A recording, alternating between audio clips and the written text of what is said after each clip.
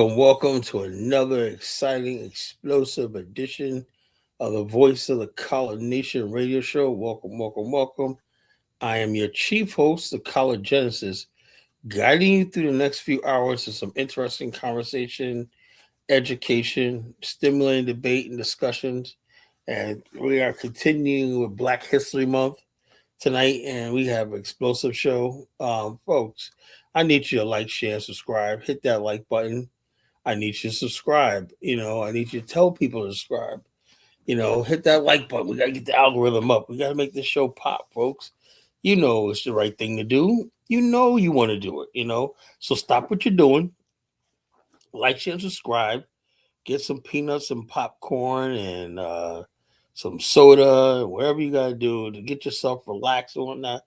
Get some mixed bag thing. I always said, I love those things with the mini pretzels in there and the peanuts and whatnot, the little mixed bags of goodies and whatnot, you get whatnot. That's a good show thing that you sit there and you share with your girlfriend, whatever, like that, and you basically are going to enjoy Black history like you've never heard it in this thing. Yeah, tacos is a good thing.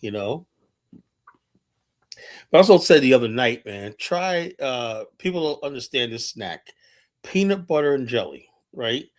A good peanut butter and jelly, some cookies, and regular milk, not whole milk. None of that friggin' fat free. So just regular whole milk, just regular milk. Milk and peanut butter and jelly. Strawberry jelly is the best snack there is. So it's like that on some whole wheat bread and everything. He's talking about delicious, right? That really hits the spot. When you're sitting back and relaxing and whatnot, nothing does you better than a good peanut butter and jelly. Gets you a fill and everything like that. So we are running tonight. We're talking about Black History Month, the history of Black nationalism, right? And what I want to do is I want to make Black nationalism a legitimate mainstream ideology. I think there's a time for it, right? And I can only do that by educating the people, the public, about what a Black nationalist is. We're not the bad guys. We're not the monsters that people try to make us out to be. What gets me is I basically have I look up, wow, man, we got 24 people already. I just started. I have watched, right? And I'm looking at how a society can accept Jay-Z, right? A drug dealer from Marcy Projects, right? Think about it. A drug dealer from Marcy Projects, right? That was unrepentant drug dealer from Marcy Projects, right? And he is basically owning a part of a basketball team. Up there with the NFL, might end up owning part of a NFL team, right? He basically is accepted. Oh, look at Jigga, 50 Cent, a goon from South Jamaica, Queens. All these people are accepted, right, in the mainstream America. But somehow we look at Coco Jones sung the Black national anthem, right? And she had the red, black, and green flag on. And the internet is going crazy. How dare she wear RBG? I thought this is what I'm talking about. So Jay-Z is acceptable. Snoop Dogg coming up on stage stoned out of his mind is acceptable. Who else? All these people, Kendrick Lamar, all these people are acceptable. But Coco Jones is getting vilified because she sang the Black national anthem, right? You're like, what are you talking about, a Black national anthem? Well, there is a Black nation in America. We have to realize that we never moved to becoming one country, indivisible. We never had that,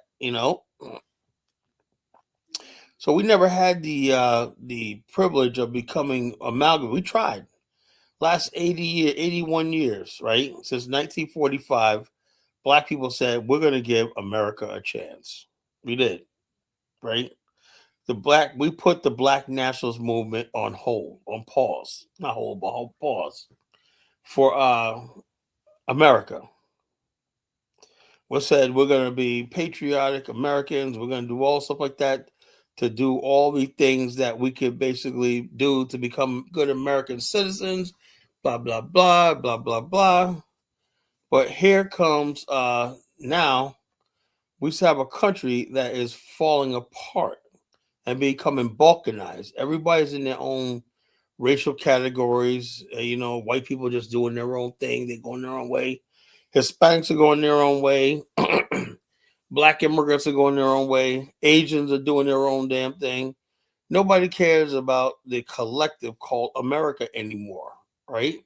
So it's in this vein that I say in response to all this, black nationalism is going to resurface. And I'm going to talk about the history of black nationalism in America.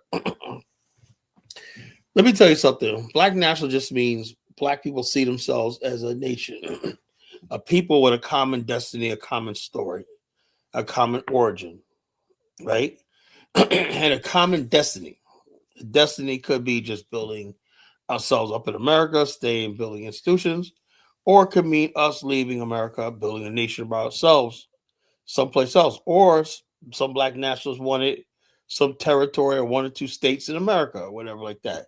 Some black nationalists just believe that black people should build in the cities they occupy in the majority and basically use these cities that we occupy in the majority as a power base, Look, well, however, some black nationalists believe that the black institutions is the way, you know. Oh wow, Carl Kanai, wow man, you learn something every day. That dress was designed with Carl Kanai. So Carl Kanai is still a black nationalist. He's still around. Now, so let me tell you something, and I must repeat this all throughout this night. Black nationalism is the oldest ideology among African Americans, black people in America. It's the oldest ideology. Black nationalism is about 400 years old. Black nationalism is way older integration. Integration, assimilation, and black people being patriotic Americans is something relatively new, mostly in the 20th century, the latter part of the 20th century. Black national ideology has dominated black African American culture for hundreds of years. Everything from the African Methodist Episcopal Church to the African Masonic Order, all these things like the African Missionary Baptist Church, all these things where Black America was like, where is the promised land? The idea that we're people that's searching for the promised land. So when people act like black nationalism is just something you see on the side, no. The problem is the black nationalist movement has never had the support of black academia. Black academia is controlled by usually Jews and white supremacists and Marxists and leftists and all these other people who do not like black nationalism. The people who feed off the black Americans' energy, and push this thing. Let me give you an example. The globalists, right? The New World Order globalists who really want to take America's sovereignty away from it, right?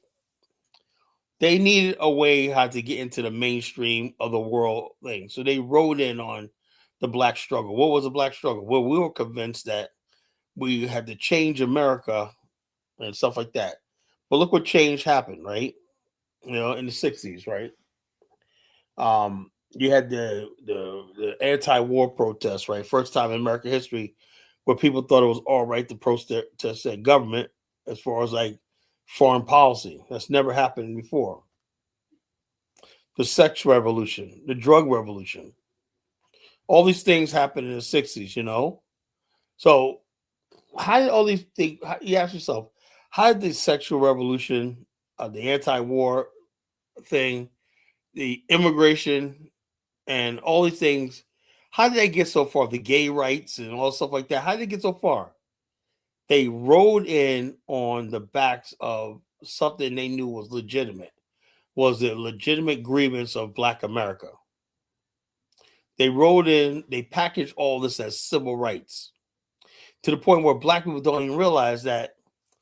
Uh, Now, let me say this carefully. In many ways, civil rights, we really had no choice. We needed schools, we needed jobs, we needed opportunity in this country. We wanted to walk around this country with dignity and respect. And since the Black nationalist movement didn't have the resources, most Black people thought it was just easy to fight for equal rights and become Americans. Really. But that does not mean that the ideology of Black nationalism became illegitimate. It just means that for all it's worth, it's been put on pause. Now, what's happening now is I think there's a resurgence of Black nationalist ideology because of the growth of MAGA, because of the growth of white supremacy right now in America, because of the growth of just basically chauvinism and just basically the attacks on Black America by other people, unfair attacks, where people are judging Black America by standards that no one else had to meet. No, Colin, what are you talking about? No other group of people has ever been oppressed by a country that hails itself up as the land of the free, home of the brave, blah, blah, blah, blah, blah. But that same country deliberately destroyed Black towns, destroyed all our Black towns in America that we built was part of Black nationalism. That's who we were. Building Black communities, right? Building Black families, right? Marrying among other Black people, staying among Black, fellowshipping other Black people, even having your family, Black family reunions and gatherings, church gatherings. That's all part of Black nationalism, you know?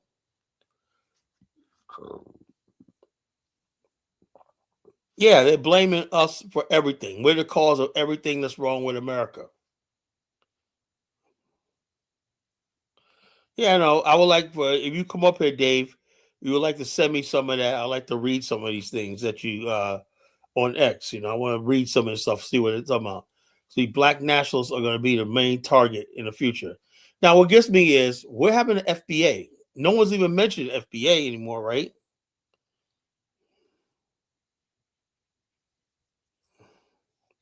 I don't know who Peter Thiel Benin. I don't know anything about that, bro. Rico, you gotta learn how to spell. What's up, Frenchie? You gotta learn how to spell when you want to communicate, bro. I don't know. People just come up here half-ass right when what do people be typing when they're drunk? I'm supposed to read that when not. That's why I said, you know what I'm gonna do in the future, man. I'm gonna have it on. You can only post if you do it, and you want me to respond to it. It got to be a super chat. So if you waste time with incoherent sentences when I won't read it. You just wasted your damn money. Yeah, so Black nationalism is perceived as a threat, but it could be a real benefit to America, right? It could be a benefit to America. I'm trying to tell America, I hope some white Americans listen to this, right? We're not the bad guys you think we are.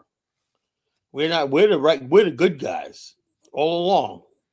We have been the good guys all along. If you ever understood us or whatnot, but all you see is a red, black, and green, and you just hate. You got to be some depraved radical or whatnot that want to tear down the Empire State Building and you want to bomb America. You want to be out there. You look, man, come on. Yeah, some people said something, but look, we can't. Black radicalism and black nationalism are two different things. You could be a black nationalist. You don't have to be a radical. It's just an ideology. It's a way of thinking, a way of viewing the world, right? That don't mean you got to be out there, like this clown that got up there, Paul Birdsong, out there with the thing talking about you going to hunt down ICE. That's not black now. That's just a clown with a black suit on and a beret and a plastic toy gun talking smack. That's not black nationalism. If you want real black nationalism, you listen to the College Genesis. Because I give you the real black nationalism. A black nationalist will tell you the history of his people. A black nationalist knows the history of his people. He doesn't basically come up here and talk about, I'm a Blackfoot Indian. I didn't cover a black nationalist will honest level would just say, yeah, he knows his story. That's a part of being black nationalist. You know your story. Our ancestors came here via the transatlantic slave trade beginning in the 1500s, early 1500s, right? Well, actually, they came here in the 1500s, but the slave ancestors who came as slaves started in 1619. And we ancestors suffered in this country under Jim Crow laws. We were chained. We're the only group of people that was ever chained in America. That we spent 90% of our time in chains during slavery. From 1600s to 1865, most of the time, most black men spent shackled in chains. No other race of people that came to these shores ever experienced that. Not the Irish, not the Italians, not the Native Americans who were here. The only group of people that was ever shackled and chained in America, right? And bought and sold like cattle was the Africans they brought. And that's who we are. We're descendants of those Africans who were brought here and shackled and chained and humiliated and degraded for hundreds of years, made to work till we were dead, to build America's wealth up. That's what I'm descendant from. And justice has never been done to my ancestors. They never received justice. Now we're descendants of those people, and we're hated and despised people. And I accept that, I accept the fact that we're hated and despised people. But you understand something? There's 45 million of us, right? If we when the black nationalism unifies us, right? Wouldn't it be great if 45 million people were unified? Do you think we would care if other people hated us? Of course not. We'll have our own world. That's what nationhood does. It gives you all the things, security and psychological security, where you don't have to worry about what other races of people say about you, because you got everything you need with your own people. Elijah Muhammad always said, accept your own, what do you say?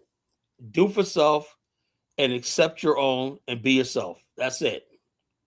That's what black nationalism is. Accept your own, know who your own are. And the art of war says, know your enemy. But before you know your enemy, you got to know who you are. Black nationalist knows who he is. He doesn't make any pretense about it. He doesn't apologize about it. I'm part of the black nation. I'm what America hates. I'm what America wants to destroy. What America wants to dismiss. Right? That's fine. I know that my people and I will never be accepted. That's fine. Look, that's fine. America's never going to accept me, whatever like that. They'll probably, I tell you right now, they'll probably accept African immigrants before they accept me. What's up, Dark Migo? I'm perfectly. And when you're a black nationalist, that does not bother you. Now, if you're a handkerchief head Negro and Uncle Tom MAGA black person, it's not sad, Frenchie. That's just reality. Reality. And like this. Now, who's say, Kyle, you've been an African ass kisser for the longest night. I've always been a black nationalist. Who the hell is this clown? I'm Moses. You sound familiar too. I'm on Moses. I've never been an African ass kisser. You haven't been listening to me that much, Kyle, you've been an African ass kisser. I am not no African ass kisser, But you accept the fact that this society is never going to accept you, right? And we're fine with that. I am perfectly fine with that. I'm perfectly fine with the fact that no one's, that we're hated, we're despised, People bear false witness against us. And the Ten Commandments, it says, "Thou shalt not bear false witness against thy neighbor." The white man didn't understand that. He went around the world convincing everybody that we were just these horrible people. That he was working us to death and everything like that. Did everything he can to redline us and humiliate us and degrade us and whatnot, steal from us, steal our culture, steal our music, steal everything from us, steal our wealth, everything like that. They stole our banks, everything we built, right? Yeah, he goes around the world telling us how bad we are. So he has other people. He's not convinced. He's not satisfied with him just hating us and his people hating us. He wants the world to hate us, and it worked. Most people around the world hate our guts, not because I had a lot of people like, man, I come to America and you guys are nothing like I thought. Yeah, because the white Americans put that stuff about us around the world. We're lazy. We're like animals, whatever like that. You know. Well, I never said I was like Pan African. So I think you got me confused with somebody else. I'm a black nationalist, right? Now, my Pan African, let me put it to you like this, almost, in case you're here for the first time, right? FBA is losing. That's not black nationalism, bro. FBA is ass kiss. SBA is you want to be tethered to white society. I don't want to be part of white America. I do not embrace the red, white, and blue, the American flag, and none of that shit like that. I'm a black nationalist. I'm with my people. So you got me confused with somebody else. I recognize my ancestors come from Africa and that there's a bond between me and the African continent and the people. That's part of being black national, being honest about who you are. You FBAs aren't honest about who you are. You say we FBA. Somehow I saw Coco Jones with the red, black, and green uniform on singing the black national anthem. I didn't see her with an FBA Solon flag on. I saw her with the red, black, and green on. So the FBAs, nobody knows who you are. Nobody. The only people that knows who you are is me because you guys come to my chat room trolling me all the time. But honestly, nobody knows what an FBA is, really. Outside social media, nobody knows what a fucking FBA is, So I don't know what to tell you. All that goofy ass FBA shit, I'm a foundational black American. That's not being a black nationalist. When they say, "What's your identity?" I say I'm a black nationalist. That means I'm a black man. I'm part of the black nation. Simple. I'm not an American. I'm not really even an African, to tell you the truth. I'm just a black nationalist. I don't identify as an American. When you say you're an black American, all you're saying is you're a black Protestant, you're a black Anglo-Saxon, you're a black Christian, you're a black what was it, black Protestant. you're black, whatever the white man is, I'm a foundational black American. What the hell are you foundation about? Our foundation is not with America. Our foundation is with our own people,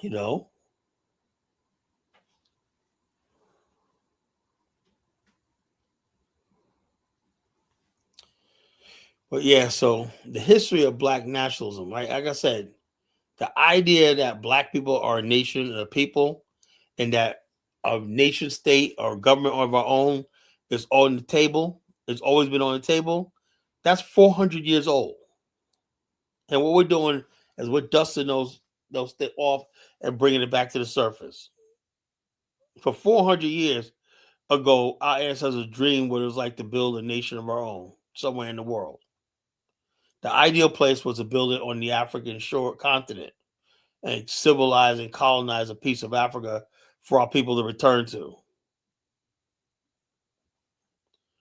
That's the black nationalism. That's old. People always think that Liberia just happened overnight. The idea of Liberia was like 200 years. It took 200 years to conceive something like Liberia and Freetown. Like we were talking about returning to Africa, building a new settlement or whatever like that for 400 years, since the 1600s. Since the old black nationalism is as old as the first Africans who were brought here in chains.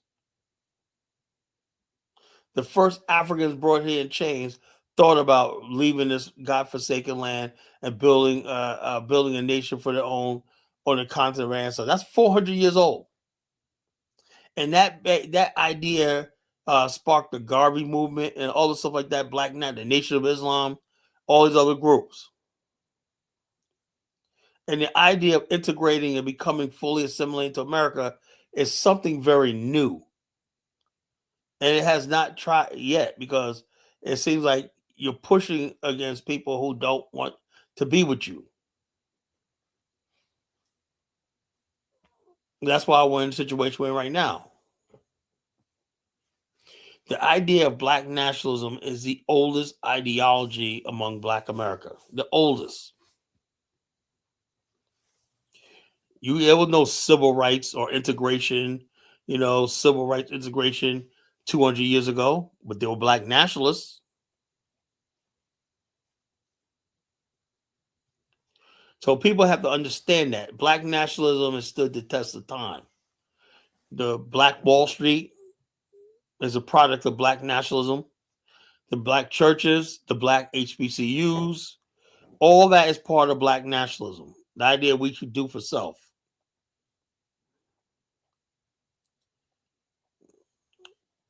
Rico Miller, sit down. And one thing of black nationalism, we're not anti-African. That don't mean we agree with everything Africans do. We're not, because we have our own culture now, But we don't hate Africa. I don't hate Africa, Can't hate Africa. You can't hate what birthed you, where we spawned from, where your DNA comes from, where your bloodline comes from.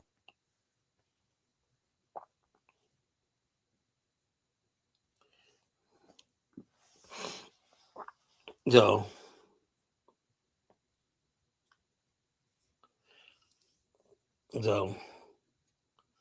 like I said, Africa has a lot to offer. You go to Africa, Rico, you'll find you. Like I said, when I go to Liberia in a few weeks, my brother Naya is going to be there. I'm going to probably have the best time of my life. God keep me safe in my flight and everything. I am going to have the time of my life. My brother Naya, it's the first time me and him are going to be in Liberia together. We keep missing each other every time we go. This time he's gonna be there at the same time I'm there. We're gonna have so much fucking fun. I don't even think I want to come back. I'm really seriously thinking about just staying there, for the whole summer and shit, you're missing out. More Africa for me, more Liberia for me, I am gonna have a blast. I mean, you talk about fun and partying every night. My God, Hey, look, the bottom line is Liberia is not a shithole, bro. I don't know what you're talking about. Beautiful country, and it's developing every day. It's getting cleaner and cleaner every time I go there. It's almost back to where it was back in the 60s. Liberia was a shining country back in the 60s, almost back to where it was, a little ways ago, but it's almost back there.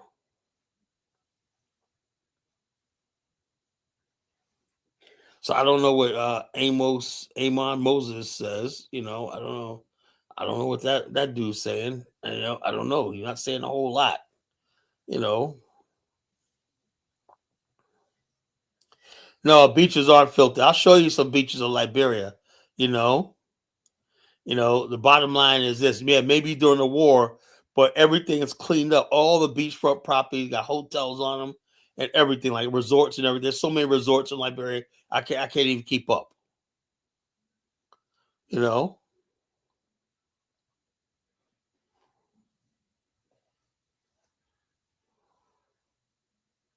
Yes, people. Dave, look what he just said. Speed stream. Get this. The Ghanaian government announced today that the speed stream made Ghana look good and whatnot, and everything like that. This. That's because the people who were doing the speed stream in Liberia were Ghanaians, and they went to the worst parts of Liberia. You know, And so therefore everybody's like, oh, Liberia looks bad, whatever like that. If you go and look at some of my videos from Liberia, it's got a different case. Speed Stream basically showed the worst part, and that was like Ghanaians did that. They did that to basically sell. Ghanaians are determined to make every other country look bad, just like they tried to make like Nigeria look bad too. That's what Ghanaians are. They think they got a monopoly on Black America, and I'm changing that.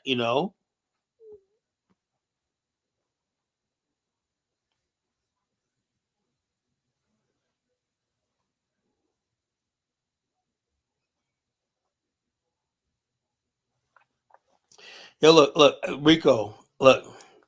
I may have been a little overzealous with the Pan African thing because I didn't understand a lot of things, right? But makes it sure that I am pro black people. Ghana, Liberia, Ghana got dirty. I'll show you some beaches in Ghana where the fucking water looks brown and shit. I'll show you beaches in Liberia. They look clean. They did that on purpose. The motherfuckers, the Ghanaians that were like Wody Maya and all the other clowns that led the thing in Liberia, they should have had a Liberian team there. Should have had my guy Ross there. They went to West Point and all these other places, and they basically made Liberia look bad. So it was like this. It was not the Liberia I know. I'm going to be there in 3 weeks.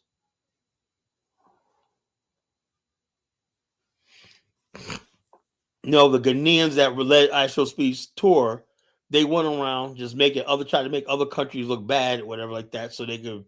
And they had Ghana in this glowing light. When not Ghana's Ghana has development and stuff like that and whatnot. But even Bomani will tell you, Ghana does not have hotels and beaches for like Liberia does. Liberia has way better resorts than Ghana does. It does. I don't think Ghana has any freaking quality resorts. Like Liberia got major resorts there, and people are shocked. They're like, "Why Liberia doesn't do enough to promote their country?" That's it. But when I get there this time, hopefully I have that camera. I'm gonna have a lot of good footage to bring back.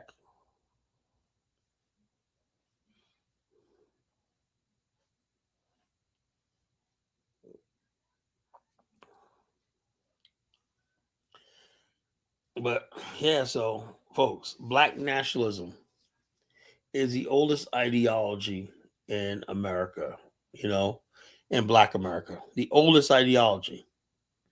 All this Johnny come lately shit, FBA, and we're Americans now, all kind of stupid, corny shit. That's really new. Civil rights, integration, all this America this, America that. I'm an American Negro and whatnot. Black people didn't fucking start embracing the American flag until like the 80s and the 90s. We never wore that damn flag. We're not. Most black people wore the red, black, and green. Nobody, you Scots called the American flag. Look, there was something wrong with you. You know, that's black nationalism, folks. The oldest ideology in Black America, the oldest.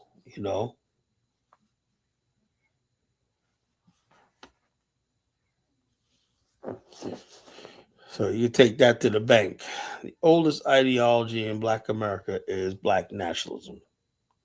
You know, so that's right. Tonight we are celebrating the history, and Black History Month continued. Right, the Black nationalist movement.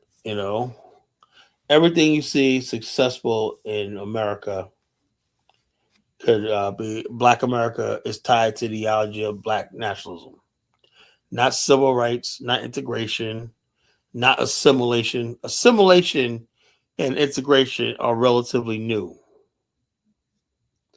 They're things that came about in the 1950s. Black nationalism is the oldest among Black America, right? And I think it's time for Black America to revisit this and say, you know something? Based on a thing, I think the American experiment, as far as Black America, has been a complete failure. And this is what they fear. I'm trying to temper the fear. I tell people, you got nothing to fear from us. If you don't mean us any harm. You have nothing to worry about with us. Now, there's scary ass black people, right? Scary ass black people, they hate black nationalism because they scared what their coworker, their white coworker, is gonna say. What do you mean by black national? We're Americans, right? You gotta say, well, I think that movie has bombed. That movie bombed. This we're all one country shit. That movie bombed at the box office. That was a box office flop. You know, now we see black nationalism making a thing. So the FBA movement is a friggin' joke. FBA movement is a part of the militant integration shit. These people. When's the last time you heard Tariq Nasheed mention this term, white supremacy or race soldier? Because the FBA is nothing but white supremacy and blackface. Oh, I'm going in tonight, folks. I am going in. You know, Liberia is a very beautiful country. I'm gonna keep showcasing the country of Monrovia, Liberia, and everything like that.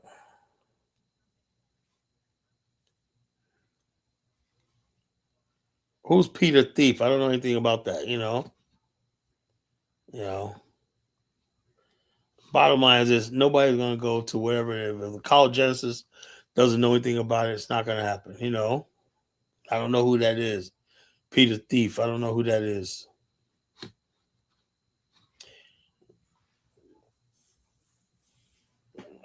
Africa's problem is it doesn't know anything about it. They don't know what's going on in Black America.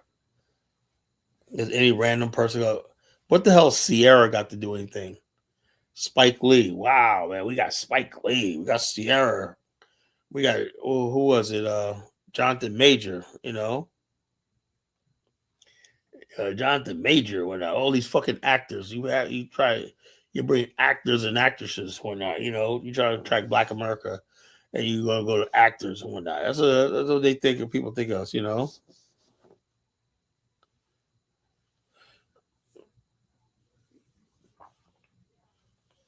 Well, I have no idea what Benin is doing. If that's true, right? That's unfortunate for them. And more than that, but I know as the parts of Africa I'm involved with, that'll never happen. That'll never happen in Liberia. You know, so who knows? Spike Lee might be involved with it too.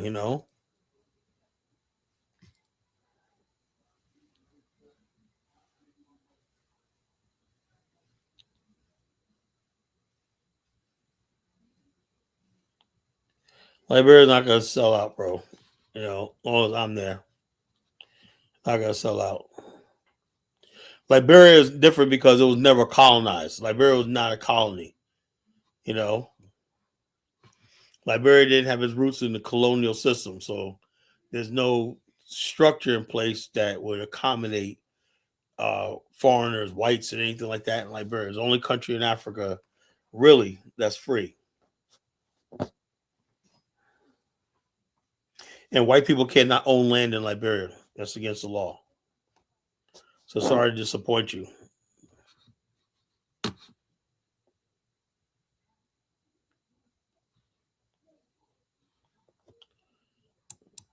Let me see, folks.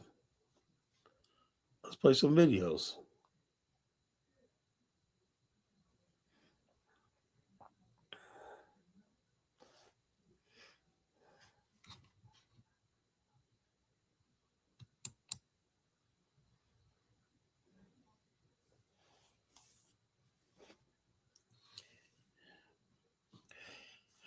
Speaking of Black history, did you know that it was Black people who founded the ambulance service?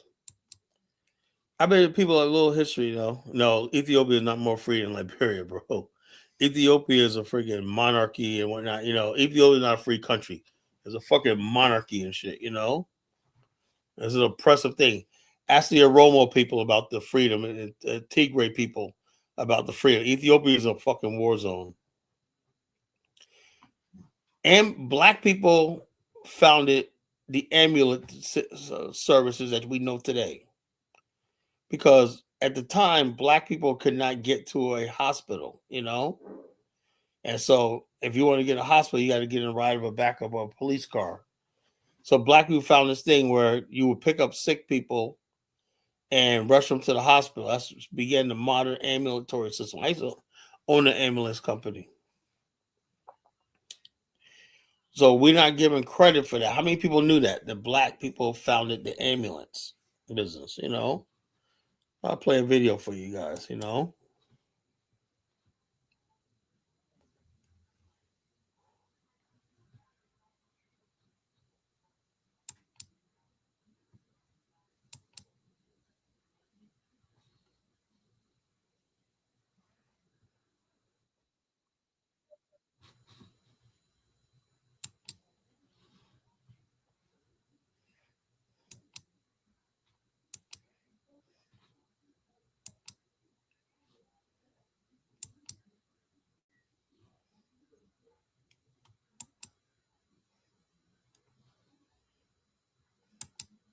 Service created in the U.S. That's right, Pittsburgh. Right here in Pennsylvania. First ambulance service, 1967. It was Freedom House. And it was pioneered in the black community. All communities were being failed. You called emergency services. It was basically the police. They'd come by, they'd throw you in the back of a police cruiser, take you to the emergency room. No care. And what these 25 black men and women did, who were pioneers, the first paramedics in the United States, what they did was the first EKG in the field, the first intubation, the first shock, electrodefibrillation of the heart. That was done here in Pennsylvania by these EMS workers at Freedom House. And the reason why it was black workers is because as bad as things were everywhere else, it was worse in the black community. It was because these people, when they called the police, they weren't always greeted with, let's get you to the hospital, greeted with skepticism, greeted with a lot of doubt and suspicion. This was the community that needed it the most, but this was the model for the rest of the nation. And I think it's important as we celebrate our 250th anniversary that we don't whitewash, we don't push this aside, we don't shrink from our history, we talk about it, we learn from it. Where was the first ambulance service created in the U.S.? That's right, Pittsburgh. So shout out to the black people of Pittsburgh in 1960 that created the first ambulatory paramedic service. So look, folks, man, we got so much history. And like I said, it's all part of the black nationalist movement, right? When you think of yourself as a group, black nationalism is just simply black people working together as a group, practicing group economics, group thinking, and group planning, and being a people, thinking of ourselves as a group, as a people, and having boundaries and boundaries between and lines of demarcation between us and other people. That's part of it too.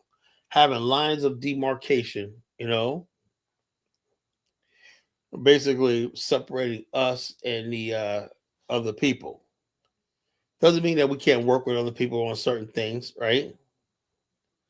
It just means that basically that we are going to we're going to be a people first.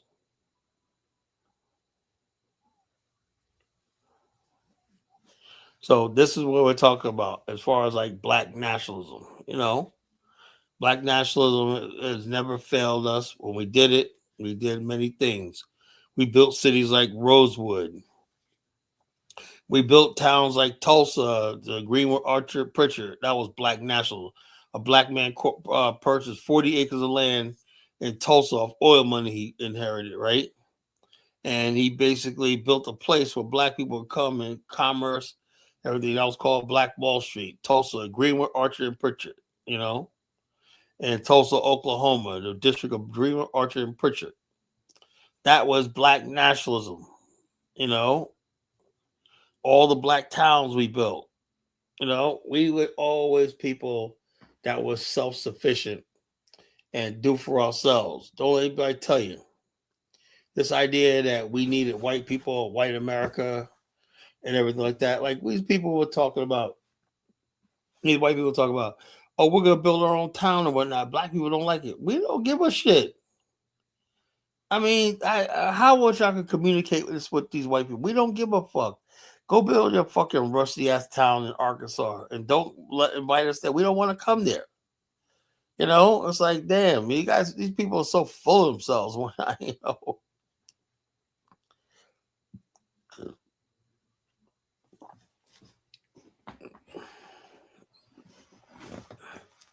so I could talk about Black nationalism all night, all day, and all night. You know, because that's why I love the movement.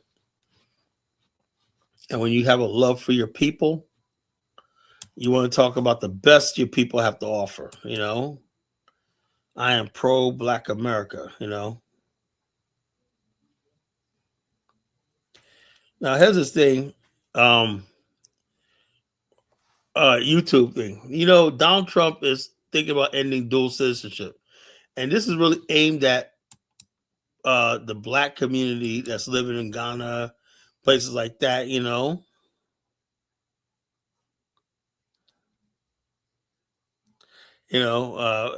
What you call. So he's basically talking about ending dual citizenship, right? And all these people are scrambling. What's he's gonna do? That's like, don't go jumping out there talking about I want citizenship in places like Burkina Faso, places like that. Now the United States is ready to take your American citizen. Oh, I can't do that. Like me, I go to Africa, but I am not ready to fucking give up my U.S. passport or something. Not yet. The only time I will give my U.S. passport citizen up when we have our own land, our own Afghanistan, not no current anyone's current countries. You know, because you could end up stateless with these countries. You know.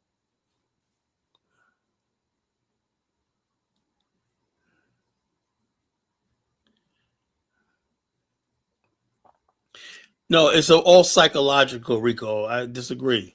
I think America controls black people. The only way America can control black people is by convincing us we can't we can't live any place else. Not just Africa, right?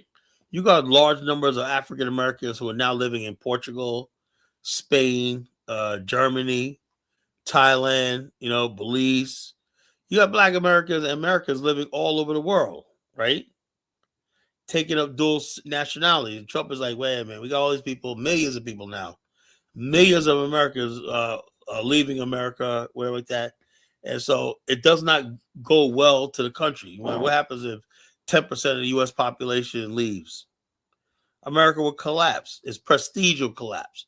So Trump is trying to block that and say, oh, if you leave, we're going to cut you off from coming back to America. A lot of people, that's too big of a risk, you know?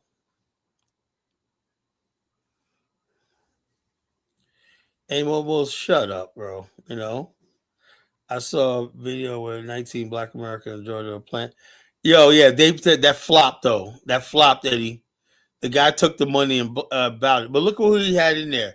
A bunch of freaking internet trolls and single mothers and whatever. What the hell were they going to build? They collected some money and that guy bounced. You can't find him nowhere. He collected a large sum of money, a couple $100,000, and he just bounced. So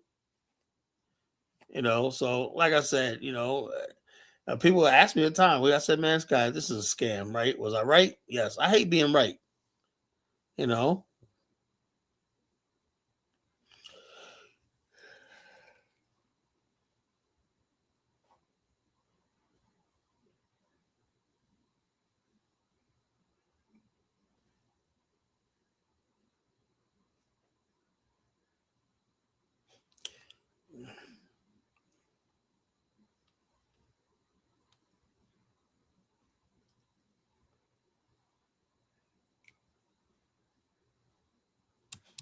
All right.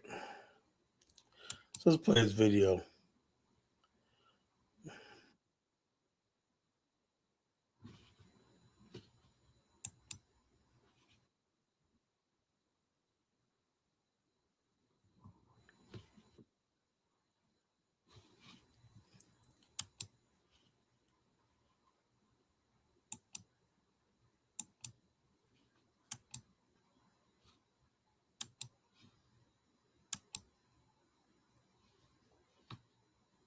reports and proposed legislation, Trump and his team are trying to end dual citizenship over in the United States of America. And today we're going to discuss what this means for us within the Black diaspora who are thinking of coming to the continent of Africa, or those of us who want to hold dual citizenship moving forward. Okay, so make sure you guys stay tuned. But before I go any further, listen, if you're someone who's thinking of coming to the continent of Africa, I've created a free exclusive mini guide that gives you the most important things that you need to know before visiting or moving over to the continent of Africa. So if you're someone who's trying to get that detailed information to figure out what you need to do to set yourself up successfully, please click the link down in the description box and join our newsletter, and you will get that document sent directly to your inbox for no hassle, okay?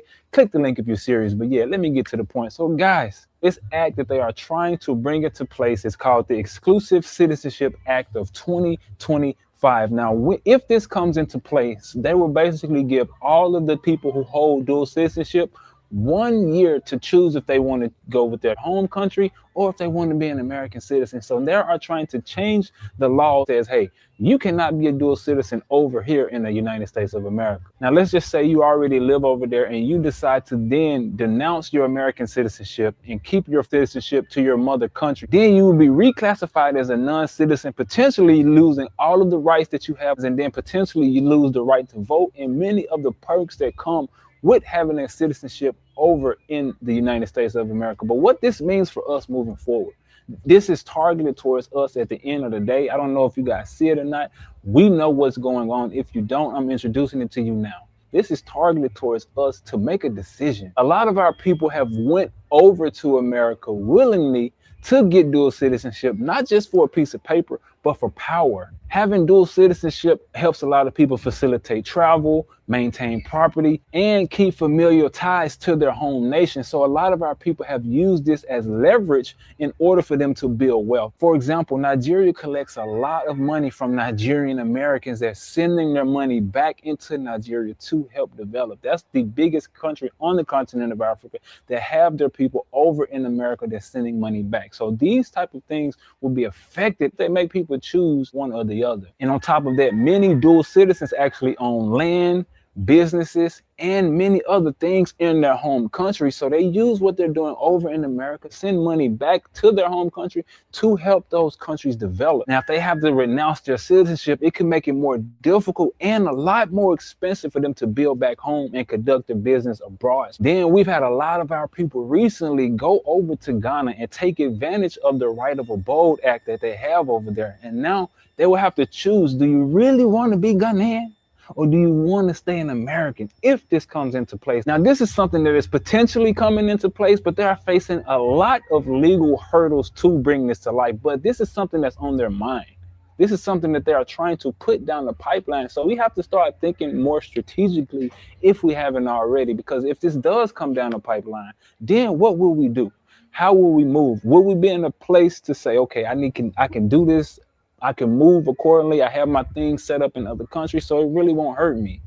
That's how we need to be thinking, because if they're talking about it, this is something that they really, really want to put into place. So we have to put our affairs in order all across the continent and around the world so that we won't be as affected by this when it comes to life. If it comes to life. But hold on, before we go any further, listen, if you're someone who's watching this content, I know you're thinking of coming to the continent of Africa. So my wife and I, we're hosting a webinar coming up on February the 28th called the Africa Prep Webinar, your roadmap to relocation and opportunity. At this webinar, we're going to be talking about the visa, residency, citizenship process, and how to move your money over here to the continent of Africa, the healthcare system, and business and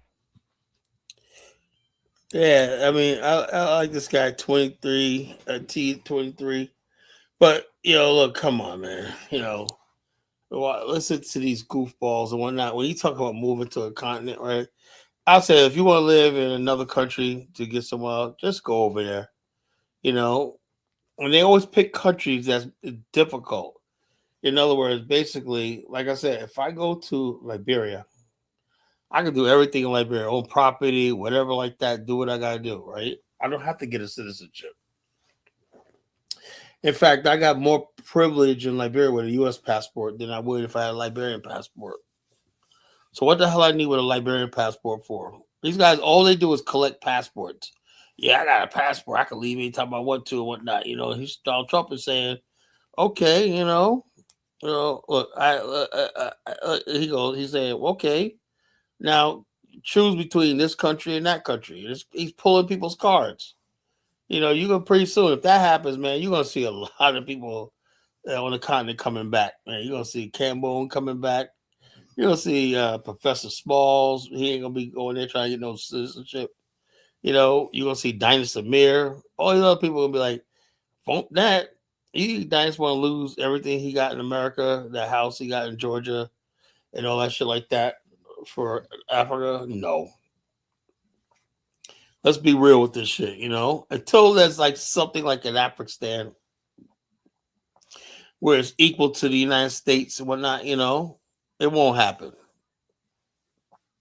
I hope now, after when this passes, people start taking the Afghanistan thing seriously.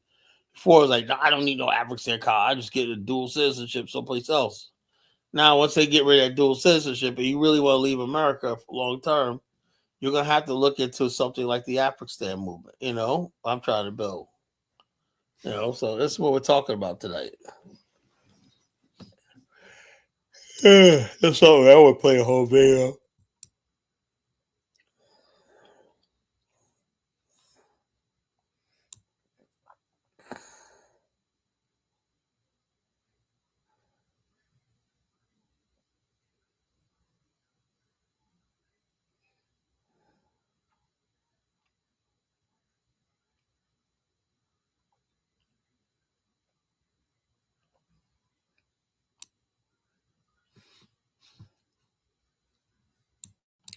So it is what it is, folks.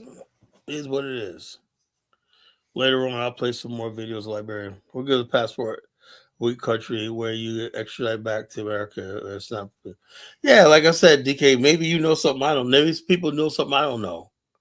What I would like somebody to come up here and tell me what I don't. After all these years, I can't tell me. I remember one time, Dynasty Man got a Sierra Leone passport, and he said they're kissing it with his big lips. One time, oh, I love this passport. What the fuck is a Sierra Leone passport gonna do for you? In fact, one of my guys that went on a tour with us for that, my good brother Goham. I don't mean to put his business out there, but I gotta say it. I should have said his name.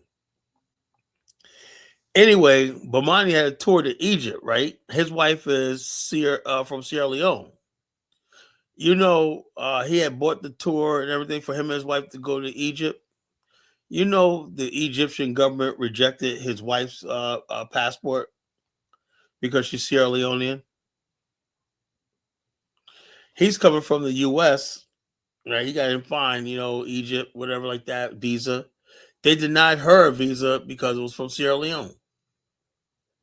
In fact, most countries in Africa will not issue a visa from most African countries, particularly Nigeria, You pull a Nigerian passport, they're like, bump that, you ain't getting in here.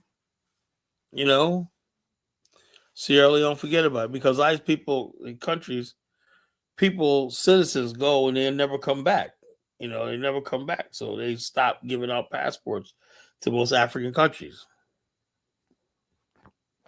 The only country you see that I think they don't have problems with is countries like Rwanda,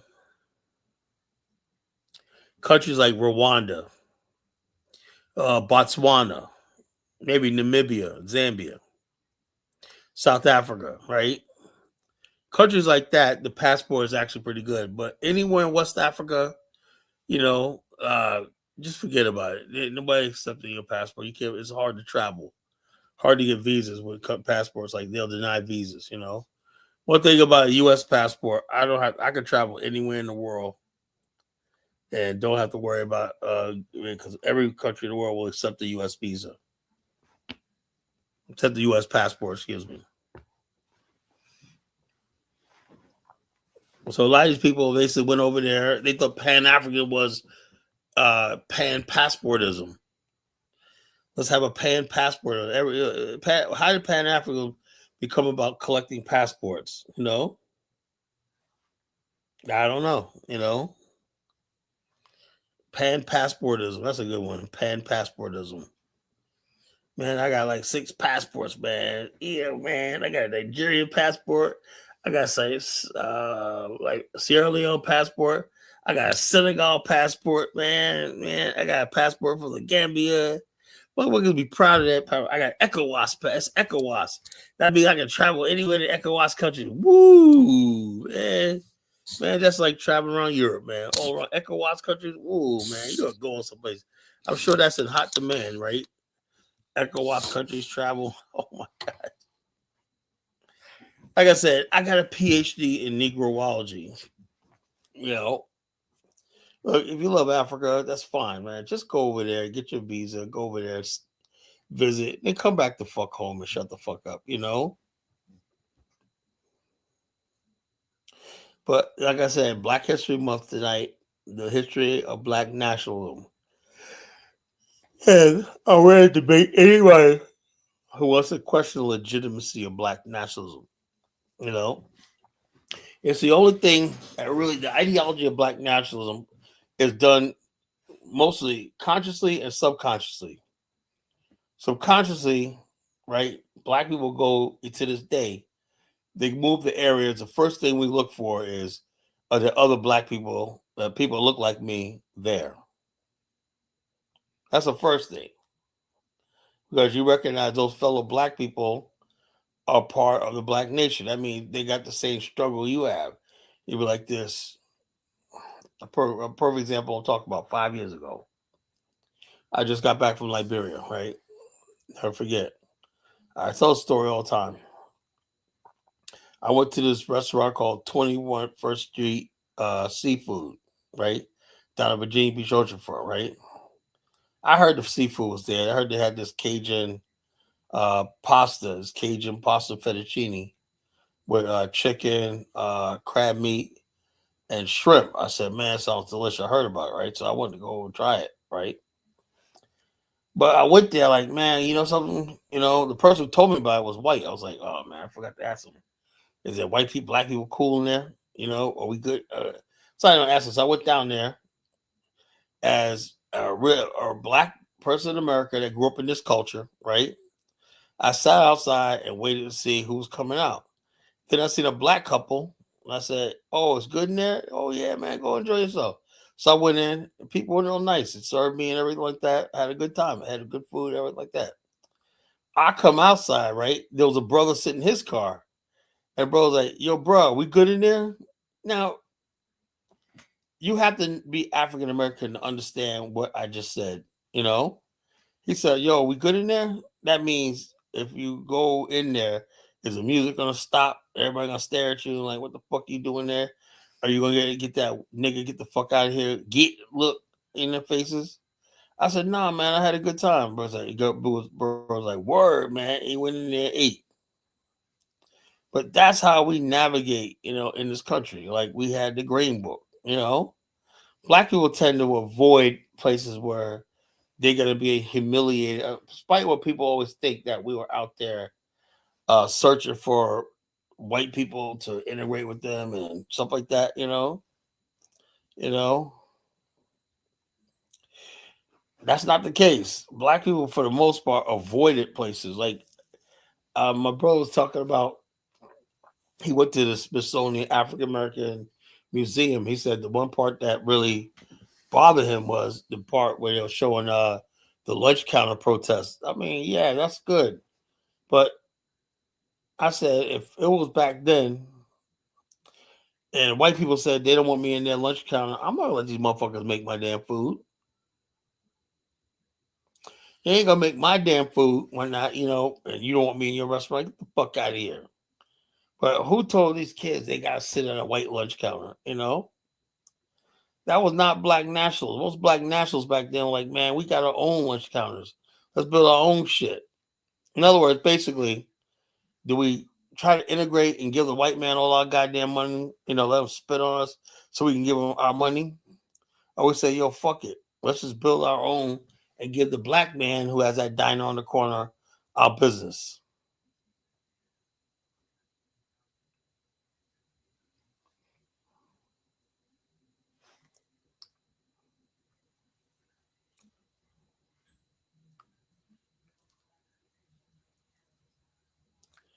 Damn, DK, you said Dangote has trouble traveling on his Nigerian passport. Damn.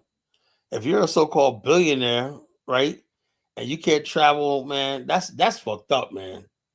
That is fucked up. So why does Diana Samir love that Nigerian passport so much? I don't get it, man. I just don't get it. I don't get it. What's going on here? He said Dangote has trouble traveling, man. God, I need a citation on that, but god damn, that's fucked up. If that's true, that's fucked up.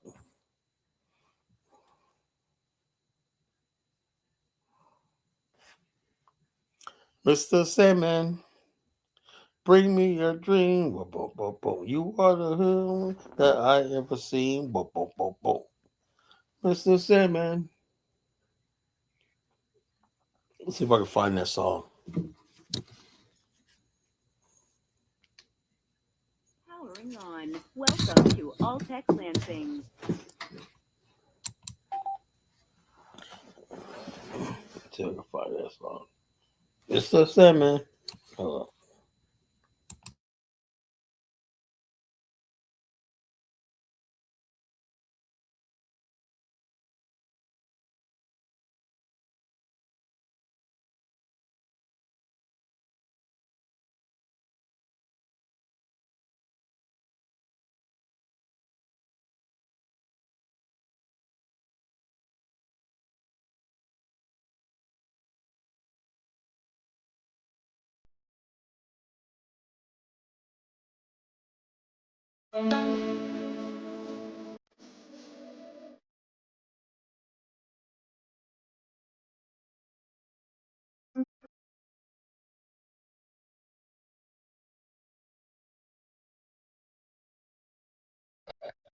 That was pretty funny. Mr. Sam, every time I see Sandman, that song comes to my mind. Boom, boom, boom, boom.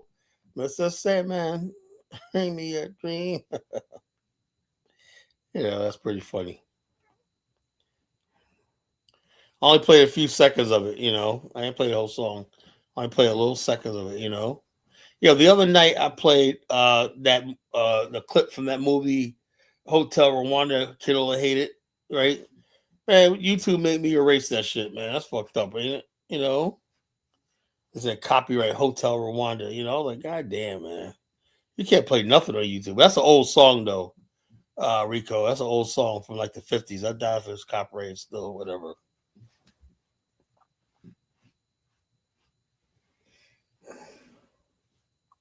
What's so sad, man?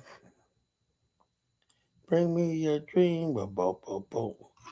All right, folks. I'm ready to hear what somebody else has to say. What do you think about black nationalism? What do you think about Coco Jones, right? How come she had a black nationalist flag, not an FBA flag up there, Has any mainstream celebrities wore the FBA flag or anything like that? Is there FBA building somewhere that we need to know about? The FBAs have a building besides that raggedy ass museum Tariq built. The FBAs have a world headquarters. Where's the hell? Where's the FBA Congress? What is the end game? What's the end goal besides getting online, annoying everybody? We're FBA. We're just here to annoy everybody online. We're here to talk a bunch of stuff. We're here to say a bunch of things like cut the check, and things like FBA all day, FBA all day, FBA all day. Cut the check, FBA all day, FBA all day. Now you would sound crazy, but I would say that you would be called you'd be called Bantu Mandinka.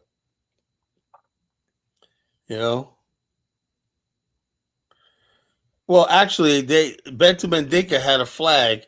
It was the American flag with I don't know what it was.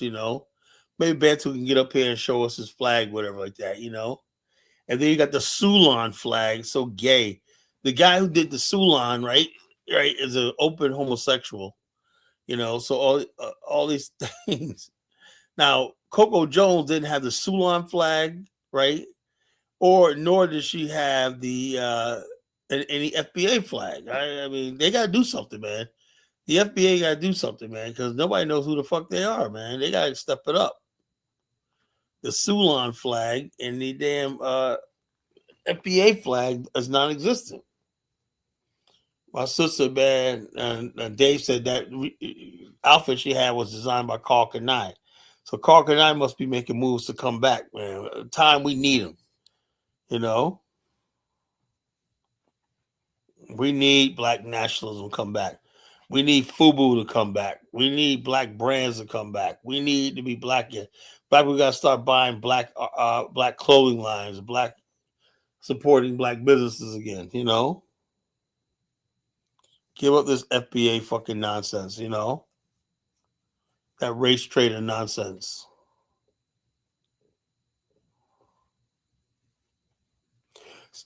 So put the links in the chat room. Step right up, step right up, step right up, step right up.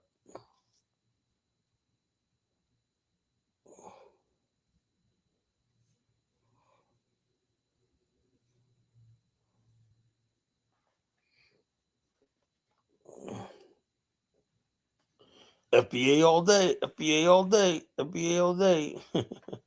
Cut the check, FBA all day, FBA all day. I give it another year and FBA is going to disappear altogether. They think they got some momentum. Look, let me tell you something, boy. I say this every night. I'm going to tell you. In order for something, and you know what gets me is all the FBA wants to do is they think a home run is they want white people to start using the term FBA, and it's a done deal. You know, white people are not thinking about black people. They're not thinking about anything black. Now, what gets their attention is this black nationalist stuff that they hear about. That gets their attention. I'll get their attention. You know, like the sister wearing Coco Jones wearing the art red, black, and green on her arm or that got their attention. Twitter is going crazy over this shit. Is anybody going crazy over fucking FBA? FBA all day? No, because nobody cares about FBA. It's corny. It's whack. And white people laugh at that shit, you know? FBA all day. FBA all day. Cut the check. Yo, yeah, I love beating up on FBA, you know.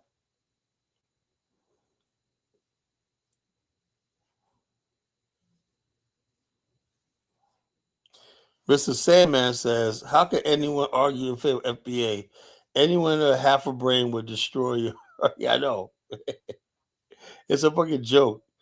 Rico Miller says, Colin, you're scared of the FBA. That's why you can't stop talking. Look, I'm not scared of FBA. But the bottom line is this guy Amos Onenware came in here talking about FBA all day. And I'm just responding to that, Rico. I wouldn't even talk about FBA. And people in my chat room wasn't coming here talking about FBA all day, Colin. FBA all day, man. I got a bunch of Bantu Mandinkas running around, you know. FBA all day. FBA all day. Look, they call me the ringmaster, right? I have a circus of deadly clowns. You know, I'm the ringmaster, a circus of deadly clowns. What's up, brother Dave? Yeah, good evening, Colin. You all right? You like my monologue? Oh yeah, man. It was brilliant. I told you, man, on X, you're under attack right now. It's a mob on X, man. They're gonna mob you at I would like X. for you to send me all those. You can't send me on. I can't pull up a messenger. I'll send them to my email. You know, I like to read them. You Yeah, know? yeah, man. These guys are having a field day, man. There's so much hate over there, man. Yeah, like I said, now, how is it that the Black National got that so much attention, and no one mentioned Has anybody mentioned FBA? No. Oh no, nobody can. No, come on, man. It's block, no. FBA is a fucking Nobody's gonna joke. do that, man. Foundational Black I America. mean, the segment got pulled from ABC. They still trying Yeah, to they're mad about figure that. out They what thought happened. they launched them into the mainstream. You would have to play like a million segments, right, for a But but year. Kala, but Kala, I said it. ADOS had the same coverage. ADOS had even more coverage, Yeah, and so they're nowhere now. and Nobody's know even that when they utters their look at it, name. right, with the FBA movement, right, and like I said, first of all, it's never going to hit academia because Tariq doesn't have a degree, doesn't have any education. He's somebody, an online grifter, right? Who wrote books about how to Mac and pimp K Flex and whatnot, and these raggedy ass hidden color series, right? People gonna look at that. Even first of all, black people are gonna be like, nah, man, nigga, you ain't got no education, no background, nothing. They're gonna toss it. Yeah. What Tariq is trying to hoping for is to see white people like Tucker Carlson. The FBA Tucker Carlson mentioned it one time and that was it. You know, he probably forgot about it, you know. And Yeah, so yeah, man. They blaming everybody, right? That red, black, and green, but it triggers what people, they man. want It triggers a lot of people. they want the white people to stop calling us African Americans and call us FBA. It's not gonna happen, man. That's That's not all gonna it happen. is. Ain't gonna happen, bro. Yeah. That's not gonna happen. I call myself African American, you know, so I'm always gonna call myself African American. We ain't. It's okay. If you don't consider yourself, say that. That's fine. Why is it they always want to make you change? Right? It's like Yeah. if you that's what you believe. No, we're not. What's the we thing? Like we gotta all be together and shit like that. Only thing we could be together is being in black nationalism, right? You can't be together. It's something where you're trying. I know the end game is trying to get closer to white people. You know? FBA about to be obsolete, man. Another 2, 3 years, man. It's the last hustle on his Yeah. So last legs, it is. It's dying. You know, it's You dying. The know, movement's they dying. got they got called ABC to re put the segment up there. But like I said, it And, was probably and who was that guy? somebody got sent home at ABC. Yeah. Somebody got sent home, or even And who was putting it that up guy? there because they didn't do no peer review. They didn't do no reviews, but editorial. Somebody got sent home. Somebody said, "Who is this? Who put this?" Well, you gotta say a news broadcast. That's not the internet. That's broadcast. It's supposed to be authoritative. Authoritative. You know, Hmm. they don't. Tariq and them understand that, right? You can get away with all that nonsense you do online, right? But when something hits the mainstream media, and you That could be that's held why accountable, that's why I felt like somebody got in trouble at ABC. They were trying to figure out who let this go by. Nobody did no reviews, and somebody got sent home. yeah, nobody Somebody lost their got, job big time. yeah, somebody got sent home. And Jason Black, they're all mad and whatnot. Why they pull the segment? Because they're news broadcasts, and they're Hmm. not gonna just put some random garbage that formulated online. You know, And the MAGA and the and because and the and the Mhm. lady that wrote the book and did the segment, she tried to be slick because what she did was the foundational part, she put it in lowercase to avoid Really, trademark infringement from Tariq Nasheed. She tried to be slick. I said, but why foundational in lowercase? yeah. Then I did my little research, I know about trademark and copyright infringements and stuff like that. She tried to avoid she tried to be slick. We got some blowback in the chat room. Yeah, Listen, oh, yeah, but I'm telling the truth, of course. She tried to yeah, be slick. Corey Mack says nobody gives a fuck about AB. Yes, you do. These now, motherfuckers they don't give a fuck. All right, whatever, now whatever. you don't care. Now you don't care. Look, why AD pull everywhere they're trying to spread that around the internet, trying to get people to look at it. Yo, this Yeah. is pulled one. So if it was pulled, why are you still fucking trying to like it was an accomplishment? You know, these And people are. then Frenchie was worried. I read a comment when Frenchie she was talking about, oh, it's mainstream now. And I No, was just laughing. I said, Frenchie doesn't know how, media works. yeah, He doesn't understand American media, how it works. man. I You said, for these the only guys person to be are mainstream, he got to be broadcasted. You got to have like millions of viewers over and over and over again, like MAGA did. You know, every time Donald Trump spoke, the media gave him so much coverage. Right in 2006, he kept saying, "We're gonna make America great again." You know, and MAGA, he had millions of people, hundreds of millions of people watching, and people rally around that. Ain't nobody rally around no damn FBA. Come on, you know. We just cracking jokes, man. We cracking jokes. Ah, man, I see your boy. I see your boy Carl Canal. He been listening to you, man. yeah, He of designed course. the dress. That's His man. The bottom design. line is this, there's a lot of people that listen to this show, and they Yeah, get out there and they say, "Listen, who's this College Genesis guy?" And so I keep doing what I'm doing. That's why I do shows every night because I know it's reaching people. It's changing. I yeah. can tell that the talking points of the show are spreading online. I know I can see it. It was like Carl Canal was like, "Oh, Kyle, I got you, man. I'm gonna put some. I got you, man. Cause you've been talking about him, and Lord, he just showed up. This Yeah, the black nationalist. yeah. Mike Natural, Parker and I inspired me, man. Him and I are the same age. Him and I are the same age. Yeah. So y'all got the same mindset thinking. Both Gen Xers, we're about to usually we're like I think I'm like a few months older than him.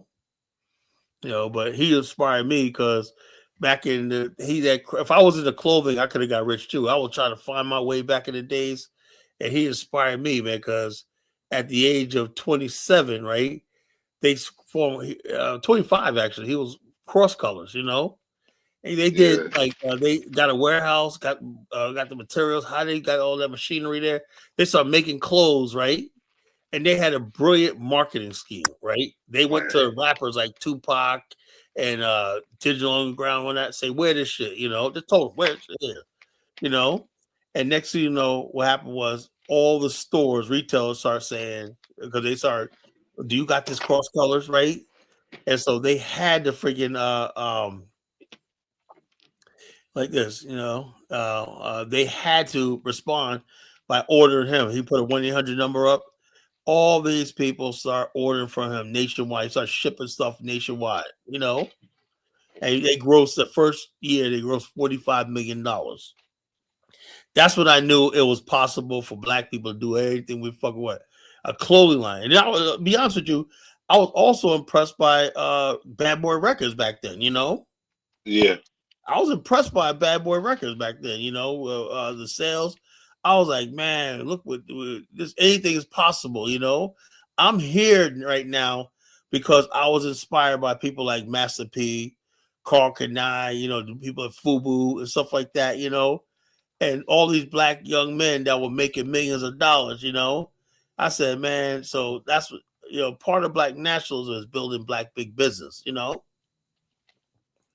And we've always built black business. Like I said, what do you think about what I said? I dropped the jewels in there. I said black nationalism is the oldest ideology in Black America. yeah. I kind of gotta agree with that Civil rights, integration, and being American, that's relatively new. because, like you said, like somewhere like Liberia, that's black national. That's Yeah, the nationalism very right there. was black nationalism. Yeah, that's nationalism, and that's And that's what eighteen people don't twenty, and that's understand eight. about Liberia, right? Yeah, They'll, that's they'll, 1822, Yeah, they always talk and about the yeah, American Colonization Society. Yes, they facilitated, right? But they completely ignored the black nationalist element of Liberian history. Like Elijah Johnson, what he said, right? He said, on this land, I stand. He said, I yeah, found a home. I'm staying here. This is where my people are going to live. That's black nationalism. He found himself a nation. So people don't even understand what I'm talking about when I say black nationalism. Paul Cuffey, that was black nationalism, with Freetown. So the black nationalists were with George Washington Williams, in exploring to the Congo. He wanted to build a new kingdom, a state in the Congo. That's black nationalism. yeah. So the bottom line, this idea that they make it seem like civil rights or whatnot, blah blah blah. Like I was having an argument with Jonathan the other night about Frederick Douglass. Frederick Douglass was against black nationalism. Why should Yeah, I? he didn't want nobody to go to Liberia. I He don't didn't want people. understand He didn't that. want people I to didn't go. understand that. He didn't want black people building their own towns and going to Kansas and stuff like that. He didn't want that. He wasn't a black. He wanted us to integrate with white people. And he like, think about it. He's selfish. He knows the average black man out there coming out the field ain't gonna marry no white woman. So why would he? Why would he like? Oh, the hope is the blacks and whites mixed together, and we won't have a race problem more. Oh, that was his ideology. Yeah, that was his ideology. Yeah. Oh no, that wasn't gonna work. But the bottom line, you got people like Jonathan holding them. Oh, we got to listen to. No, the fuck, I don't. You know. Right now, we get this channel. We slaughter sacred cows. You A know. lot of people like Doug. They said Douglas during that time he took the most pictures. Yeah, the bottom line is he say spread them around. Next, nobody black listen to that motherfucker. You know. You know. So, Rico, try to be positive, right? Yeah, we know we got a bad history, but we're regaining that shit. Nah, Frenchie, you ain't do nothing wrong. I was just complaining about you worrying about FBA. And I'm just saying you don't have to worry because, like, us over here in New York, we know media, so it's a nothing burger. And, the FBA is just a TikTok, and not even on Twitter, just TikTok. All you see at FBA, you don't see it on Facebook. All you see it on TikTok, really. YouTube. Anything with people with short attention span. FBA all day, FBA all day. So yeah, my brother Naya I called him the other night on the show. I asked him some questions. Elvis didn't believe me about something. So I called my boy Naya. He's from Nimba. He was born in Nimba, Yeah. He's in Rhode Island. That's my brother right there, man. He's going to introduce me to Liberia. Anyway, he's going to be in Liberia at the same time I am. And I said, Naya, we're going to act a fool, man. You and me in Liberia at the same time, All these years, we never been in Liberia at the same time. It was always like some miscalculation or something like that, Yeah.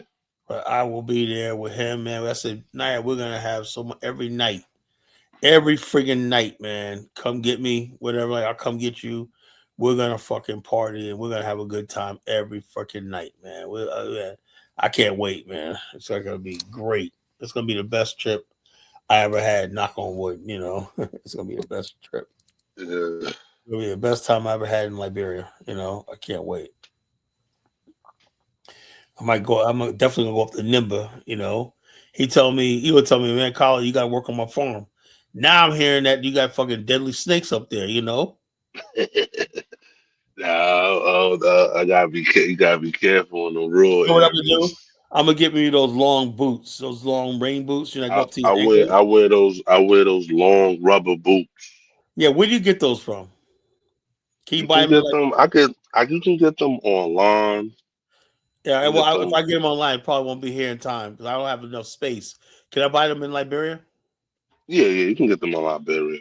That's what I'm gonna get.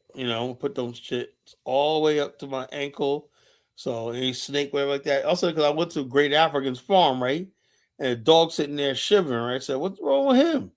Oh, he got bit by a snake. Snake, get me the fuck out of here! I go, you got a snake that can do that? That dog was like laying down, like limping, like, oh yeah, he got bit by a snake. I'm like, God damn! But I heard Great African, the dog recovered. Yeah. I said, that's a strong dog, man. He said, yeah, he got bit by a snake, Okay, here goes Elvis, man. Oh, Lord. Let's see what Elvis got to say, man.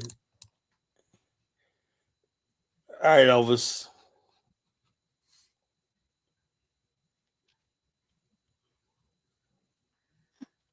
You hear me, Carla? You're loud and clear. All right. What's up, Carla? What's up, Dave? Hey, Dave, do you have a Liberian citizenship or you just got American citizenship? No, bro. No. I don't want that. Dave, like me. That ain't happening. Bro. I ain't getting no damn Liberian citizen. You crazy, No, they ain't ready for me. The country not ready for me yet to have citizenship.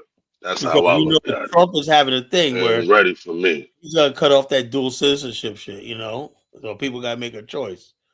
He's cutting off that dual citizenship thing, But Elvis, my mom's and my grandmother gave up they Liberian citizenship. They gave that up.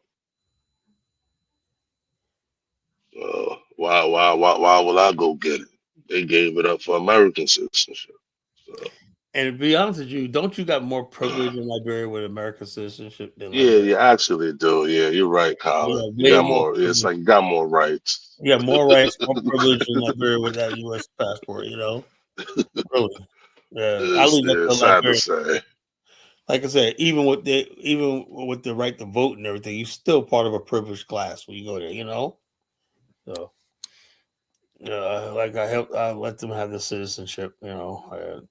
But technically, every black man's a citizen anyway. Regardless of whether the status. They only started that citizenship thing in like the 1960s and 70s. Before that, any black person had the right to a vote, and you would just assume the citizen just by being there. Liberia was out of that country. It just opened it up to any black person just came there.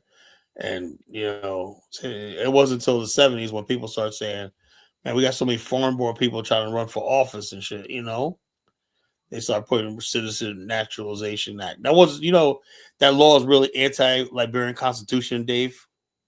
What?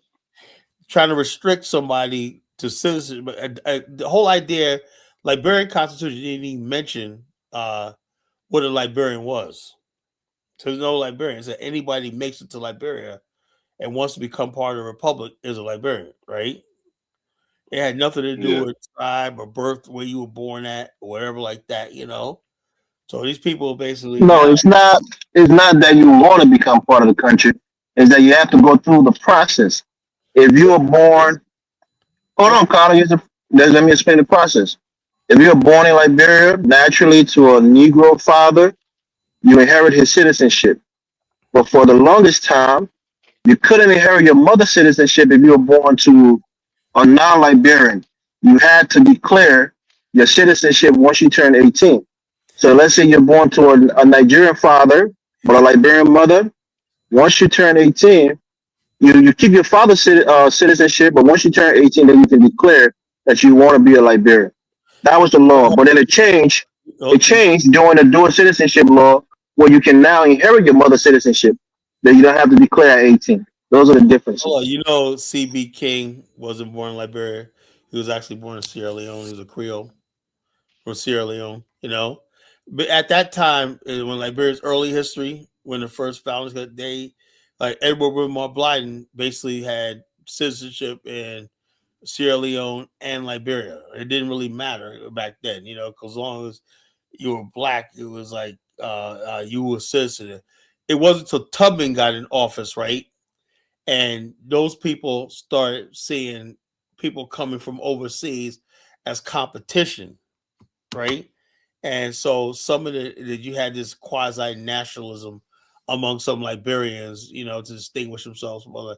Before, Liberia was not a nationalist country; it was basically a refuge and a haven for any black person there. But Liberia becoming a nation as an identity, that you have a culture and a nation, and by birthright and stuff like that, that was something that happened during the time of Tubman, and then through the '60s and Tolbert and those people trying to make people into Liberians. That's where they made their mistake. They made a mistake. They tried to make people into Liberians, and that was real hard to define what was a Liberian. What was a Liberian? Liberia wasn't supposed to be that type of country. No, if you go to Liberia and you want to see refuge, fine. That's a refuge haven for you. But if you want to then gain citizenship, you have to go and get naturalized if you're born outside of Liberia. Well, I So it's not. like I said, the thing about Liberia is, to my point is that I'm not being a non-citizen. I'm not restricted in any way of any. Like, only thing I can't do is vote and hold office. That's it. You know. And then that it wasn't even enforced because George Weah took citizenship in France and Sirleaf had citizenship in the United States and everything like that. So it's all basically like who enforces it and who it is. Cummings had U.S. citizenship, but yet he ran for a president. George Weah had French The citizenship. thing, no, the thing about it is nobody has taken it to court to challenge it. That's what I say about laws. The laws is on the book, but you have to take it to court and challenge it. Yeah, but the thing is, in America, you don't have to take it to court. If you were not born in America, the Constitution says you cannot run for the presidency. No if that as a buts about it. You can't do it. We won't even get past it.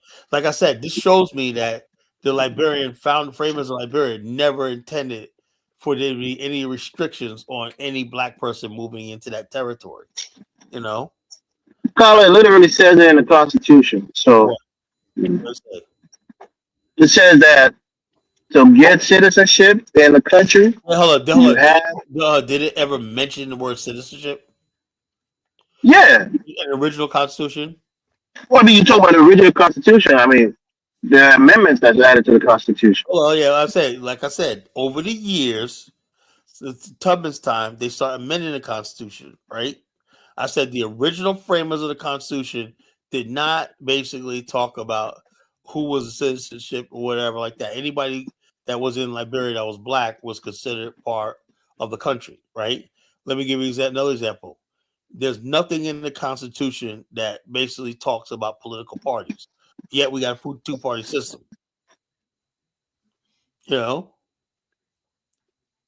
So it is what it is. Like I said, I think a lot of Liberia's problems stems from the fact that people don't really know what a Liberian is. Now, personally, to tell you the truth, I see the Liberians on the ground, right?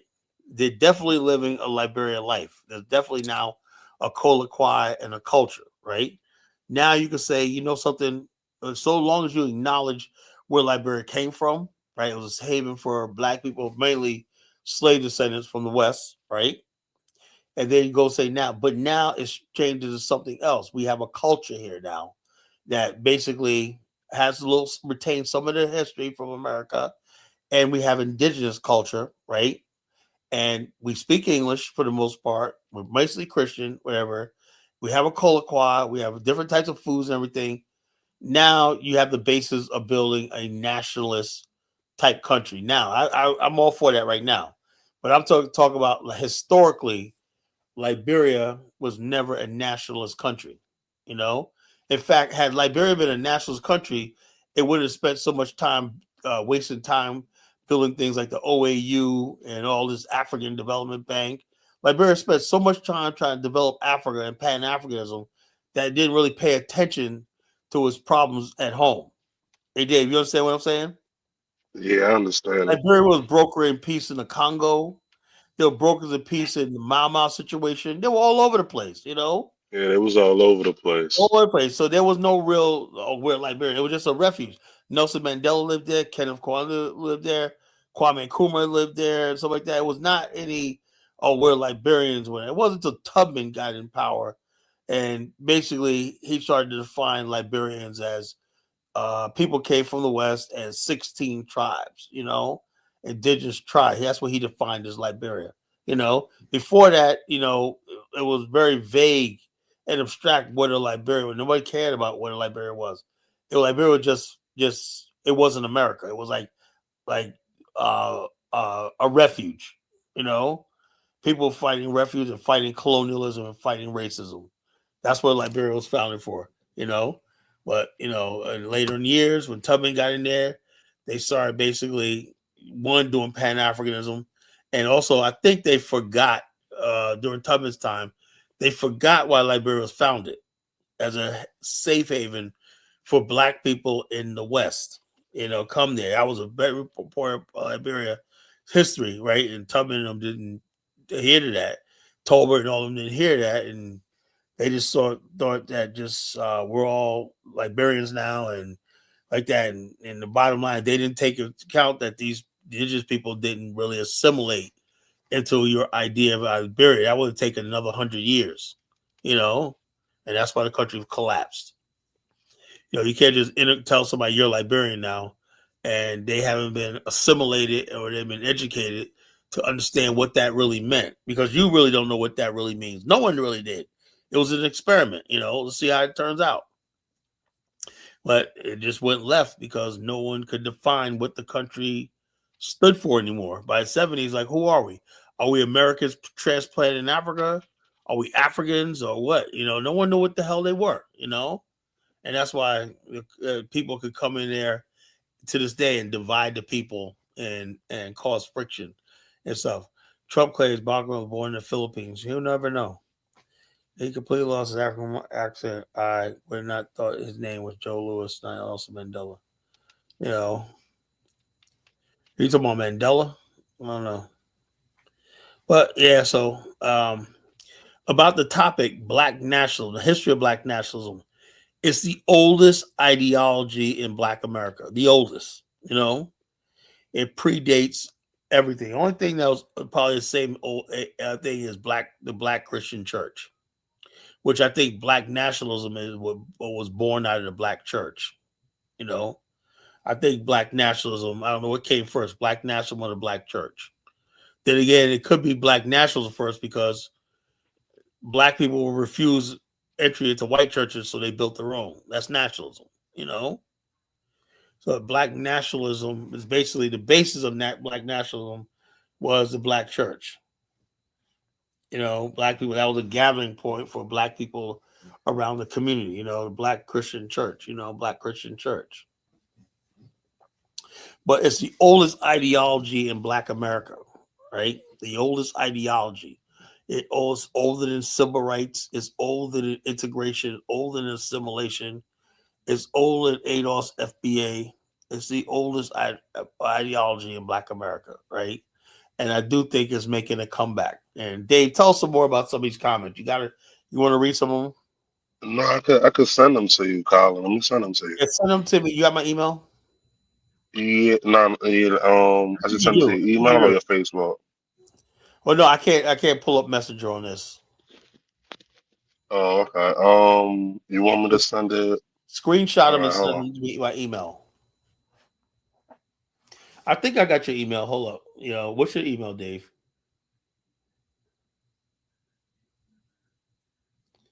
Dave, what's your email? Just send it to the hold up, send it to BIA or No, no, Colin no, Nation. no. I have a nation.caller5. What's your email? Focus World 2180 21 Yeah, I got at it. gmail.com. I got it. I got it. All right. I'll All just right. put in the caption hello and you reply to that.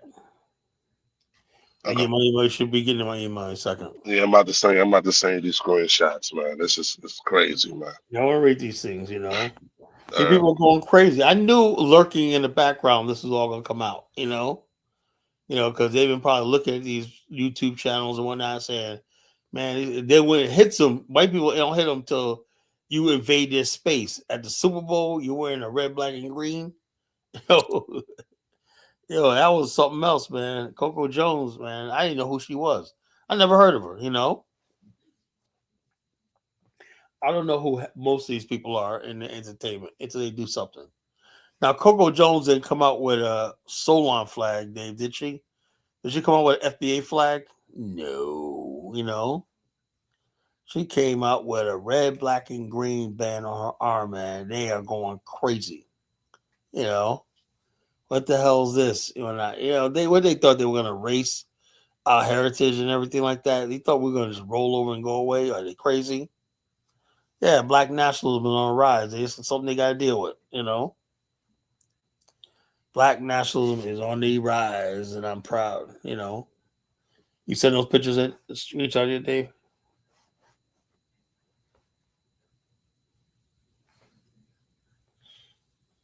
So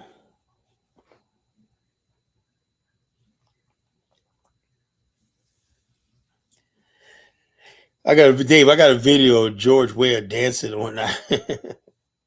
And this one guy said, "Man, he said, man, all this guy knows how to do is dance." We gave him all yeah, these. do the booga. We gotta do the booga. Yeah, Booga. and then you have the comment section is this. Yeah, man, look at what dancer. He's gonna make a fine president in 2029. Oh my god. He's gonna make a fine president because he could dance or whatever. If somebody said, "I know Book, I don't have moves like that." Wow. Coco Jones is not no half Indian. Does she look half Indian to you, bro? She ain't no These damn. guys are crazy, man. These guys are. How the hell you get she's half Indian, bro? That girl looks like 1,000% black.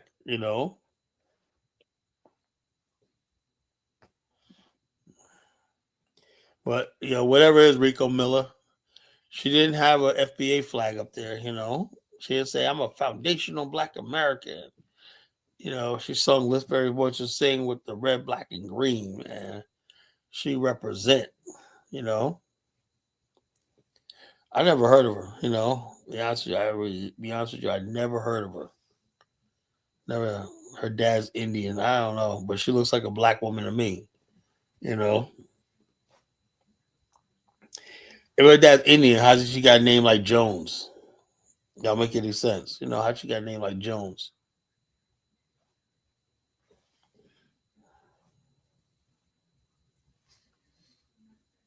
Yeah, she's an African American. She sung the Black National Yeah, Anthem, bro. She's Black African American, bro. Rico, get over it. Now, if she said she FBA all Indian. day, now, if she said FBA all day, wouldn't they be claiming her right now? Oh yeah, yeah. Man, FBA, see, she look God, good. They'd be like, see, Coco Jones, man. Instead of talking about the ABC special, they be talking about her right now, you know? These FBA people are fucking fiends, man. They're fiends, you know? They want validation, legitimacy so bad, you know? Can't trust everything you see on Chat BGT, Rico Miller, you know? I love these Chat BGP activists, you know? Kala, man, don't you know? I went on Chat GPT and I found out the truth. Okay. All right. You know.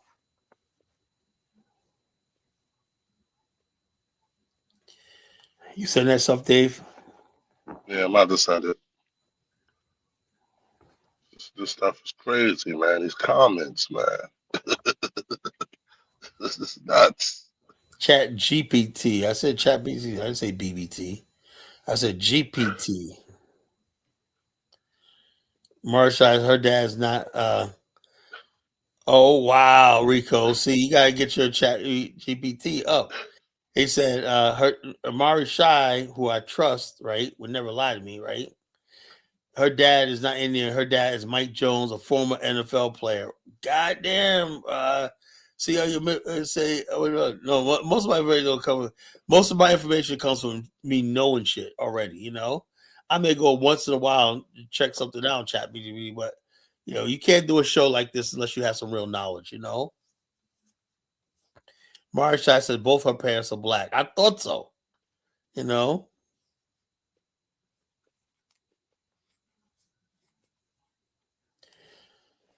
So that kills that. So she basically is a black woman that's down with the RBG, red, black, and green, man. We're so proud of her right now. I'm so proud right now. You have no idea, man. You know, the FBA people just took another big L, you know.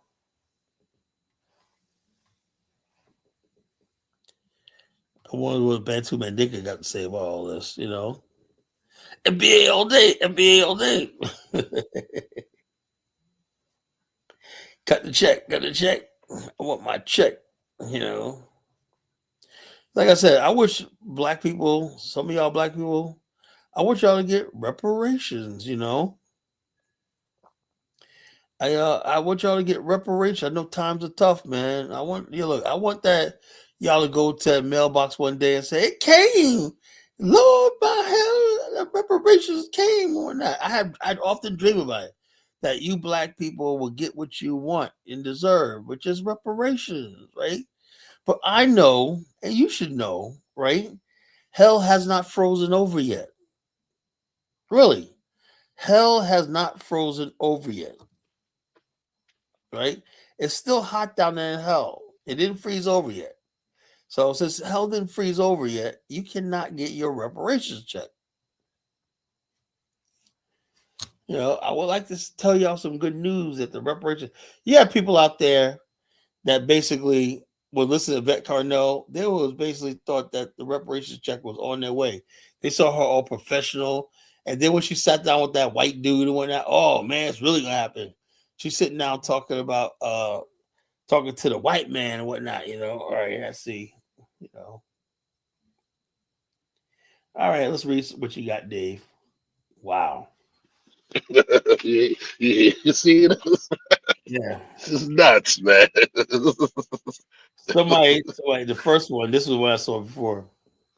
Somebody said, this is not American or unity. It's my name, Lovebug, 1970, right? Some female, right? Coco Jones was wearing an armband of the black national flag, the black at the black national anthem. Ooh, they are mad, boy. And somebody says, it's funny. That's hilarious, man. Next one, right? Oh yeah, that dude. What's his name? Scott Adams. He died. Let's have a fucking party. Scott Adams, that racist piece of shit, died. You know, good, good, good. I hope he's burning in hell right now. Fuck you, devil. You know.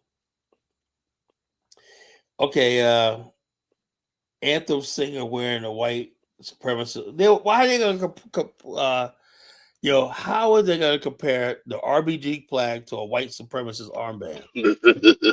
This is insane. And then somebody said Coco Jones is a black supremacist. God damn. Oh, look, somebody named I Kill Alien say black people regularly get to indulge publicly in the most racist instinct, so not shocking at all. Wow, we're racist now, you know? Me, moi, racist? Man, I am hurt, man. I'm really hurt. You know? The black Tucker Carlson. Oh, look at this coon. That's a Pan-African flag, not a black nationalist flag. It is a black nationalist flag. See that y'all compare it to? Just say it's a black nationalist flag. Pan-Africans use a black nationalist flag, you know? Yeah. Also, somebody said BLM. Who's still talking about BLM? So a BLM modern KKK. What the fuck has BLM got to do with anything, you know? Mike Joe, Scott Adams, piece of shit, you know? All right, next one. So let me get this straight. Having separate alternative halftime shows for Super Bowl is bad, but having an alternative national anthem Super Bowl is good. Left can never pass its own test. What the hell does that mean? Let me read it again. So let me get this straight. Having separate / alternative halftime shows for the Super Bowl is bad, right? So in other words, it must be a turning point person talking this, right? But have separate alternative for Super Bowl is good. Well, shut up, you know. Then somebody said there is no black national anthem. There's no white. There, of course, it's only American. It's funny how suddenly we're all Americans now, you know. Also, somebody wrote, "What if every black Earth turned to Africa? Yeah, you wouldn't have no football. How about that? You wouldn't be watching the Super Bowl. How about that? You know." Heritage American says, "Can we just give black people their own state or create a country for them in Africa?" Yo, Kala, you might get your Afghanistan, Yeah, man. what I'm saying, man. I hope this. You was just talking to other people Yeah, about you was just saying it, and yeah. now He says they could take their culture, their national anthem, and their flag and go there. Yes, that's what we want. Thank you, folks. You know, thank you, man. Now, where does that leave the FBA people? FBA people, they don't want y'all here. National flag. Okay. Somebody in Cloyer said they don't hate racism; they hate white people. Woo! Where's all this coming from, man? Yo, come on, Dave. Where's all this coming from? this is X. I told you right now. You go on X. Right now, you go on X. It's a field, man. They waiting for you. You go on X, man. If you was streaming on X, they'll be coming. They be coming at you. I think you should try to stream on X too. I think I might. If you get an X, oh man, I tried to stream on X, right? But I got to set it up because you got to pay. You got to get a a Supreme account. I'm gonna do that one Those shot. guys, Liberia. those guys, man, they'll be coming up every day, man. Oh man, I love it. Like I said, step right up, get knocked right back the fuck down. Step right up, get knocked right back the fuck down. No one could beat Thanos. Somebody said, why can't the Pan African or the Black Nationalist pool cup? What the hell is he talking about? I don't know. I understand what you're saying. You got to speak. You got to talk legible. WHZ 366. You got to talk legible. Can't read what you're writing, man.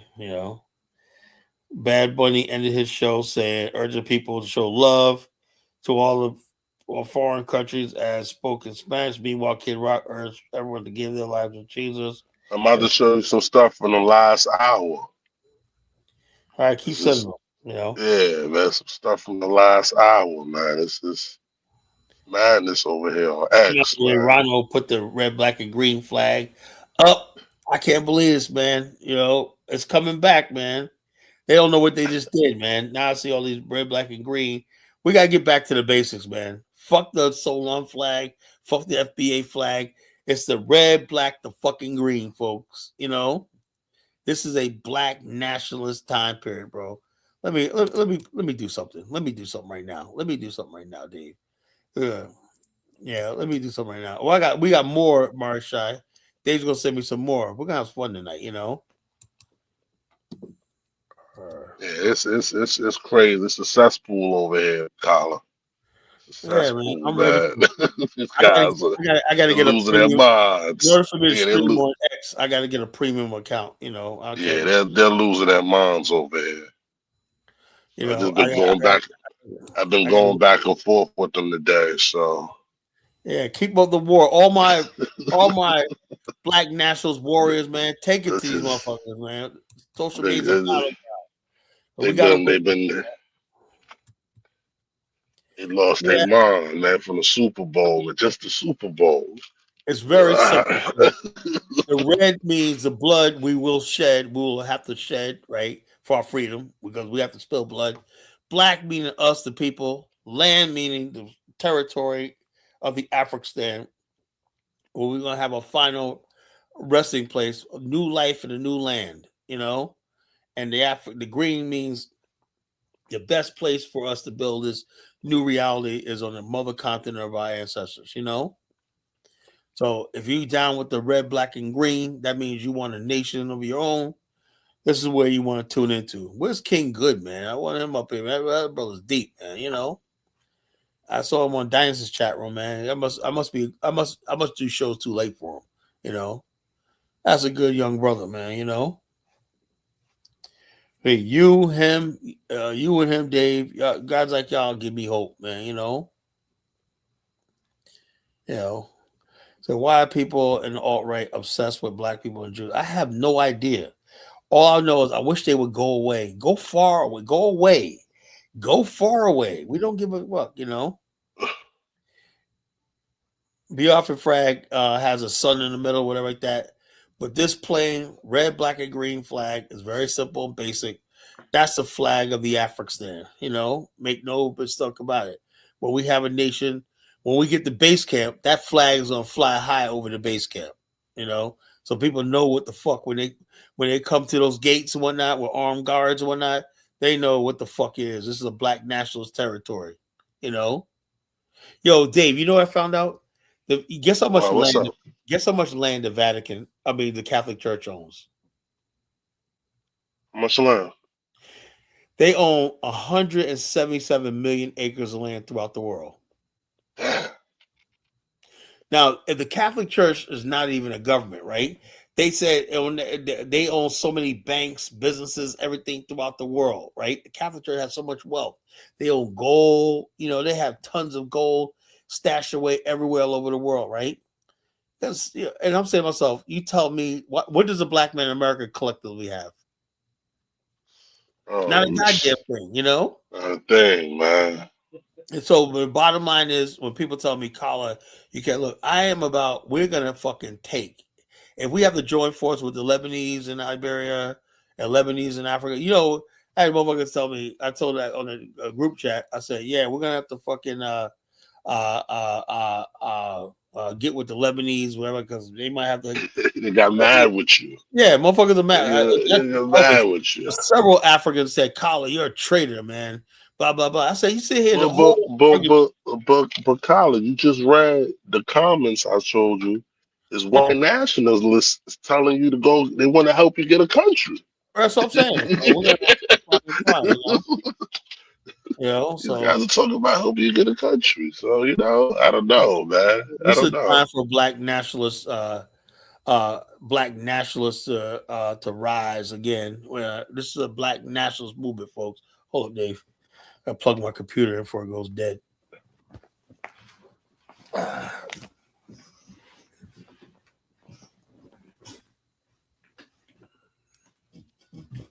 And guys from the Heritage Foundation. I want to hear everything they say because I want to talk about it. Hold on. And then what you do on your X page, share the show on your X page, Dave. Share the show. Maybe they'll listen to it enough to try to join. I'm gonna start opening this up to these fucking white devils, and let them come in here, And look at DK said you're obsessed with Lebanese. Look, I'm obsessed with success. They're building shit. My house that I got in Liberia, Dave. They're the suppliers. They supplying us with hardware. To get things done. I'm like this. I look at building materials. Look, the house we got the bathroom, the marble floor, all that shit, the brand new sinks and whatnot, the gourmet kitchen we designed, whatever like that. It was gutted. When we took a place, it was gutted. They came in there with all the stuff. We ordered stuff from city builders. The house looks brand fucking new on the inside, right? I would not have that if it wasn't for Lebanese. If it wasn't for Lebanese, Liberia would look like it was in the 1930s. Every house would be like you live in the 1930s, whatnot. I like modern, up to date shit. Lebanese made that possible. I'm sorry, DK, man, but it is what it is, man. So when we build base camp, man, they're gonna be on the short list of contractors and shit like that, working for us. It is what it is. Man, we could with Lebanese, Chinese, and whoever else in Liberia, we could form a formidable force. I mean formidable. Really formidable. And so it's time to get shit done, man. I'm sick and tired of playing games with people and whatnot. I want to keep going back with this Congo native shit. Getting nothing done. So it's time to just start going over there saying, who else is here? Obviously Lebanese are here. You ain't going no place. So let me talk to them. Simple as that. I tried to do the Pan-African thing, and I'm still a Pan-Africanist, right? But we got things to do, Dave. We gotta get that land. What about that land you was telling me about in Sino? I'm still talking to some people. We got land. We got to estimate how much territory we need to start breaking ground. I didn't know Liberia is 27 million acres. It's 43,000 square miles. That's like Liberia is about the size of North Carolina and Virginia combined. Yeah, it's big. Yeah, it's big country, man. The only it looks like on the map it looks small, but it's actually huge. Yeah, it's big. Oh well, look, DK. The difference is when you're black from America, the Lebanese treat you like with respect. That's not my experience with the Lebanese. They're cool with me. Don't be laid back. The motherfuckers the Lebanese, cool. They hang out. They cool. They hang out, just drink with you when hey, what's up, man? Whatever, stop by, dap you up, whatever. Cool as fucking hell, man. You ever did you go to that one pizza shop in Area 2 right there? Nah, I didn't go to Area 2, yeah. Fucking good, man. They got a lot of good pizzerias, man. It's like fucking. Yeah, they own a pizzeria spots over there, man. They know how to make some good pizza. Oh, now Elvis, I say I love white people. No, I don't. I said the Lebanese do no wrong to me. I'm liking what they're doing, man. I want to be like them. I want to grow up to be Lebanese, Elvis. Since they persecuted my people in Liberia, they made us pariahs. everything like that. American Liberians walk around with their head down, and so they can't even be themselves in their own country. A lot of yeah, I know a lot of them, man. They hot. They ain't hiding. They're in hiding. They're in hiding. I'm trying to bring They're them out of hiding. hiding. They're scared to tell. Yeah, it's just, yeah. I'm a Congo person. My ancestors came from America. What the fuck you got? I tell them in a minute. Yeah. Yeah, my ancestors were part of the Congo people. I just tell them, yeah. So what are you gonna do about it? It's a lot of Congo people like the Zubin Cooper. I like Zubin, but he's a little sissy, man. Zubin. No, I don't know him, but Zubin, light skinned dude that he does a lot of film work, and he was Sean Penn on some big project, whatever like that. He does a lot of stuff about when the war was happening in Liberia. He did a documentary. When Zubin Cooper, he's one of the Coopers. yeah, Zubin's a they good ain't brother. hiding. They ain't hiding, Carl. Yeah, but he's They like, hiding under. Zubin, you're a light skinned Negro, a Cooper, right? Stop acting like you were fucking like he was like, oh yes, people, nigga, your ancestors came. The Coopers are the most American Liberian as anybody else. The Coopers are pure Congo people, pure, Yeah, no mix, whatever like that. All the other people, even like my wife, she has like a little Bassa in her. Her mother's like about a quarter Bassa. You know, yeah. most of the Congo people got a Vi relative or something, but Coopers, Coopers are all American Liberians or Congo people. Helen Cooper, Washington Post correspondent Helen Cooper, No, I don't know. I don't know. I'm Liberian, not right? familiar. She wanted to introduce the world to Liberia. She wrote the book. She grew up as a Cooper. She wrote the House on Sugar Beach. I bought that book, man. I couldn't put it down. It's about her life growing up in Liberia to the coup. She described the coup, and I was trying to Man, tell. I know it was sweet, man. Life was sweet back Oh yeah, then, man. The man. way she I described heard it, so many stories, man. the way she described So it, man. life was great, man. She was like it was like heaven on earth. And then she said when the coup happened, soldiers broke into her house, right? And they were going to rape her and her native girl sister, right? And her mother protected them, right, by offering her body up to them. And the soldiers came and raped her and said Bro, see them all. those soldiers were going around raping women. So It's savagery. Liberia never depended on white people, bro. Liberia never had white people there. It's the only real all black country, bro. Like there's been people coming here with their ignorance and shit. Liberia depends on white people. What white people? What did they do? They were doing magic across the Atlantic. There was no white people living in Liberia, bro. Liberia was the only country that could generate its own wealth and pay its own bills. I know the history of the country. You don't know shit. I'm confused. You're telling us for all the time Liberians are black. Yo, look, I say Liberians for blacks, but the bottom line is this: these native people let the Lebanese in. They're there in power. So why am I going to fight them? All this time I'm like, fuck the Lebanese, fuck the whites, whatever like that. Now I'm just like, something, what? When college Now I'm country like, up, they keeping things up. yeah, well, like I said, so the bottom line is the native people drove our people out of power, out of the country, and everything like that, right? The Lebanese, the Chinese, all these other people, Indians got a foothold in the country, right? So if you want to see anything done, those are the people you gotta fuck with. That's the country we were dealt with.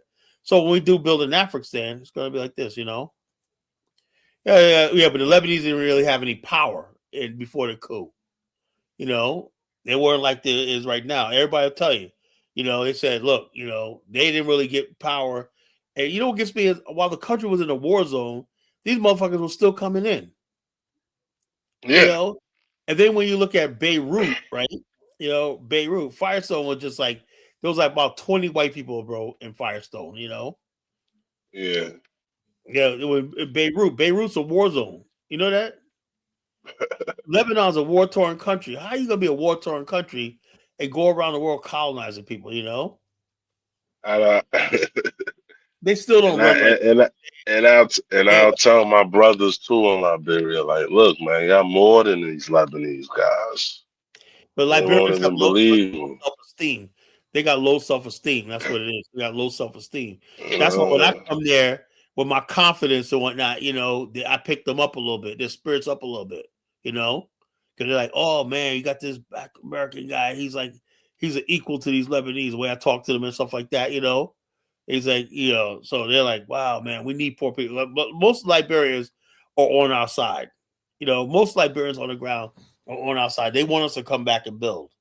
They want us there. Yeah, man. 'Cause I be trying to tell the brothers, man, y'all more than them. Y'all got more than them. It's like I don't really need them, but. Firestone did not have their own police force. Where did this nonsense come from? Firestone did not have their own police force. Matter of fact, so this is Black History Month, Dave. You want me to play a video about Firestone? Yeah, you got to play a video, man. You got to A play video the about video for these Firestone. guys, man. Yeah, let me play a video about Firestone. Let me educate these freaking fools.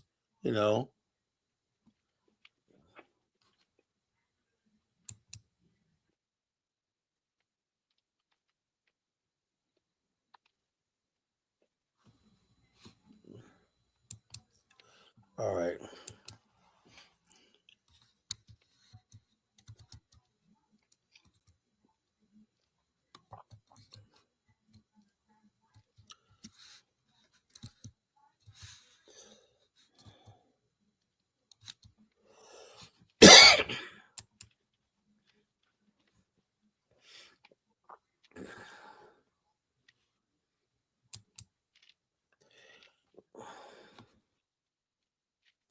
All right, we're gonna play a video. If you guys want to talk about Liberia, why every time I get up here, why is everybody attacking me about Liberia? They did call it, pay up the government for okay, whatever. Let's watch the video. Show me where you see police at in this video. This was made in 1949 when Liberia was the only Africa's republic. 1949, this movie was made. It was a Firestone movie. All right. Let's watch the movie, folks. Let's watch it together.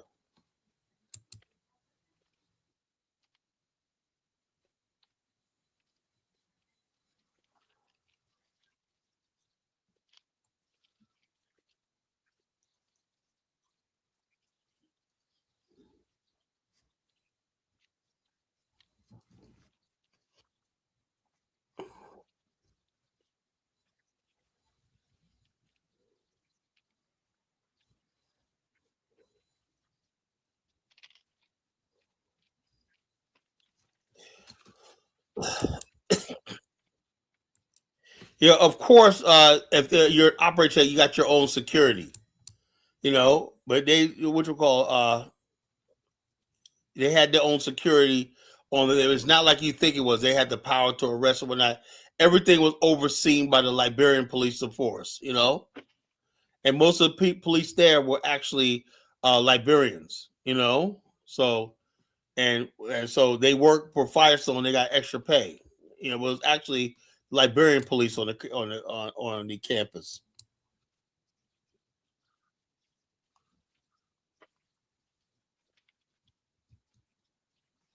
Hey Dave, can you hear this? Yeah, I hear you. No, you hear the video. No, I don't hear the video.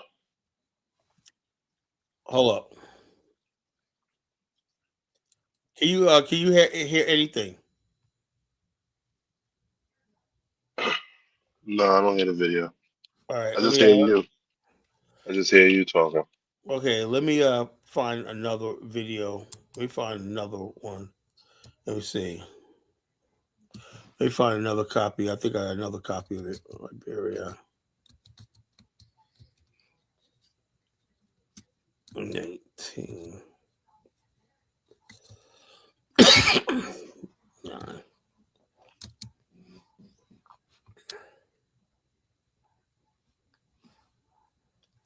This is a digitally remastered one, I think. Watch me make a pitch deck in less than 60 seconds. First, I pick a template from Beautiful AI. They have There we go. You can hear that, right?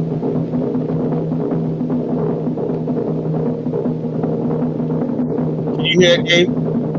Yeah, I hear it. Right.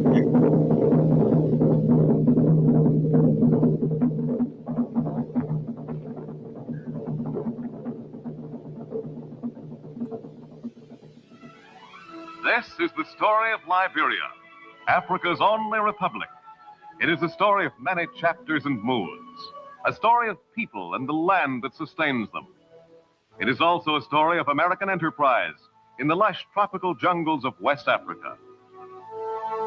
The story of Liberia is first a story of land, a segment of land framed by the immensity of the Earth's second largest continent.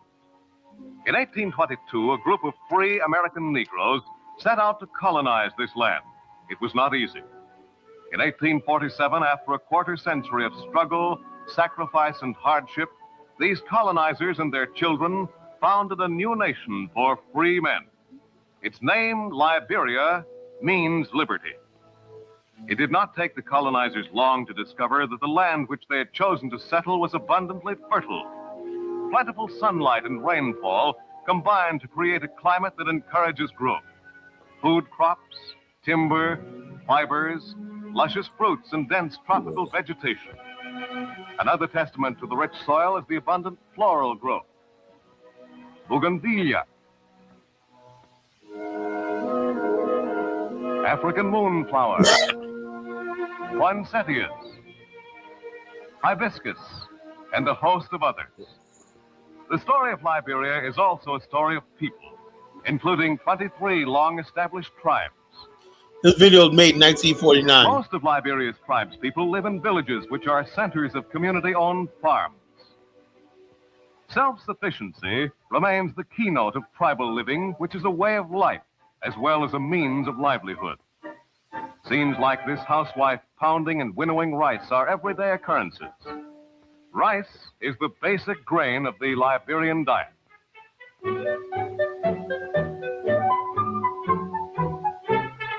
Most Liberians are farmers. Their pattern of living is shaped by the land. These farmers are planting cassava, whose starchy roots are to Liberians what potatoes are to us.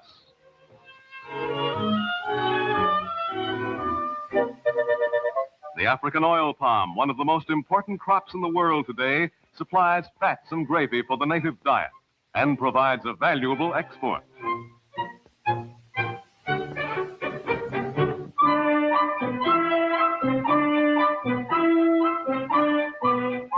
Fish are a delicacy.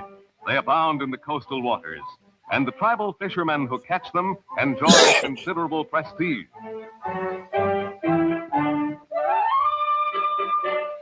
Seining or trapping in freshwater pools for smaller fish and minnows is woman's work. Handicrafts such as weaving and mat making are done almost entirely by men. The cloth they weave has a wide variety of uses and is an important item of barter.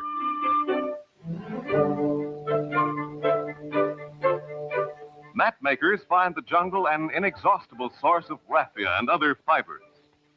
A tribesman of outstanding importance is the blacksmith, whose portable anvil and goatskin bellows can be carried from village to village.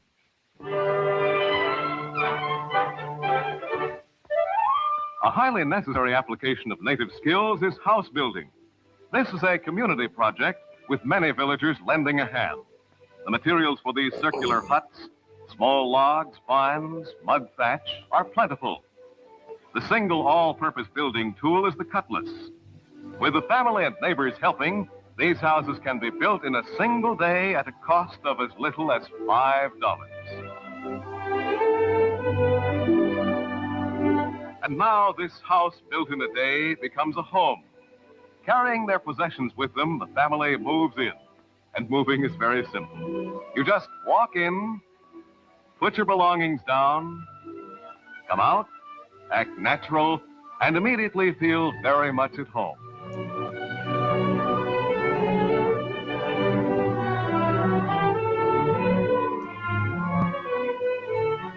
Community living, working and living together, comes quite naturally to Liberian tribespeople, whose traditional tribal palaver is the African equivalent of the American town meeting or public hearing.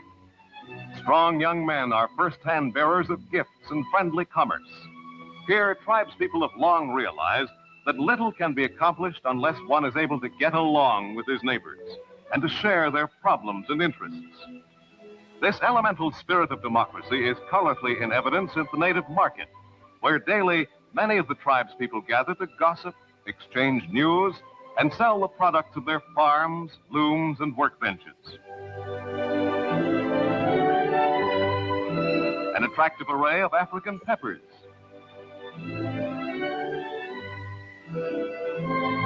The fruit of the African oil palm. Liberian citrus and sugarcane. Dried minnows. And carved ivory.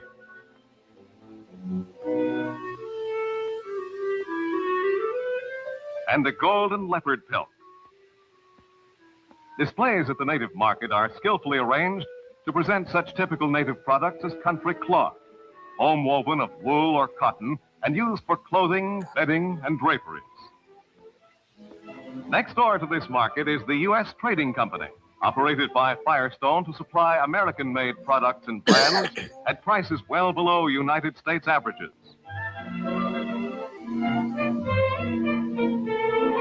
Liberia is a land of contrast.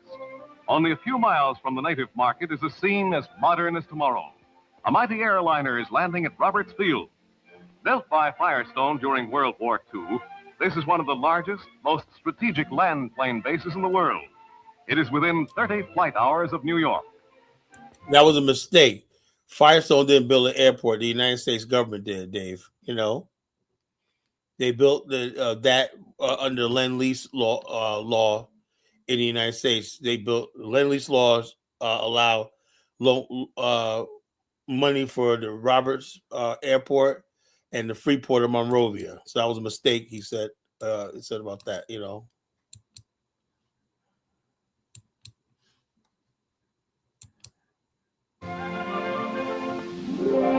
The energy of the age-old Farmington River has been harnessed to provide the power needed for Firestone's widespread industrial operations in Liberia. Modern homes on Firestone plantations. With a change of foliage, these might be scenes in the better suburbs of any American city. The base hospital, which serves one area of the far-spreading plantations. This modern clinic would do credit to any community.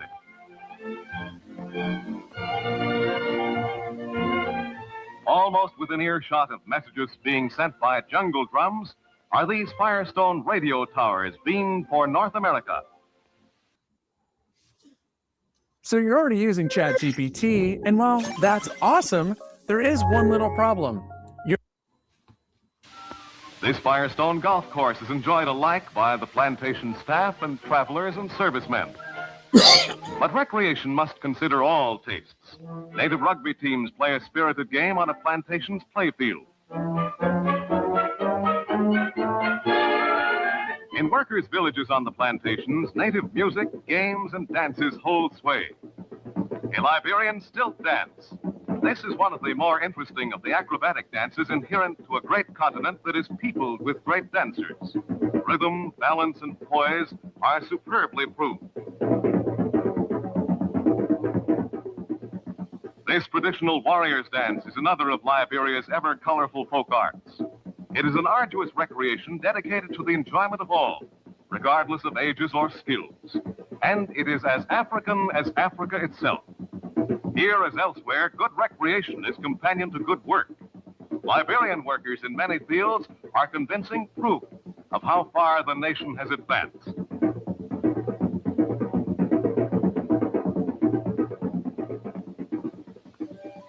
The basic reason for Liberia's advancement is a milky liquid called latex, the initial harvest of natural rubber.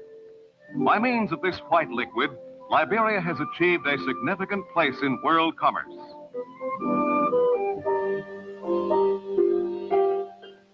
The story of rubber in Liberia begins with the clearing of thousands of acres of tall forests and dense jungles.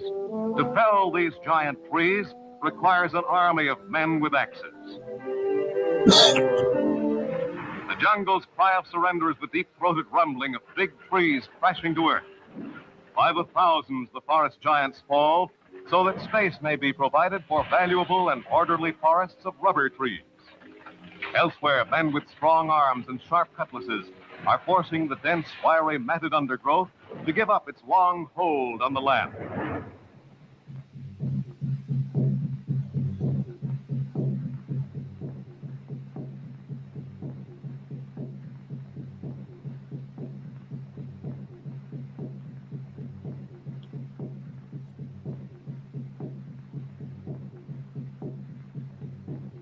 The clearing operation is both fast and noisy. The work is paced by the beat of native drums. Clearing is completed during the dry season when the felled jungle growth is burned. Often thousands of acres are cleared by a single fire.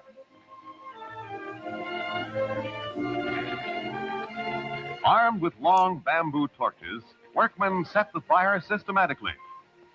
Without careful planning and great caution, the fire could become a serious menace to life and property. Yet through the years, there have been almost no accidents. Impressive testimony to the know-how of these men.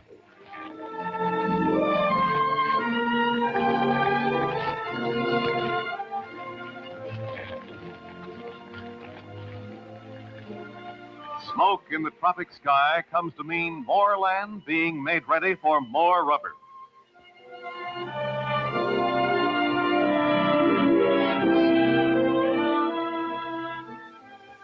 The seeds of rubber trees are planted in nurseries to provide stock for later transplanting to cleared areas.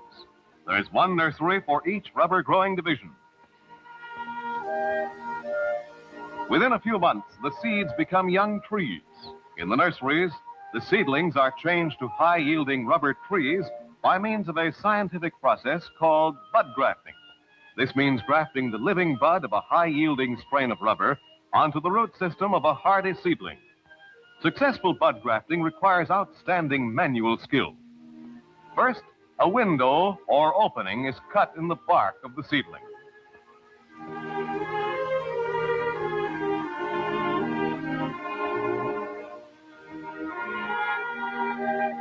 Then a living bud is cut from a tree that is known to be a high producer of latex. The bud is trimmed with considerable care. Then placed into the window.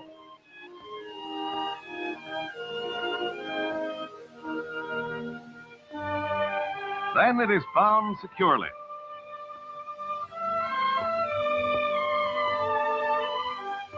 The wound is taped and sealed with wax as a double protection against weather and insects.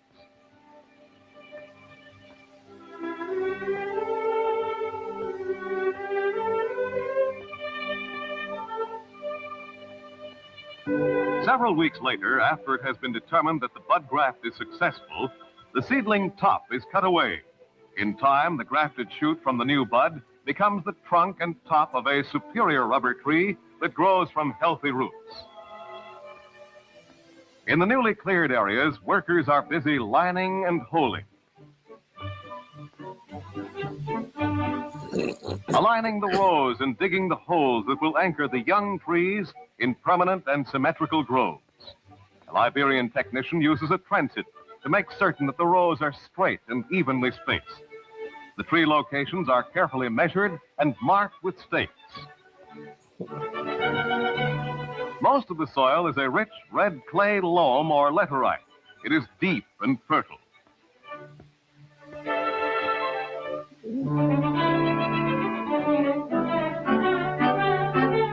The entire operation is geared to exacting standards. Even so simple a task as digging a hole is governed by predetermined measurements. Next, the holes are refilled with rich humus topsoil. Then a deep hole is punched into the loose earth. You don't need a second job. You just need to learn how to talk to AI. So this is how I became the most dangerous.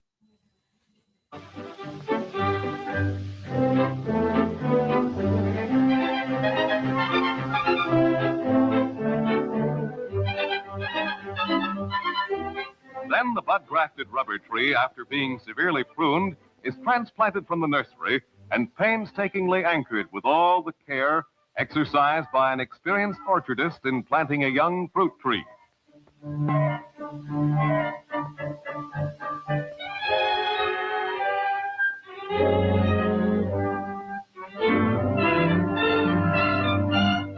In rich earth, under equatorial rains and sun, they grow rapidly.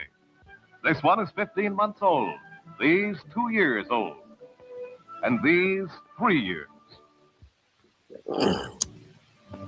After 5 or 6 years, the Liberian rubber tree is sufficiently mature to be tapped.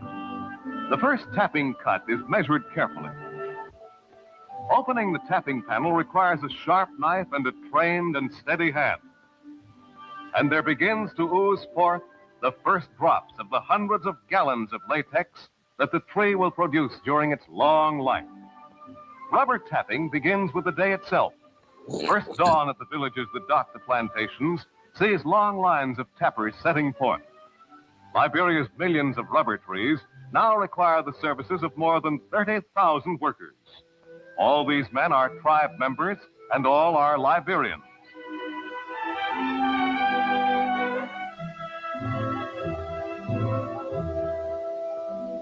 On a large rubber plantation, the tapper is the aristocrat among all the workmen. Each man has had individual instruction and has served apprentice training in this exacting craft. For rubber tapping demands tree surgery of a high degree of skill. Thus, a tapper takes real pride in his work.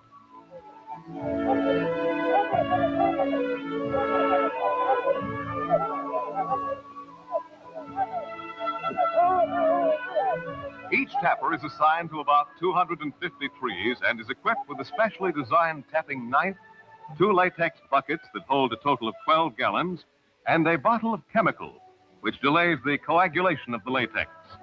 First, the tapper removes the thin string of latex, which has coagulated from a previous morning's tapping. He cuts with precise care, since the latex oozes from cells located between the outer and inner bark. When the first panel is exhausted, cutting begins at the top of the second. That finished, the bark on the first panel has renewed itself. A dash of anticoagulant and on to the next tree.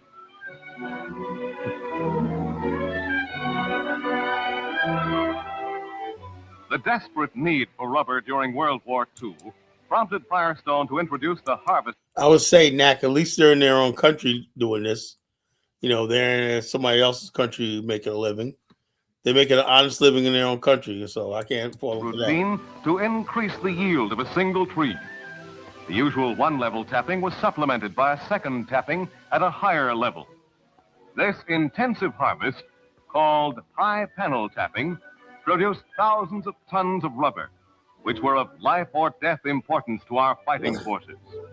High panel tapping made shock troops of millions of Liberian rubber trees.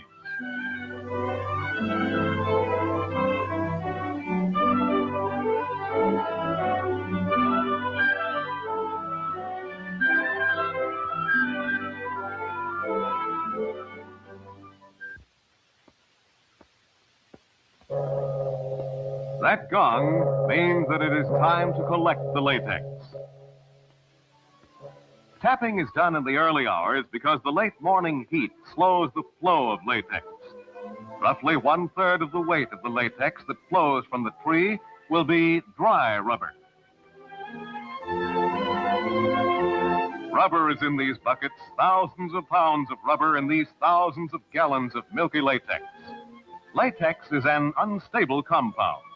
From now on, men, chemistry, and bacteriology will be fighting for time to convert this valuable white liquid into useful rubber. The pace is slower now. The buckets are heavy with the liquid harvest. The latex is collected at a division station. Each station serves many hundreds of tappers. On the Firestone plantations in Liberia, there are dozens of these stations.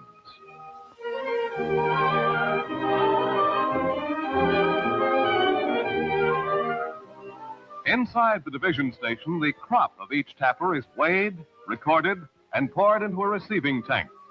Each station receives several thousand gallons of latex every day. Imagine choosing from 100+ meals a week that are healthy and also delicious. Let's be real, Factor's menu is way healthier than the competition. Just like you got plantations still in America, potato plantations, apple orchard plantations, It's still America. He got a lot of black people in the South still working on those things, So let's not just high and mighty shit, They're out there doing what the hell they have to do,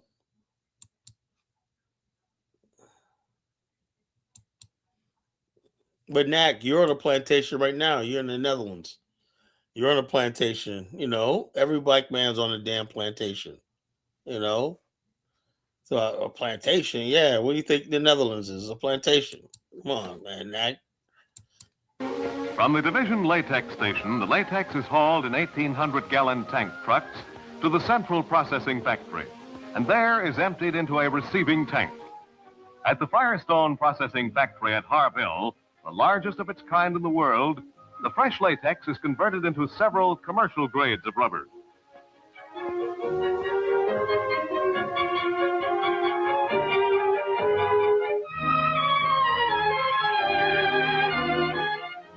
The cream of the latex crop goes into centrifuges that work like cream separators.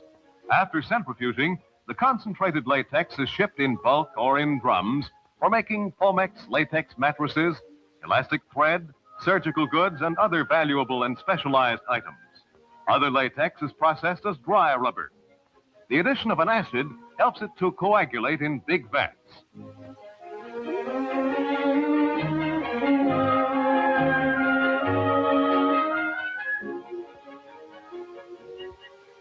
When partly solidified, the blubber, as it is called at this stage, its appearance is similar to that of clabbered milk, is chopped into big slices.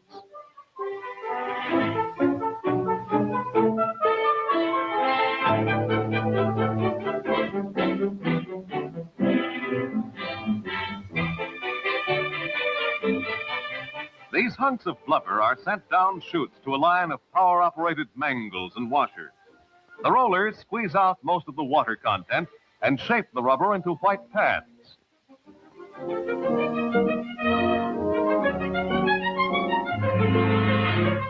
These pads presently become sheets of rubber.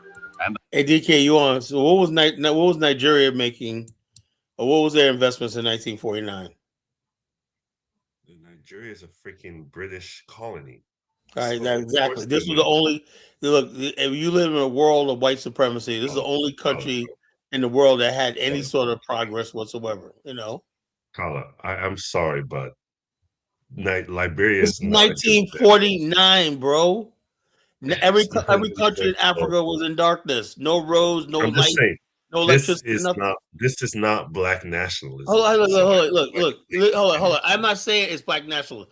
This was just a situation in Liberia that they had to take because the bottom line is this: it was a deal. I would say, Kala, Ethiopia is better off than Liberia because they were truly independent. No, they weren't. Ethiopia. Okay, you want to go there? In 1949, Ethiopia was destroyed by Italy. What are you talking about? They fought them off. Yeah, they got destroyed. They got massacred by the Italians. What are you talking about? They fought them off, Kala. No, they didn't. That was a fucking. They did. They're independent today. World War II. Hold on. Haile Selassie fled his country. He fled his country. They were occupied, but they weren't colonized. They were occupied. Liberia has never been occupied by a military force. Well, they didn't fight a war. What does that tell you? What does that tell you? They had the United States. They had the diplomatic thing, and they didn't have to protect the United States. Look, he said it. I don't know why you played. They said in the video, it's a plantation. So what does that mean? It means a place of we plant stuff. We got plantations in America right now. I'm just hold on. Do you know right here in Virginia, we still got plantations, corn plantations, tobacco plantations. What are you talking about? It's just Liberia, ain't it? Hold on. Do you wear cotton? Of course. Okay, cotton has plantation. We got plenty of cotton plantations right here in Virginia. So what's your point? It's just. Just like this. All I'm saying is, it is what it is. It's tired of people. Just because you guys' country didn't do nothing at the time. This country was managed at an old country in Africa. I tell you what, every last single country in Africa, like that, you may look like, but they all were inspired. If the Liberians could do it, I could. This was inspired nationalism in Africa. Nnamdi Azikiwe came there around that same time and saw Firestone and said, "Yeah, we're going to do the same thing. I want my independence tonight." That's what began independence in Nigeria. When he came, look at his book. He came to Liberia and got inspired. This is the 1940s, bro. Most of the world didn't even think Africans black people could even run a country, much less get investment.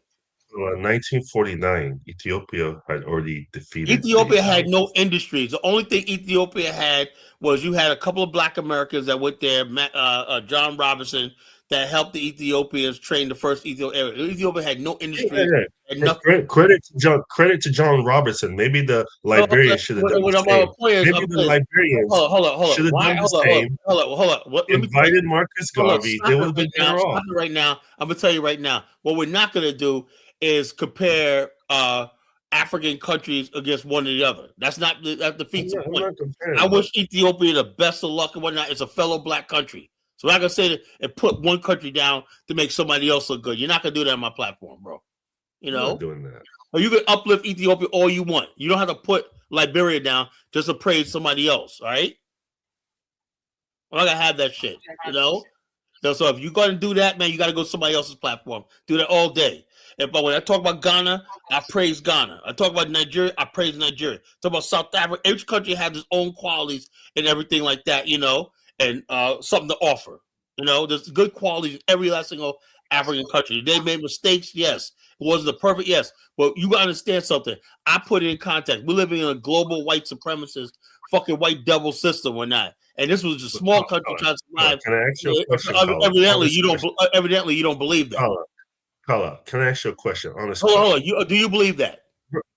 Believe what? Can you understand? Do you understand the fucking the world system was controlled by Rothschild? I understand. They were in a tough, difficult position. All right, that's all. Just leave it at that.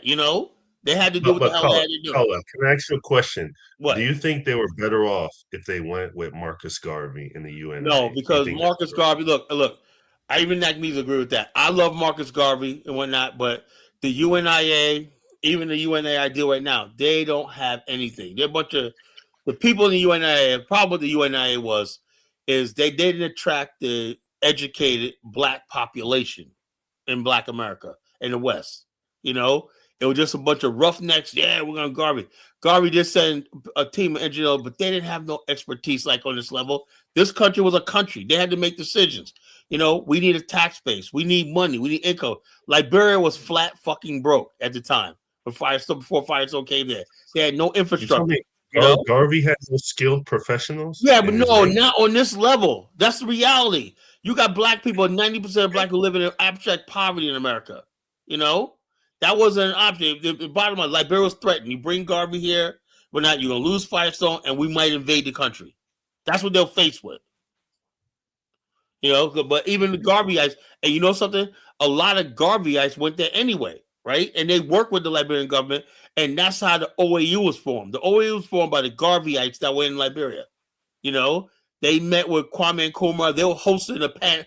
See, what failed with the Garvey movement was the fact that Garvey's followers, right, convened all the black nationals and Pan-African movement in Liberia. They brought Mandela there. They brought Nnamdi Azikiwe there.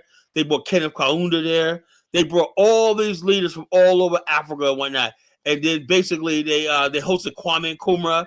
They hosted Nasser from Egypt.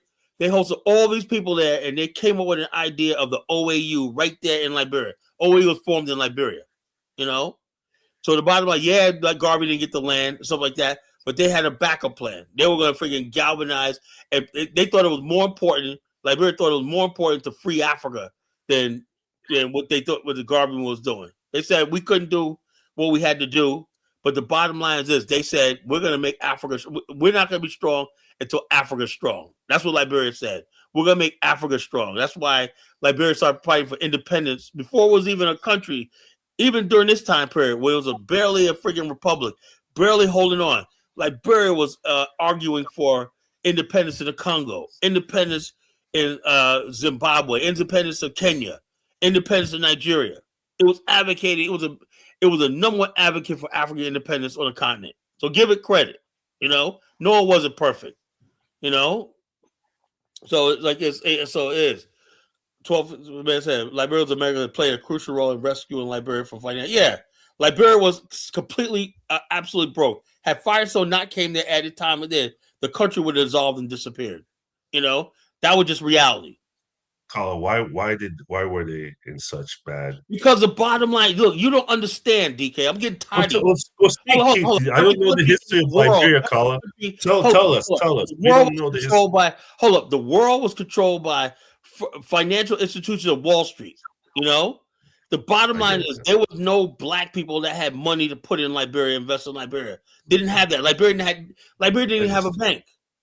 It was barely a country we didn't have the banks over there. We didn't have all this stuff like that. So the bottom line, the country was poor. It wasn't like Israel and these other countries where European capitalists poured millions and millions of dollars into the Congo for development. Liberia never got any one of the money of the Rothschild banks. They wasn't a signature to the Rothschild banks. All these countries that were in the colonial club of the Rothschild banks got money to develop the country. That's why Wall Street banks, right? If you default on that Wall Street bank, Wall Street bankrolled the King Leopold in the Congo. Wall Street bankrolled the French in Indochina, now Vietnam, Indochina. That's why we had to go to war, to recoup that money. There was no money from Wall Street banks poured into Liberia.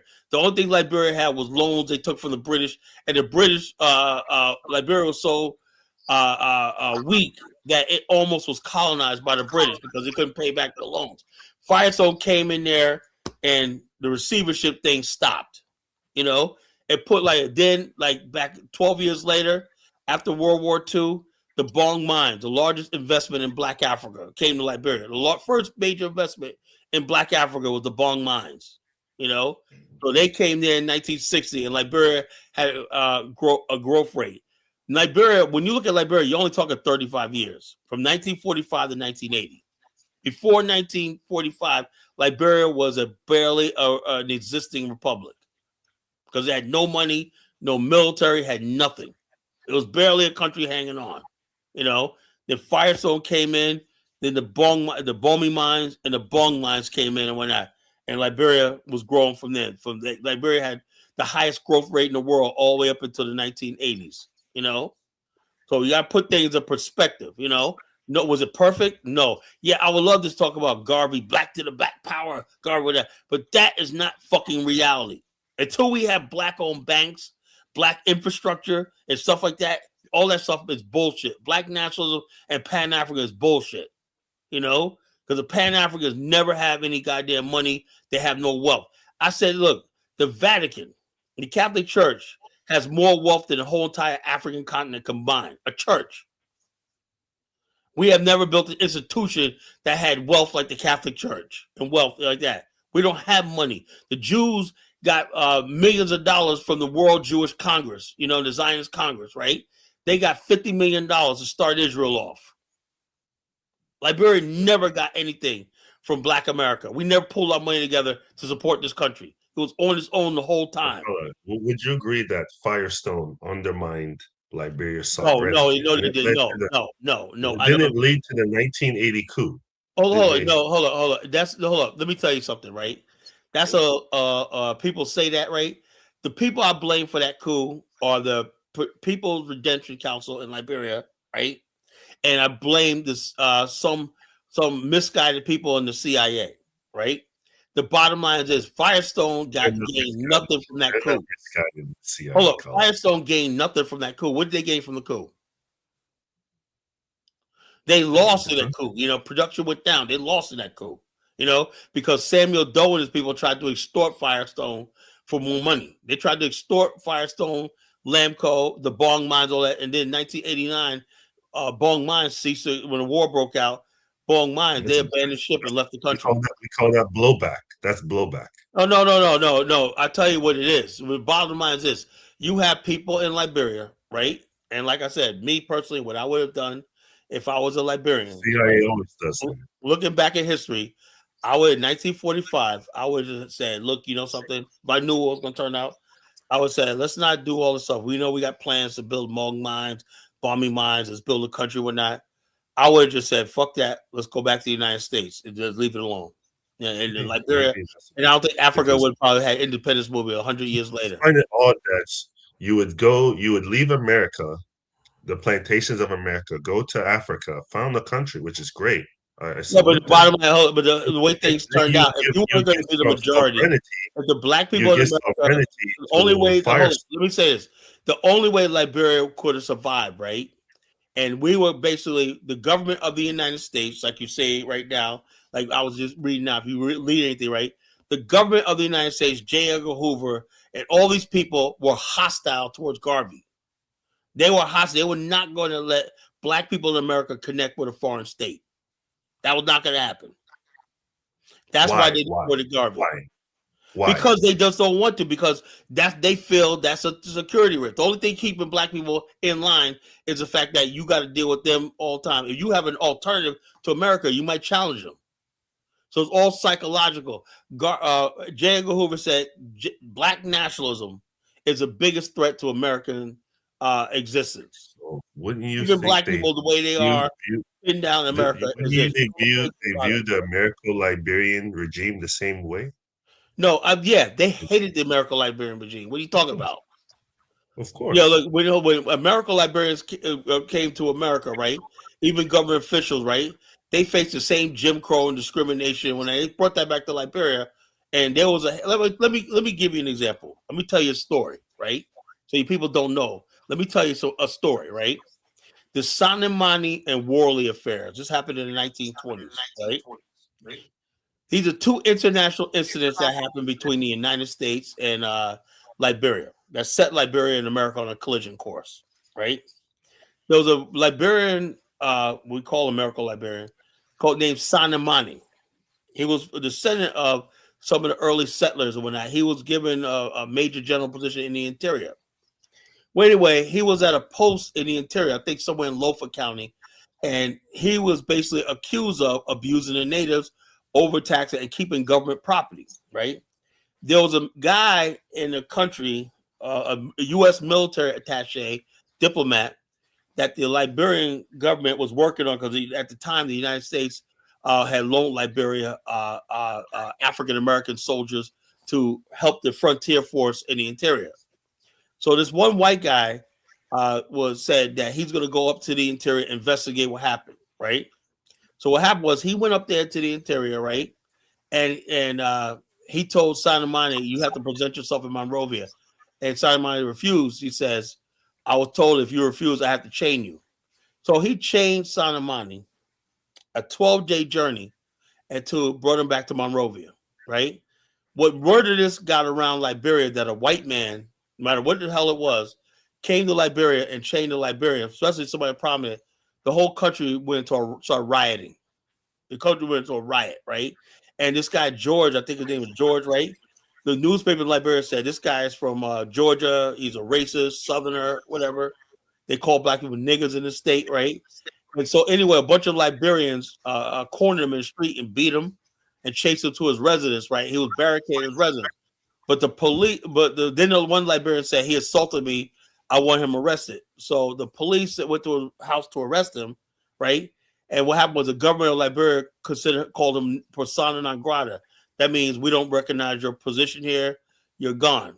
So anyway, he got pulled from the residence, arrested, put on trial in Liberia, and then basically made to pay $3,000 at the time, which was a lot of money, right? And then he went back to America, broken, whatever like that, right? That was attention. Then he went back to America and started spreading all this nonsense about the abuse of the native people, blah, blah, blah, blah, blah, blah, blah, blah. And then there was another guy named Worley. Liberia had negotiated a loan, a $5 million loan, right, to build the port of Freeport, right? And Worley was from Baltimore, and the Baltimore newspaper printed an article saying Worley is a man that the Liberians bow down to and whatnot, right? And then what happened was, before he could reach Liberia, a Liberian living in Baltimore sent that newspaper article to Liberia. So by the time he reached there, Liberians were friggin' enraged. The whole country was enraged that somebody would write that about Liberia. This is a country where this will never happen.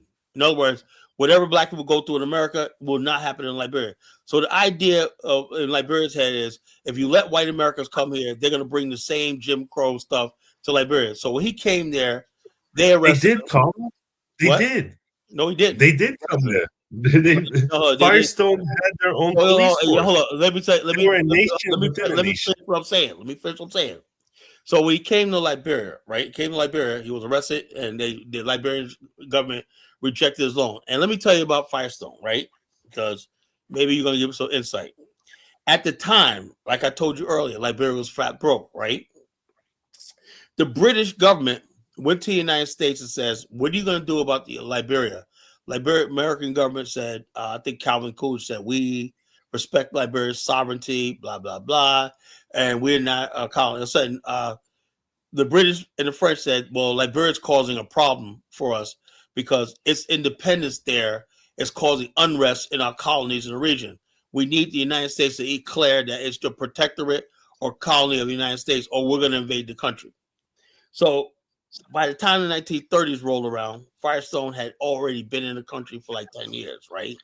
And basically, because of that, Firestone, the United States backing Firestone up gave Liberia a temporary cover. In other words, basically, you cannot invade this country because we got a prominent businessman that got interest. They used Firestone for cover, right?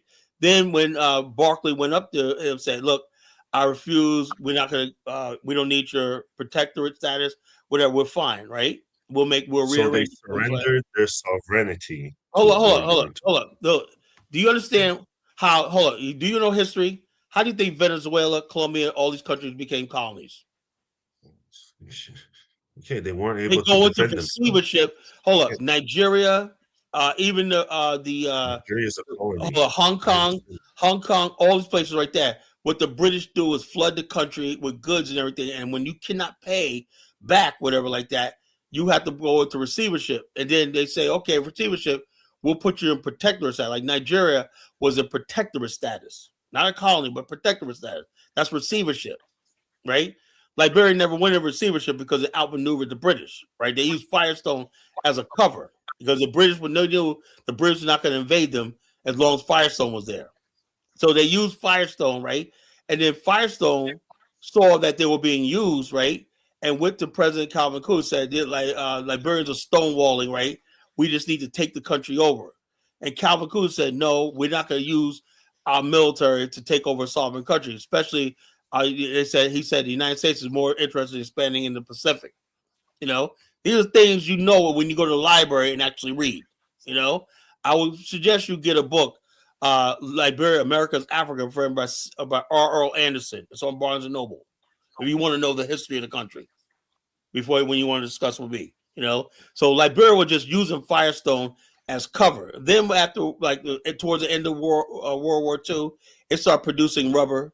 But Liberian rubber really wasn't started producing really until after World War II. You know, it was a long process, and Firestone became profitable, and they stayed there. But Liberian really only used Firestone for the diplomatic cover because the loan Firestone promised initially, they never came. The Liberians knew they weren't going to give them a loan, right? So what they did was the Liberians went to the United States under Roosevelt, who was friendly to Liberia because he stopped over there in World War II, and gave Liberia funds for the port and the airport. That's under the United States Lend-Lease law that Roosevelt signed into law. That means anybody that joined the side of the Allies have access to funds, you know, for their country. Liberia used the funds to build the largest port in West Africa. That's a free port, you know.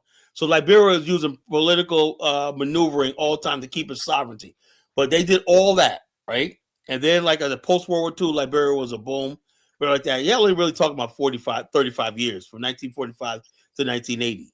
In that time period, Liberia became a modern state, really a modern state, right? And 1980 was over, you know. So it is what it is. In hindsight, I would have been like, if I would have known it was going to turn out that, I would have said 1945. I would have said it seems that they were too afraid. they were too afraid to reach out to Black America. They were. It was actually, bro. They were It too was actually afraid. Black America who negotiated the So land lease. they had no sovereignty. They had no Hold on, sovereignty. yeah, hold up. They look.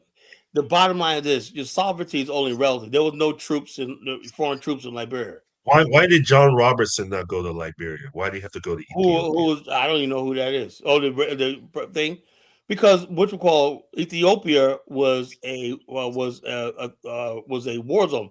The John Robinson all went there to fight the Italians. Why did they not invite the Tuskegee Airmen? Well, I don't. Look. We could go back and forth. The history is done, whatever, like that. You know, Because the reason I'm not trying to criticize Liberia, but the problem is that 1980 coup happened. The Americo-Liberian regime is over. Yeah, it's over. But the bottom line, we have to analyze what went wrong. Look, the bottom line is Africa went wrong. You know, remember something? Nigeria had like 15 coups. I think it's more than that, Colin. Oh, no. What was wrong with Nigeria? They had 15 coups. Nigeria is not an independent country. Hold on. So what, man? So what? You can't judge Liberia based on anybody African said, because Liberia only had one coup in its history. All these other countries had coup after coup after coup. Okay. You know, even Traore, Burkina Faso just had a coup 3 years ago.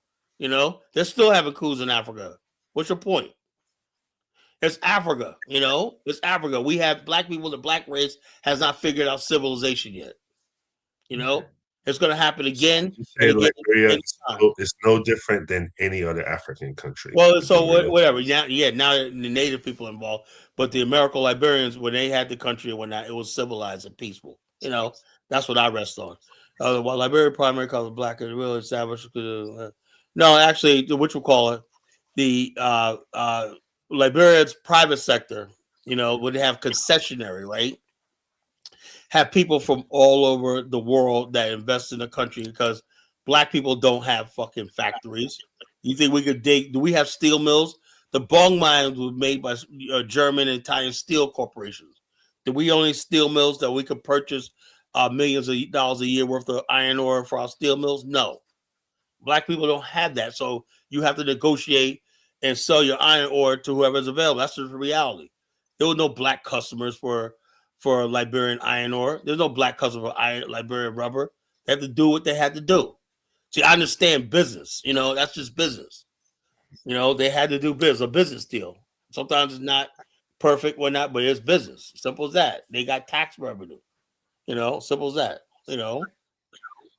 Yeah, I understand that. You know, they had to maneuver difficult They have to circumstances. do what they have to do, because you're talking about a world where being one of the first black republics. We know Haiti's the first. They were the first black republic, but the bottom line is they did not the first black republic that was not colonized. Now, the other countries in Africa, like they'll tell you, the Europeans built the base camps and infrastructure on the continent. Liberia, but I think they fucked that up by not.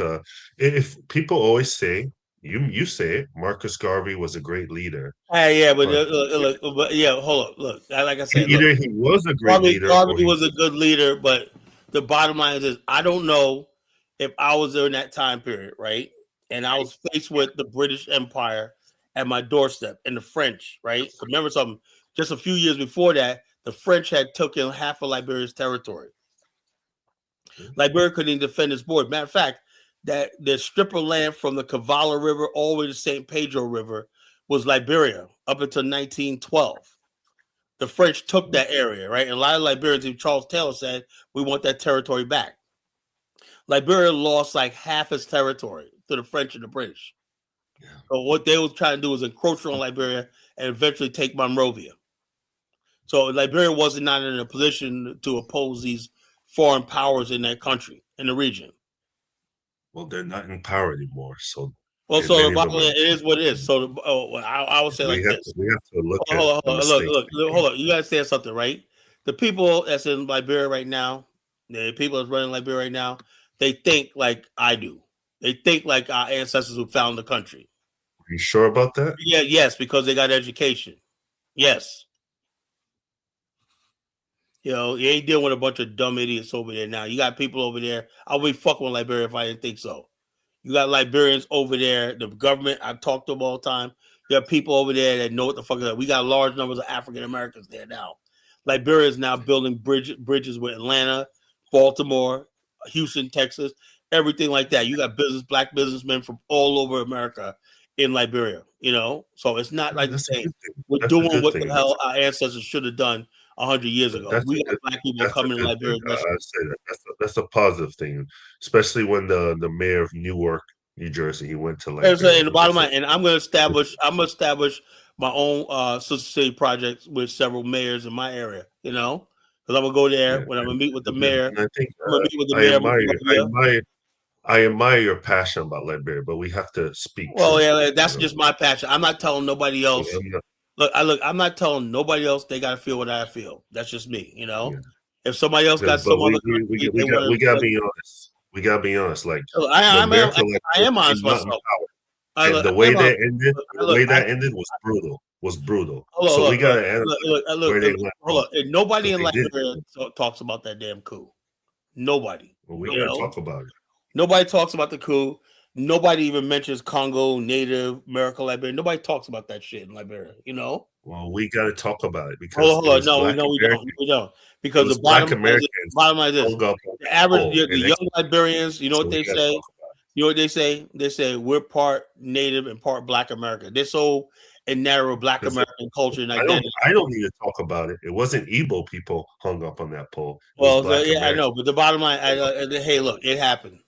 They were tied up. And actually, to tell you the truth, because that happened, right? We're actually in a better position now, because now basically people like me could come there and get stuff done. I don't think I could get what I want to do in Liberia done if that coup never happened.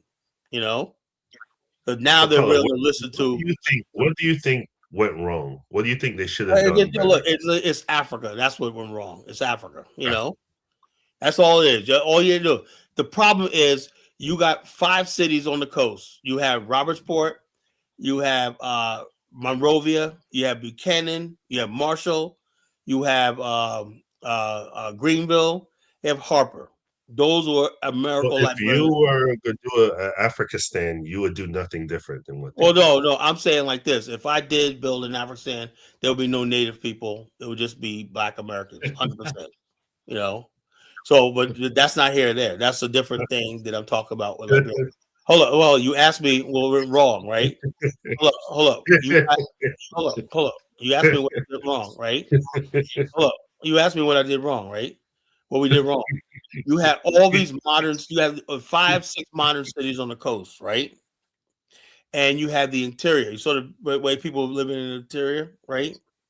So therefore, on that coast right there, and at the time, the rest of the native interior was like the rest of Africa, still primitive and huts and everything like that.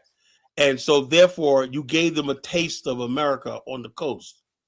And you could not provide everybody with that lifestyle. So Liberians growing up thinking, well, I'm a Liberian. Why don't I have a house with electricity? Why don't I have running water? Why am I living in a hut? And so they think that they were entitled to the same lifestyle as the people who settled on the coast. They should never try to bring them into the fold. No, you can't do that. You can't do that, because the country, look, if you build just enough for yourself to build a nice settlement and stuff like that, you can't bring everybody in there when you're going to be overwhelmed. And something, they tried to do that, right? And what they did was they built shanty towns and shacks all over the place, and they flooded the area, and that's what the problem was, right? And then these people, if they would have basically just let the interior, I would have gave the native people their own independence. Didn't Liberia have foreign white missionaries educating people? Well, actually, to tell you the truth, a lot of the problems in Liberia I saw was the fact that all the problems I've seen in Liberia so far was the people who were educated by foreign missionaries.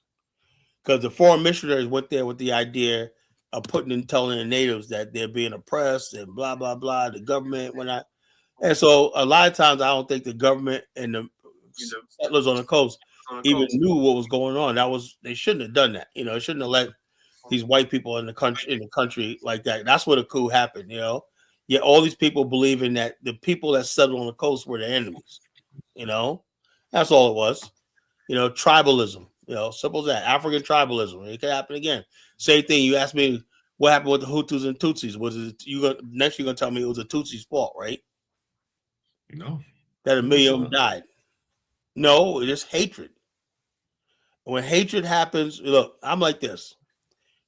And the American Liberians, their big mistake was they should have been like the white Afrikaners.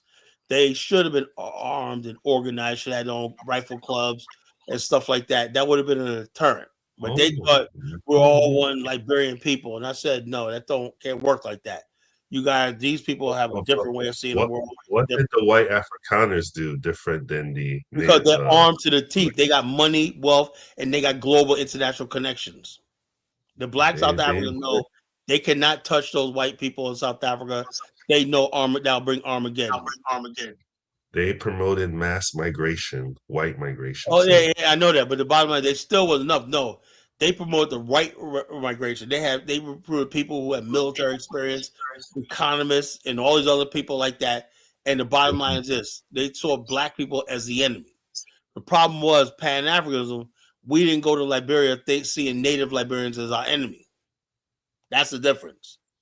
So we let our guard down, say, hey, we're all. Liberia didn't invite any of the black veterans of World War There were black Vietnam, veterans. Hold on. Korean War. They were not in Vietnam, but there were black veterans from World War I and World War II in there, Liberia. Read the book about the African Americans stationed in Liberia.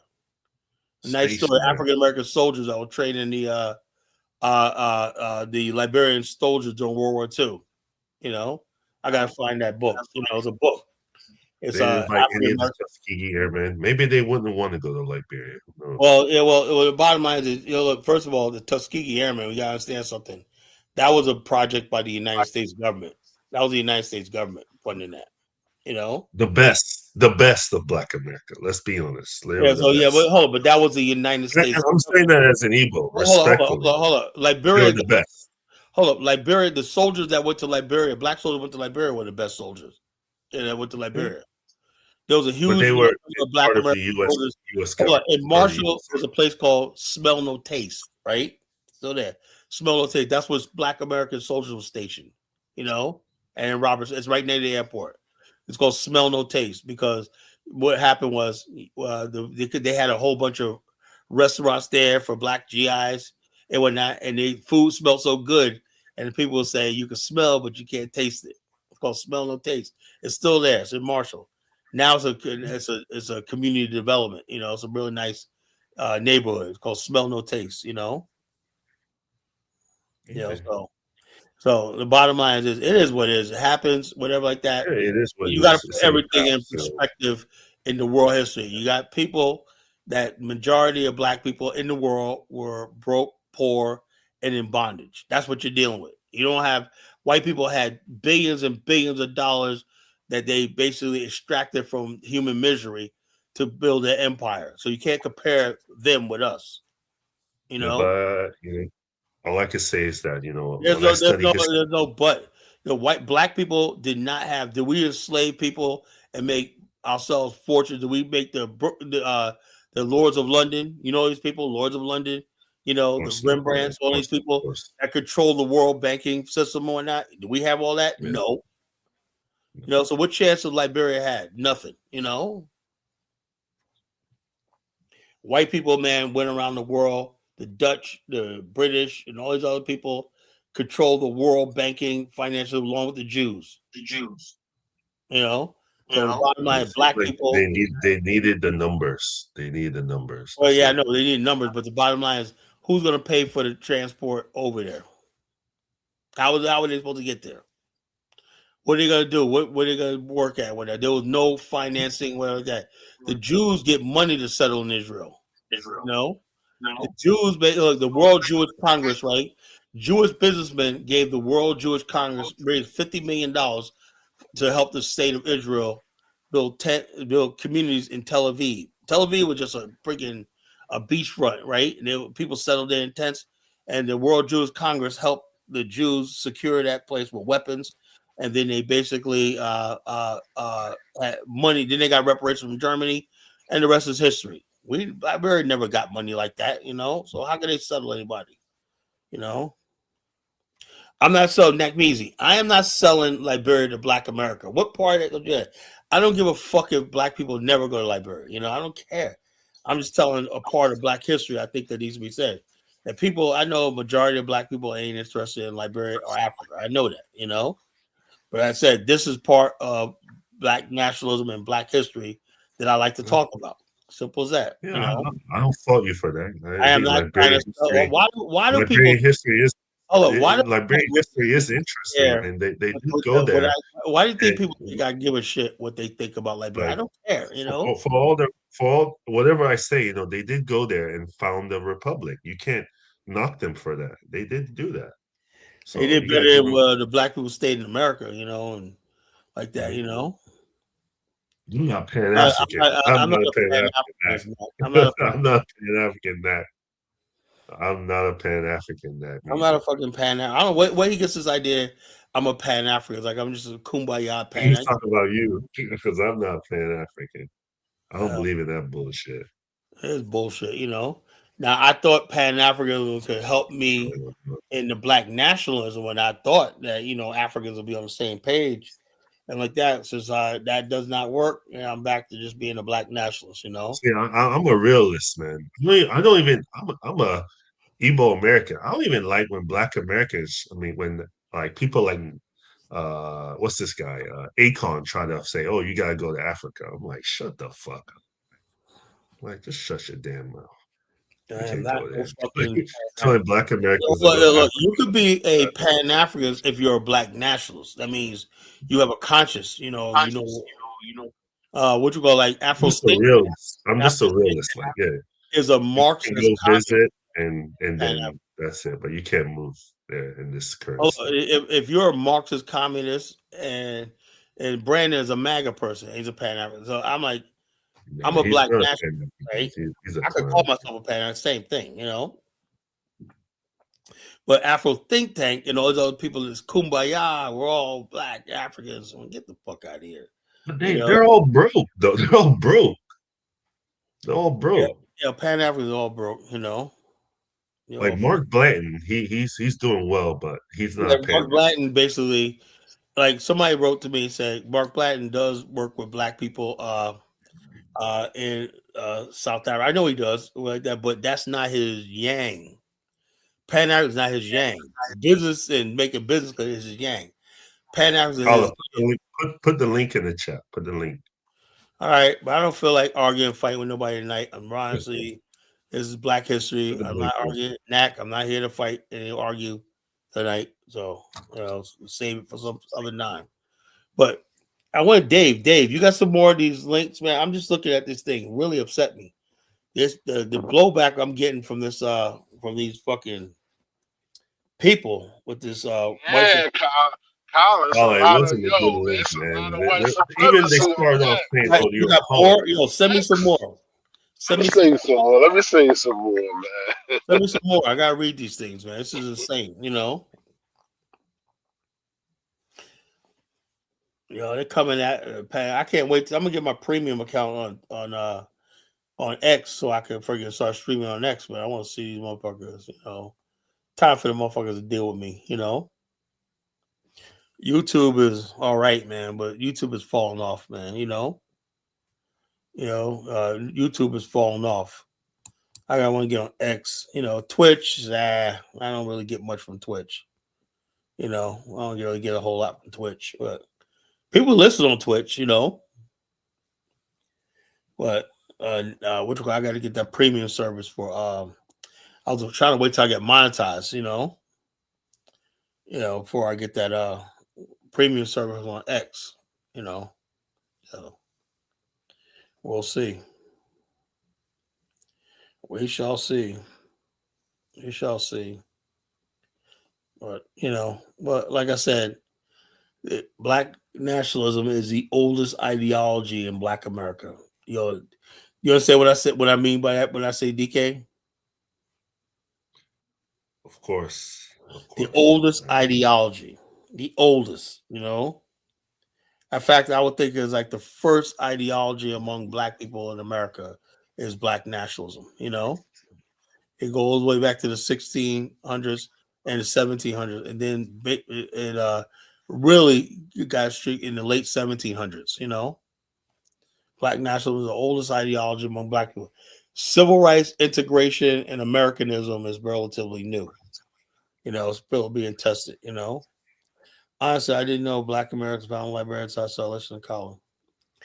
Yeah, like I said, Liberia 35 years. You're only talking about 1945 to 1980 that you really had the country could say we built something. Other than that, man, I that's it. That's it. People wanted miracles in 35 years. Back then, they was able to do that in 35 years. Take a country that was a backward country with no infrastructure, no Wow. nothing, to develop that thing in 35 years is amazing. Hey, call my Biafran uncle or cousins here. So Hey, what's up, brothers? Especially to my Biafran brother. How are you? I'm good, brother. How are you? Hey, is Namdi Kanu free yet, or what? Dude, we might have to break him out of jail like a shot of Shakur, man. Yeah, for real. IPOB today and forever. Yeah, why don't you ever talk about Nigeria, Kala? You most likely have Nigerian ancestry like me. I do talk about Nigeria, but since there's a lot of Nigerians on YouTube talking, especially Dynas, I don't feel like I have to meet the horse. Dynasty is a fake Igbo. I mean, a fake Yoruba. So I don't know. But they talk about all the stuff. I would like to know. Like I said, as far as Nigeria, you got Kid Ola that comes up here. He talks about Nigeria or not, and I don't know whether Nigeria wants to be looked at as a modern people. Are they trying to get to the modern world, or are they talking about, like, every time I hear Ola, he wants the modern world, but he always talk about these superstitions he has with his Edo people, whatever it's called. He wants the white woman. He wants the white. I don't know what I don't know what Ola's position is. Whatever, I get confused. Some people say Nigeria is a failed country; they don't care about it, and so some people are like, we're Nigerians, Omo Niger, and all stuff like that. I'm just confused when I hear people talk about Nigeria. What I do know is that up until recently, everything about Nigeria was some sort of competition with Black America. It gets annoying and whatnot. Oh, look at us, man! Afrobeat's taking over the music scene. Blah blah blah. Look, I tell them, look, you guys are trying to climb the ladder. We are the ladder. Afrobeats ain't gonna rise as much until Black people in That's a America. family feud, brother. That's a family feud. Well, I'm like this. That's fine, dandy. But if I turn on something and the average Black person in America knows nothing, can't even point, never heard of Nigeria, never really. Most Black people in America, that's not true. That's not true. most Black people in America, they can't point to Nigeria on the map, bro. Well, pointed to on a map, but at least they know what Nigeria Well, they is. heard of it. But if you say, what is Nigeria, right? Just like people, they ask you on the street, okay, what's the capital of America? Phoenix. The average person, Those are dumb millennials and dumb new people. But that's most people. Most people are stupid. Yeah. You ask them, what war did we fight for independence? Right? World War II. So same thing. If you go out on the street in any Black college or whatnot, and just ask random people, what do you know about Nigeria? I see it for. Most Black people in America can't name you 5 African countries. They can't. Most Black people can't name me what? Name 5 African countries. Oh man, I'm dead serious. Most I Black don't think so. Americans cannot name 5 African countries, right? And also, like I said, when at the same time, right? When you see people online, they got Black America so picked out. It ain't till recently Black people start doing their digging and doing their homework, and they discover, oh, these people telling about their country, Nigeria. Then they discover things like Makoko. You see the DK, you know what I'm talking about, right?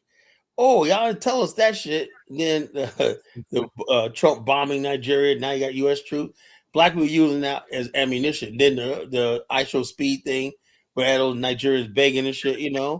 They're like, oh, so this is in Nigeria. Blah blah blah.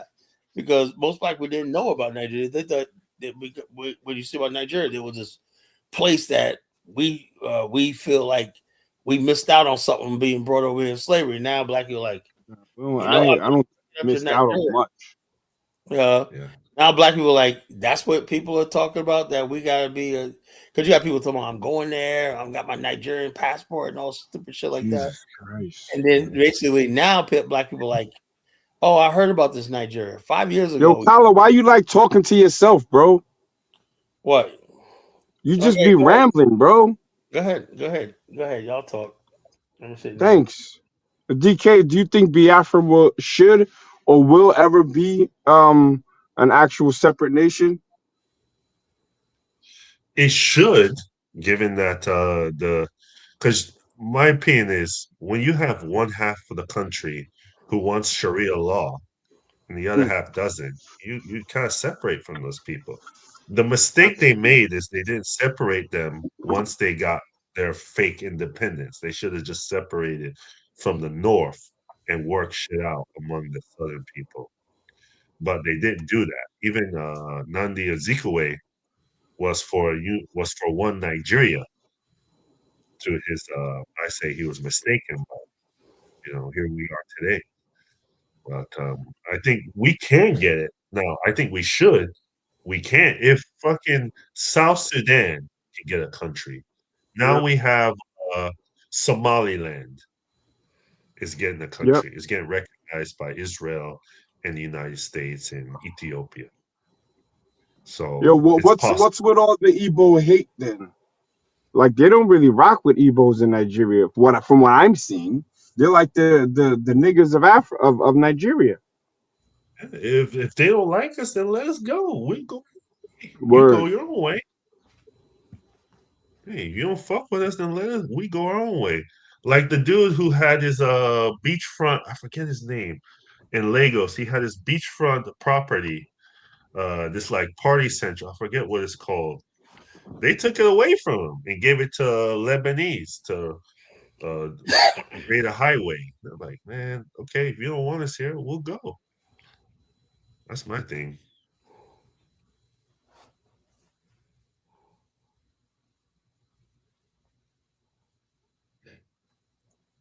Hey DK, what do you think about his comments concerning Coco Jones? You comment.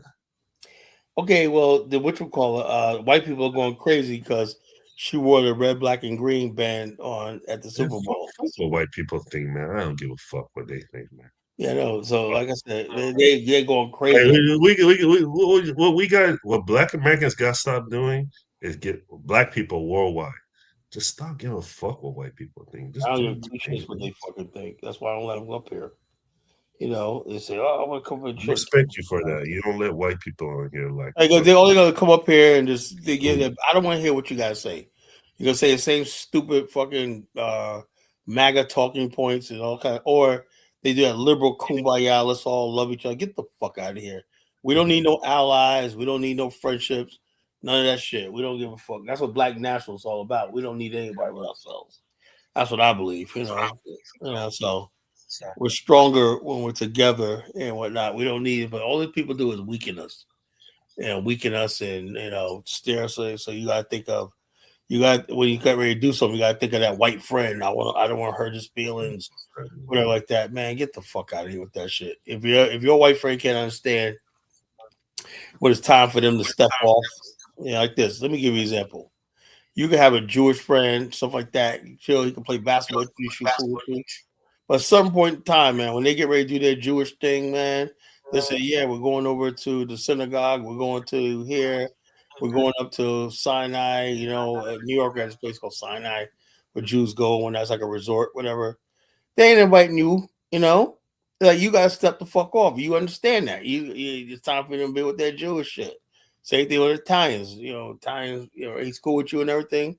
Only people that don't have no space is Black people, Everybody got to come to the cookout. Everybody got to be invited. You know, man, get the fuck out of here with that shit.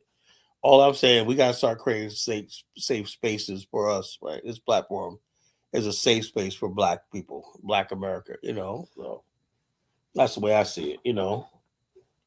If they want to listen, they can listen in the chat, man. Can you participate? No. But your opinion is not needed, not wanted, you know. Oh yeah, okay. The property that was demolished in was called Landmark. Yeah. Yeah, a place in Lagos called Landmark. It was nice.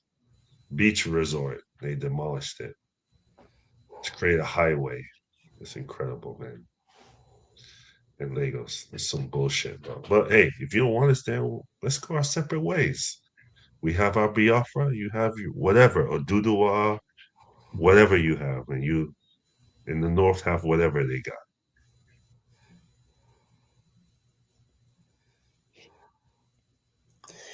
Yeah, man. These people, these comments, right? They're trying to equate the Black nationals flag to white supremacy flags. You know, these people are insane. They're like, oh man, if she could do it, why can't we have our racist flag, our white supremacy flag? Y'all got the white supremacy. Y'all play it every day. These people are insane, man. You know, these people are fucking insane. You know, it says low intellect person. These are Pan African colors. Here's your white nationals flag. Yeah, they wear the rebel flag. See, they don't like us matching that energy. You ever notice that? They don't like us match that energy. Like, how dare you fight back? You know, Fuck that's them. what I said. Now, notice how white people aren't getting triggered by the FBA, Yeah. but they're triggered by this, ain't they? Yeah, that triggers. What did that tell the FBA people that y'all shit don't matter? You know, y'all had your little moment in the sun, but now it's over with. You know, I'm looking at these comments Dave sent me, man. I'm gonna read some of them. You know, let me read some of them. You got this is insane. You know what these people are saying. All this chick did was wear RBG band. You know, okay. Somebody RB says there's no white anthem, black anthem. Only American anthem. Whoa. Somebody said white people. I didn't even know who she was. I never heard that singer until I knew I never heard of her. She was with Donovan Mitchell, a basketball player. So I think, yo, look, that shows you how far out of the loop I am. I don't know any of these damn celebrities. I don't know nobody. You any of know, these singers. I stopped following celebrities like 15 years ago. You know. Okay. Say no to the NFL. She ain't a swirler at least. So Yeah. So, she ain't Indian like one of the people said in the chat earlier. yeah, well, Rico tried to sneak that in there. Nah. You know, Rico's mad because FBA is having a bad day. They're having a bad day. Saying white conservatives, somebody named Mandinka native, saying white conservatives are the most whiny children on the planet. Somebody they cry so much, and they always tell other races, "Oh, stop complaining," but they are the biggest whiners. They're the biggest freaking woe is me motherfuckers on the damn planet. You know. This white genocide in South Africa. You know, gets me is that now they're going this thing talking about that girl Lily talking about white race mixing as genocide of white people. Then why is it you don't tell white guys? I was on one TikTok. This one chick she was, oh my gosh, she's a black girl. She's hot. There's several smoking hot black girls on TikTok. Do that keep the white guys away? No, they're in there. Do you want some white chocolate? You want to do like that? These motherfuckers are fucking. White guys will never stop whoring around with Asian women, black women, Latino women. It's crazy. Like I'm not a swirler at all, but I noticed that white men think they can have access to all the women. In other words, basically, you know what this is all about? They do not want black men. That's what I said. I'm not a swirler, but if I see a black man, I don't care about even 17, 17. Look, if you just can't be around me with that shit, you know? I'm saying like this: if you want out there saying some white girl, go to the fuck head, because white guys have never stopped pursuing black. Exactly. My thing is that you just can't be the leader of a black country. That's my thing. You can't be a leader of a black movement or black country, you know. But all you guys ain't got nothing to do whenever like that. You just want to go out there live your life, man. Get with them. Yeah, do what you gotta do. I give you permission. These I have a motherfuckers. problem with Ola because he White just guys are comes on not. here and talks White shit guys are about not Black fucking. Americans, but other than that, I don't care if he's with a white woman. I Check this don't out. care. Look, my whole thing is this. Look. I care if it's a fucking white man with a black woman. I don't like that. That's my thing, right? But when another man does with their women, that's up to the white man to get pissed off about. My only problem is when they gaslight and they say, "Oh, this person's with a white man because there's no good black man." I have a Yeah, problem. they hate. I hate that shit. No, I hate that when they with white men because what they're actually saying is there's no good black. Because black women, if she Oh looks yeah, good, she knows this guy's talking to her. But there's a lot of black women who got low self esteem. And they think a white guy. Like there's one girl going around on TikTok. She goes, "I want to ask a question. How many white guys is open to marrying a black woman?" Oh man, the comment section. And she was cute too. The comment section lit her up, man. They said on the short, none. In the long, none. And they were just roasting her. No, I don't think so. I want my babies blonde, blue eyed or not.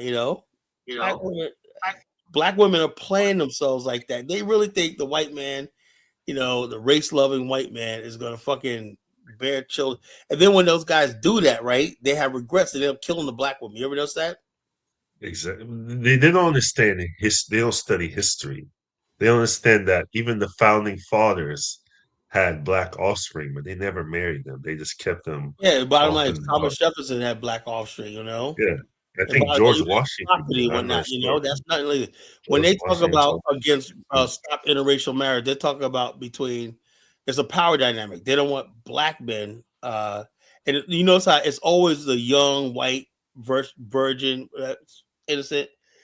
If the Mhm. if the image is a big fat 300-pound white girl, they don't care. Yeah, They yeah. always say, "Yo," they will joke about, "Yeah, there's a big 300-pound white girl." And then Look at even like there's the always one black drop rule guys. was about one drop rule was about power. It's that we can fuck your women and they can have kids, but they'll be black. They won't be part of our race. They'll be part of your race. Yeah, That it's a was like power dynamic. that was almost like them cuckolding the black race in a way. Yeah, Saying that and they telling the black man under the pain of death, you may not try to poison our bloodline, in them. There was a pain of even look at a white woman, would cause death. If you think how crazy that is. If you say hello to a white woman in the wrong way or not, you look at it the wrong way, man, you could lose your fucking life. yeah. It's insane. And this is a But they country can go and do I they love. can go and do whatever to your woman. That's like Same white guys will that's come to the power. That's black town. power. That's just That's power. power. Yeah, they can come to the black town, fondle black women, whistle at them and whatnot. This everything. I'll tell you about an incident that happened in Liberia. Right? Remember I was telling you about the World War II black soldiers there. There was an incident that happened in Liberia at an ice cream shop. Right? Where a white GI was there and he was trying to talk to a pretty Liberian girl. And the black guy soldier said, "No, you can't talk to her because if I talk to a white girl in your home state, I'll get lynched." So what happened was an altercation happened. The black guy ended up killing the white guy, and he was hiding in Liberia. I don't know if he escaped. I think they tracked him down and killed him. They were trying to arrest him, for murder of a soldier. Right? He killed the guy. He killed the white guy, because the white guy swung on him when they got into a fight, and guns came out and shot him. He said, "Look, you're gonna leave." This is why I always question Liberia. How they let that white guy go who tried to kill that black woman? I don't know. Yeah, that's that Jessica shit. I told you. Yeah, that judge was a George Way appointee. They do look hungry. Yeah. He probably came with $1,000 and bought his way. Judge had no evidence, even though there was 2 witnesses, everything like that. But yeah, you got a problem in Africa. The problem of the white people. And I can sympathize with people like Lozy who say like they're being unfairly criticized for having white people because to be honest, it's the same all over Africa. It's not Yeah, much white different. people have a privilege in Africa that nobody wants to talk about. The Africans basically do that. It's not people like me. It's Africans, right? They see white people. Oh, let's get on knees. All knees shall bow. Tongue confess. The white man is Lord. They're like African goddess said there have been Kenyan women who've been raped by British soldiers, and none of them have been held accountable. Look, there's white people that go to Gambia and prey on African children. You know, there's an African American woman there in Gambia trying to stop that. And I said, this chick is. I saw her voice. I said, she's American. First I thought she was a Gambian. She was American. No, we gotta stop it because the average Gambian look at her like, okay, why are we doing it? That's just the way it is. White people come here. The family's poor. Some of the families give their kids over to white people. Whatever it is, we're doing something wrong. When you gotta give your children over to somebody for sex just so you can eat, that's how it is in Kenya. These girls be so poor. Whatever it is, man, you guys, that can't happen. That can't happen. And then when you tell them about it, they're like, oh man, that's the way it is in Africa. That's why I know what happens in Ghana. I said, I know those people over there, like Campbell, don't see that. I could never be comfortable in any country if I saw that. If I saw that in Liberia, I would get on. Isn't that woman, Arth Cathy, who spoke up about it? They try to criticize her. Yeah, all the black people living in Gambia are like, oh, calm down, blah, blah, blah. Because they get over to Africa. And I think a lot of black people go to Africa because they want to engage in the same bullshit. Just because somebody goes to Africa and calls it Pan Africa, you gotta look at them carefully. I think there's a lot of pedophiles in this movement, Because how do you turn a blind eye to seeing shit like that? Yeah, you can't turn a blind eye to that. So people they turn a blind eye to the sex trafficking and stuff like that, abuse of children and stuff like that, and they're like, "Oh, I'm a Pan Africanist." Nah, I don't make you a Pan Africanist. It make you a Pan pedophile, enabler. So I tell people all the time, I don't get involved with all that shit. Yeah. I'll tell you in a minute, man. That's one thing I do about Liberia. You don't see that shit, Colleges, it happens in Ghana. There are beachside resorts. Are you serious? Are you serious? Well, they didn't show that. I show speed screens. Oh, wow, man. I need more information on that, man. Ghana has seaside resorts specializing in pedophilia. I need to know about where Louis is going to come up here. Oh, Lord. Oh, Lord. Here comes Louis. Louis is going to come up here. Oh, he's coming on. I'll tell you right now, it does not happen in Liberia. I'll tell you that right now because I know Liberia, if you touch their children, they'll kill you. That's the one thing I will say. That's good. They love their children over in Liberia, You don't see a bunch of kids running the streets and stuff like that in Liberia. You can't move your family. You can't move your family to a place where that type of thing is normalized. That's just not I don't know how people are going to the Gambia and whatnot. I'd be like, they be all fat white ladies out there, Ask Louis about Big Millies. Oh, I gotta look that up. Big Millies. Even I heard I watched this documentary of how some people who crossed the Sahara and winded up in Libya, how they were raped by Tunisia. Yeah, how they were raped by old women. It's like, how can a woman rape you? I don't know. You're poor. They got power. You're poor. You're starving. You can't fight back. Yeah, that's the dynamic. It's the power dynamic. That's why I say you always make sure that when it comes to the power dynamic, that you're on top. Simple as that. You never negotiate position of weakness. I never will. Like I said, I'm dead serious, right? Right. Didn't I ban you, Adama? Why does Adama come up here? Did I block your ass, man? I'm gonna give him 1 second to say something. I'm gonna give you 1 minute. Go ahead, Adama. All right, what's up, Kyla? I wanted to get in on you were talking about the black men with the non-black women and that kind of thing. Well, I know you're into white women. I said. Well, no. What I was saying is this: you're not a black nationalist. It doesn't matter. I can do what the fuck you want to do. I don't care. But if you're gonna come in a black nationalist circle with me, you can't be doing that shit. That's all I say. Okay, but I just want to give where I'm coming from with that. And the thing is that what I learned is that because I was on that too. I was on that, that black nationalist. I want to build with the black women and find me a beautiful black woman to, and that kind of thing in my early 20s. But what happened was I stopped doing that because all I saw was these black women running around chasing these white dudes. And that's what I saw. And I saw that, okay, these black women will ignore me to go chase down a broke white dude, a white dude that's like broke, doesn't even have, you know what I mean? He don't even have a job. Okay, or he's barely, or he's living in like a trailer park or something like that. And they're running those white dudes down to be with them. And I'm like, what are we doing as black men? It's not that, we're not black nationalists or we don't care about the black race.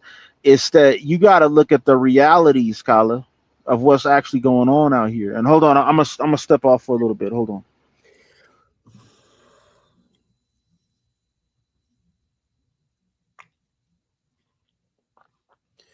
What's up, Dark Migo? Chat. Gotta get your swag up, bro. Dark Migo's is a Don Juan, man. He says he has no problem with all these females. No, I think what you call it, white black women nowadays. I'm saying, okay, let's do something. Somebody in the chat room, obviously a female, says black women, white women. Let's see. Let's go on TikTok. Let's see what TikTok has to say about that.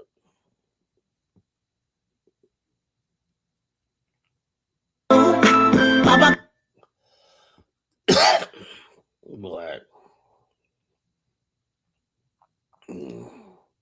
Love black women dating white men. Hey guys, welcome back to another job session. So today we're going to be talking about PWIs and my experience with it. So if you don't know what PWI stands for predominantly white institutions. So this could be a school or workplace, literally any place where people go to exist. So apparently I like white men. I typically don't date white men. Well, I don't date white men. I find them attractive, but that's like the most, I've always been, man, I'm only going to date black men, which I still love them. But the point is, apparently I like a white man now. New Year's coming and I'm acting different all of a sudden. But let me give y'all the background. On this. So the past couple of weeks, I've been seeing this white man at church. Oh my God, just so handsome, such a nice style. We serve on the same team. But there's types of black girls who usually date white guys. First, there's alt black girls. She's probably goth, probably likes heavy metal. Her type is going to be strictly white guys, or maybe a white girl who's alt too. There's suburban black girls, especially if she always grew up there. Her type was white guys from the very start. It was a rare occurrence to see a lot of black people. There's the pro-black girl. If she's pro-black, but her chance of dating somebody white isn't zero though, bro. She'll go for the Afrocentric liberal white guy. He'll be vegan and have an MLK portrait next to the couch. There's the nerdy black girl archetype. She might be into comics, Marvel, cosplaying. She'll be into literature and have a few Funko Pops lying around somewhere, bro. She'll be halfway through a Steven Universe episode, bro. The hood black girls would date a white guy, but only a few archetypes. There's the rich millionaire CEO, or they might go for the hood white guys. They might even go for the nerdy white guys, bro. They might pull a 10 out of 10. They might display levels of game and motion you never would have imagined. There's mixed black girl. Depending on which parent she was more close to growing up, her type might be full white guys, bro. She might go for the skater, old white guy, or probably the guy who does finance. There's the ones who travel a lot. If she's in somewhere like Sweden, it's a good chance she dates guys who's white. Now, there's the ones who work corporate job. A lot of her friends might just be white when you think about it. She might get engaged to somebody from the office. Just a fashionable older black woman. She'll be on IG somewhere with a fur coat, like her husband's gonna be white. There's types of black girls who usually date white guys. First, hear me out. I'm not against interracial relationships. I'm not. I believe in going where you are valued, where you are appreciated, where you are loved. But I also just believe that there's a black man out there that'll move mountains for you. You're just not dating the right ones. Hear me out. I'm not against interracial relationships. I'm not. I believe in going. I have a solution for you. Hear me out. Black woman, white man is the best interracial relationship. If you want me to be honest, this is the best relationship, like out of all the combos. Anyway, but We have the longest lasting relationship according to statistics. Now, if you've happened to divorce a white man or a black woman, shame on you. I don't care. But I'm not gonna put a picture of my ex-boyfriend up here. I just picked somebody who looks the closest like him. He looks like a cross between this. I really don't know who this is, but he really looks exactly like him. The point of this video is you have black women who date outside of their culture and outside of their race as a means to spit in the face of the black and brown men that they come from. Then you have women like me dated too. And I came back and taught my family everything I learned dating. So you have to be resourceful dating outside of your race. Did you know that the whole check sheet for felonies and all of that disappears with you took my heart? You can find the best woman on earth, and I'm going to tell you.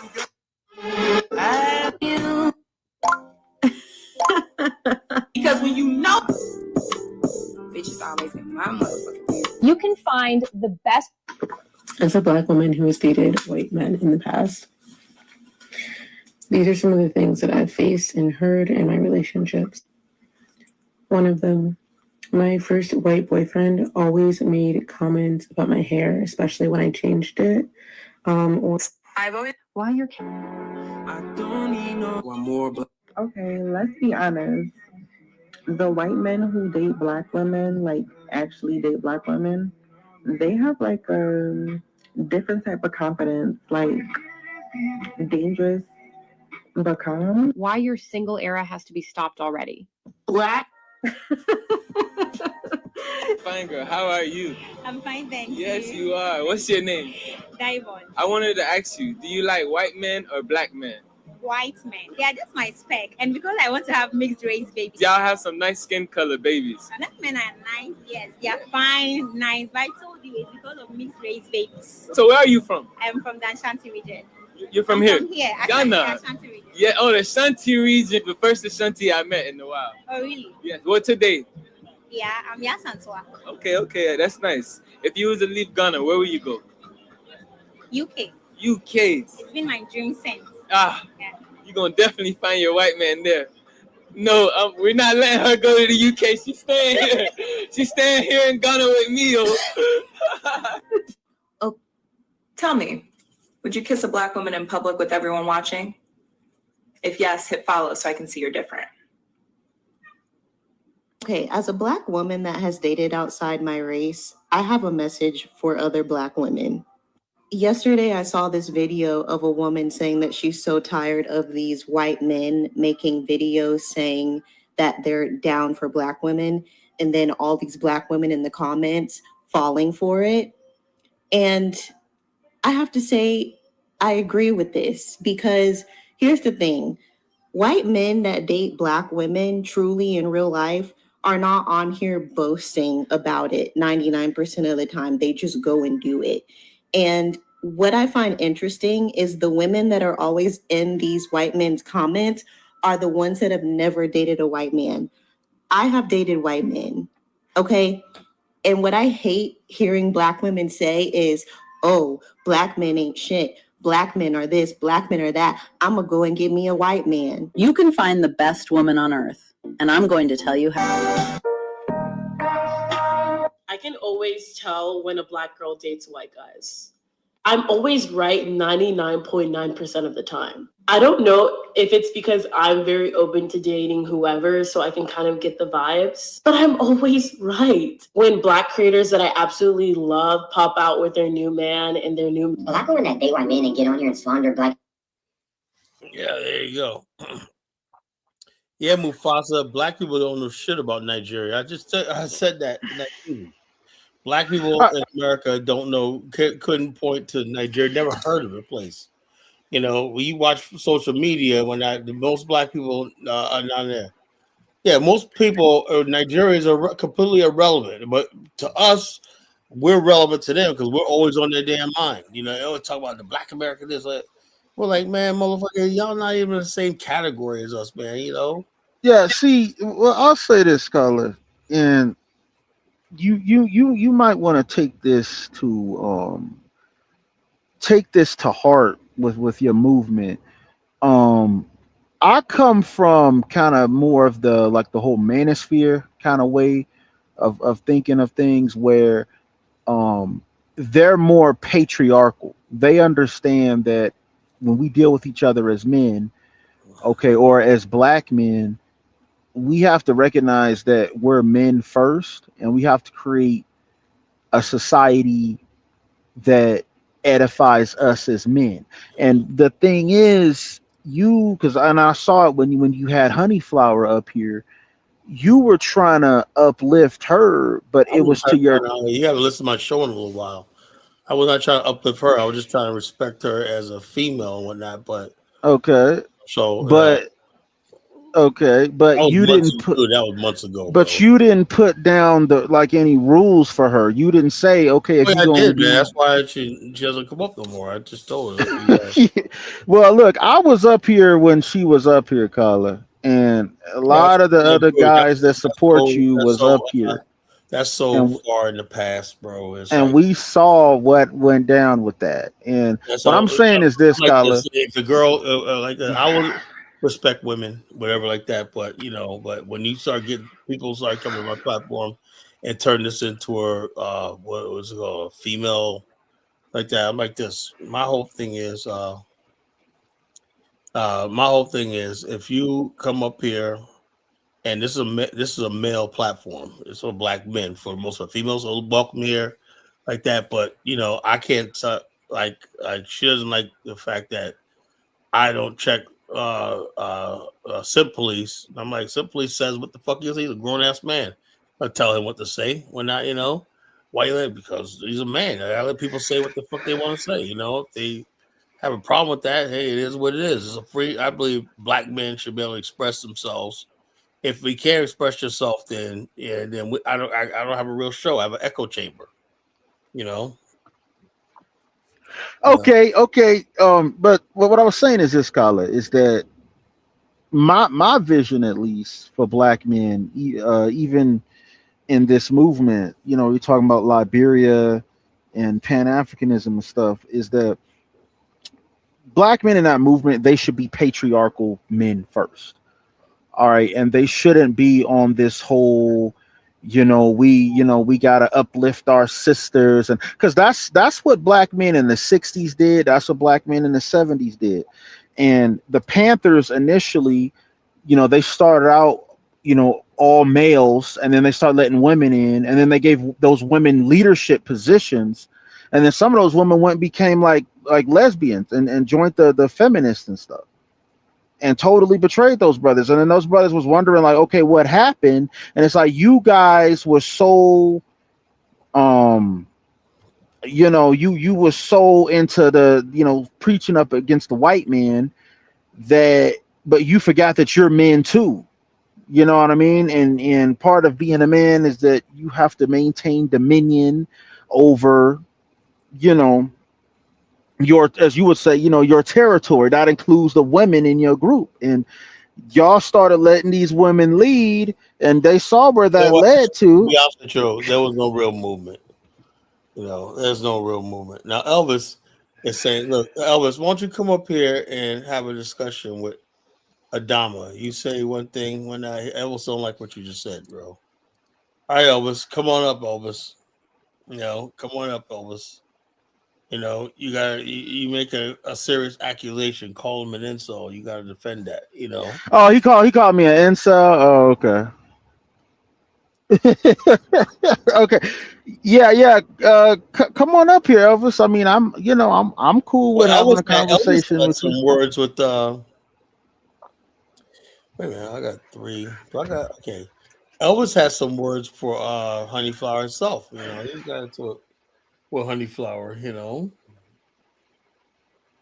And stuff like that. Honeyflower's a good kid, but that pandering to women stuff. Like, look, let me say this, and some people are not gonna like what I'm about to say, but I gotta say it anyway. Let me say this. I think black men should be able to have preferences about what they consider beautiful and what they don't. We're the only group of people that like we're not allowed to decide. Oh, she's beautiful. She's hot. She's beautiful.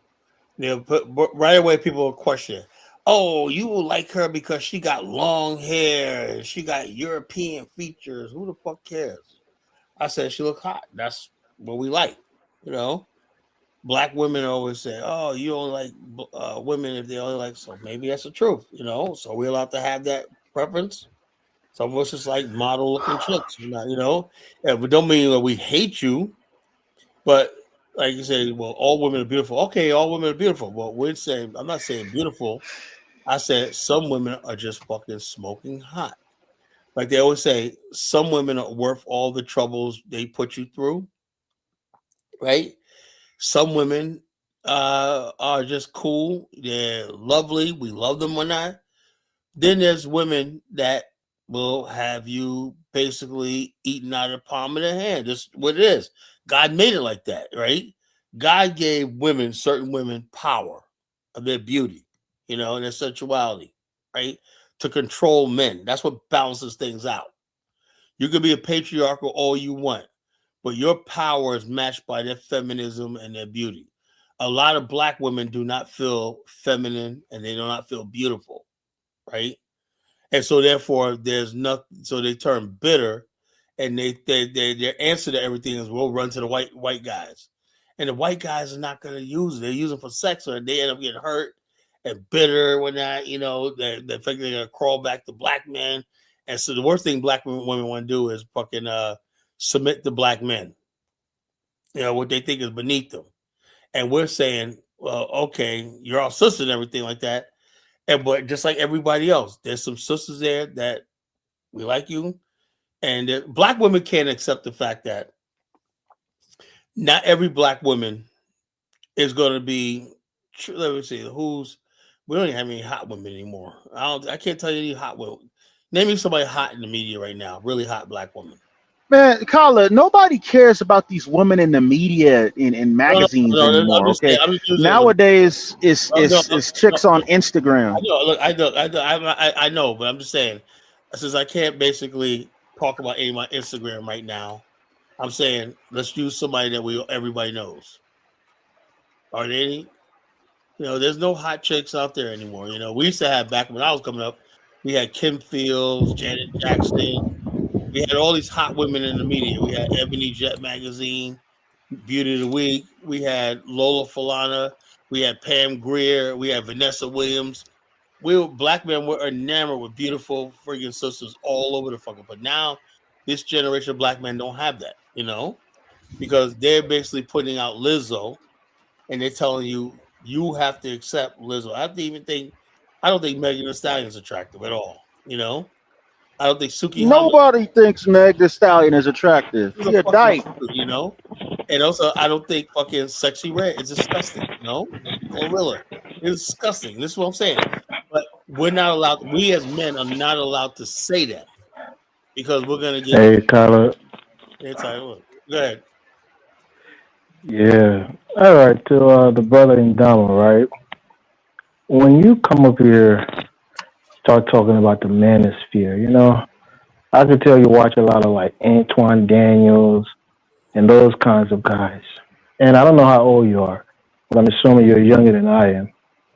When people start talking like that, is one, they probably don't have a woman in their life, that they live with, or they're not raising a family, and they don't have a true understanding of the dynamics between men and women.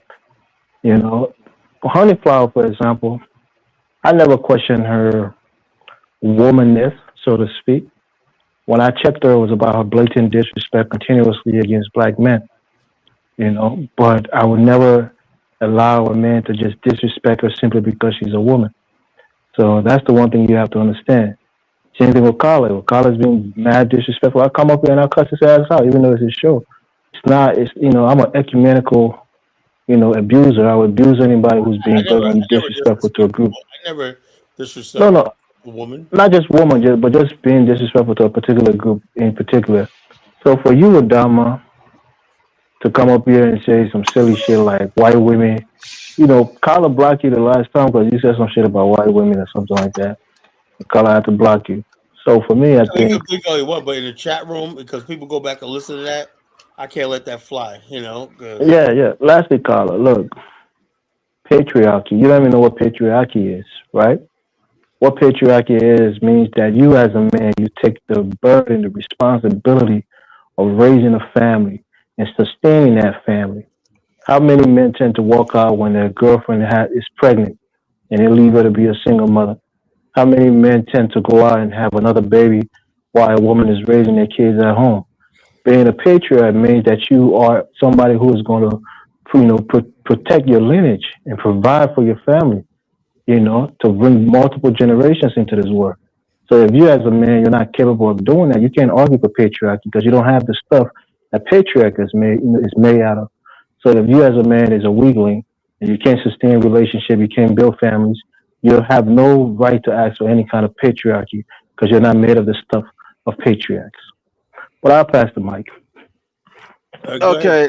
Anthony, go Yeah, ahead. I'll respond. I'll say this. First of all, everything that you said is, it, it's just it all blew over because basically what you're trying to do is you're trying to superimpose like this stereotype of black men that does not apply to me. First of all, um I'm not that type of black man. I have not gotten a black woman pregnant and then didn't take care of the baby and left her high and dry and went and messed with another woman. I have not done that. All I've done is dated women. Okay, so you call me an incel, and that's does not go along with my worldview because in my worldview, a man is judged by his ability to build and network with other men. It has nothing to do with his relationship with women. Okay, I could care less, the way another brother deals with women. Okay, if he got a girlfriend or if he's single, if he likes to go to strip clubs, if he likes to get an escort every now and again, I don't care. That's his damn business. So I'm not gonna go and check him based on how he's dealing with women. My only thing is my ability to work with that brother and build with him, and we network with each other as men. Now, and I want to address what Kala said. Yes, black women, they say that, I've heard it as well. They say that slick stuff to black men. They'll say that, why would I submit to you when the white man is above you or whatever, that type of thing. They'll even say that shit to a brother who's in pre-success years and who's working towards a substantial goal, where he'll be in a position where he'll be a shot caller and be able to make, a lot of money and stuff like that. But the thing is, Kala, is these women, they're not in a position to do that. You, as a black woman, right, given the stats that black women have, as much as y'all the main one that need a man, they're the main ones that need a man more than anyone. And because they're not, let's be honest, they're not like white women where they can just go and make a home business and make $100,000 a year and be good. Even with most black women are not like that. Most black women have to go to college. They have to, and get a job and stuff in order for them to get money like that. It's not like they're these super entrepreneurial women. Now, if we were talking about Russian women, it would be a different story, because Russian women, they do that. They go and they get into the businesses, they get into trucking and stuff, and they go and they make money. They know how to make money, their own damn money. They make money with men. They go into businesses where men work, like the trucking businesses and stuff like that. They'll go make their own dispatch, service and stuff, and be making money with men. Make in industries, making a lot of money and stuff like that. Black American women don't do that. They do not go, they're not those types of entrepreneurial, women like that. They're not. So they have to, the thing is, they need these men, but they the main one up here talking shit about these men. And you just saw So last let me year, ask you but a hold on, question, I'm brother. not done. No, I'm you not had done, you had brother. enough time to I'm speak. not I done. You spoke for saw like 2 minutes. last year, what was it, 300,000 at the beginning of 2025, they were saying what 301,000 Black American women lost their job. Okay, they hurting worse than anybody right now. And you know what I mean? And so they need to be working with these brothers, but guys like you are enabling them. Okay, You know, let so me I'm gonna speak. land Let right me there. speak. Let me speak. Okay, let me tell you this, right? As you know, I don't think you know what a patriarchy is. First of all, right? Patriarchy is a society that is upheld and sustained by the males in that society. If you're telling me that you have no accountability for your fellow patriarchs and you can't hold them up to standards and that's none of your business, you're not part of a patriarchy because as a patriarch, you're supposed to uphold the standard. You're supposed to uphold a society by keeping people accountable and by upholding the standards of that society. It's not, well, I don't care what he does. It's not my right to tell him no. It's your right to tell him how to treat his women. In Africa, for example, I'll give you an example. We have our schools, our traditional schools. The men in those schools are the ones that set the tone. They're the ones that tell their men how to be men, how to treat their women, how to interact with the kids. They teach them how to be men, how to sustain a patriarchy. So I don't think you know what it is. But second of all, let me tell you this. It's your job as a man to know your women. You know your women, you know how to deal with them. If they're going astray, you're supposed to then bring them back on the right path so that they're quote unquote easier to deal with as a man. But if you're saying that's none of my problem, I just want to sleep with them, but I don't want to mold them into the kind of women and future wives that I want them to be, then that's your fault as a man. That's a quote unquote patriarchy. You have to sustain your women and you have to know who they are and how to deal with them. If you're not doing that and they're going haywire, and wayward, that's your fault. So talking about patriarchy, the buck doesn't stop with the women, it stops with you as the men. You're going to be a patriarchal society. That's what has to happen. Well, I pass the mic. Okay, so if anyone else wants to go, they can. If not, I'll go ahead and respond. But if anyone else wants to go, since I spoke before him. You can go, but your mic is bad, bro. All right, is this better? I think someone has like an echo. I think that's what it is. It's usually in down when you're having an echo. But we can hear you. Go ahead. Okay. Yeah, I don't think your echo is me because I muted myself and then the guy was still echoing. Okay, I think he muted himself. Okay, look, the way you talk to these young brothers, right? Okay, because these young brothers are out here, and Elvis, I think I know you're older than me, so maybe you a different generation, but. And what you do is you condemn these guys. You condemn the Anton Daniels but the thing is you're condemning them because you don't understand where they're coming from. Okay. And I think if you took the time to understand where these brothers was coming from, you'd have a much better, greater grasp of the situation. What it is that these brothers they're doing everything that society told them to do. I told them to go to school, right? I told them to study, right? I told them to get the degree, right? And then they get out here and they still can't get a job. And then they get out here and, when they're in pre-success, the women are talking shit to them. Or the women, they're not even getting a date. At least the white girl will at least date a corny white dude in his pre-success years because that's what they do in their culture. In the black culture, many times we don't do that. Also, we're not a patriarchal culture because what it is our women, they talk shit. The thing is that the mating cycle, right? Or the mating process in the black community, right?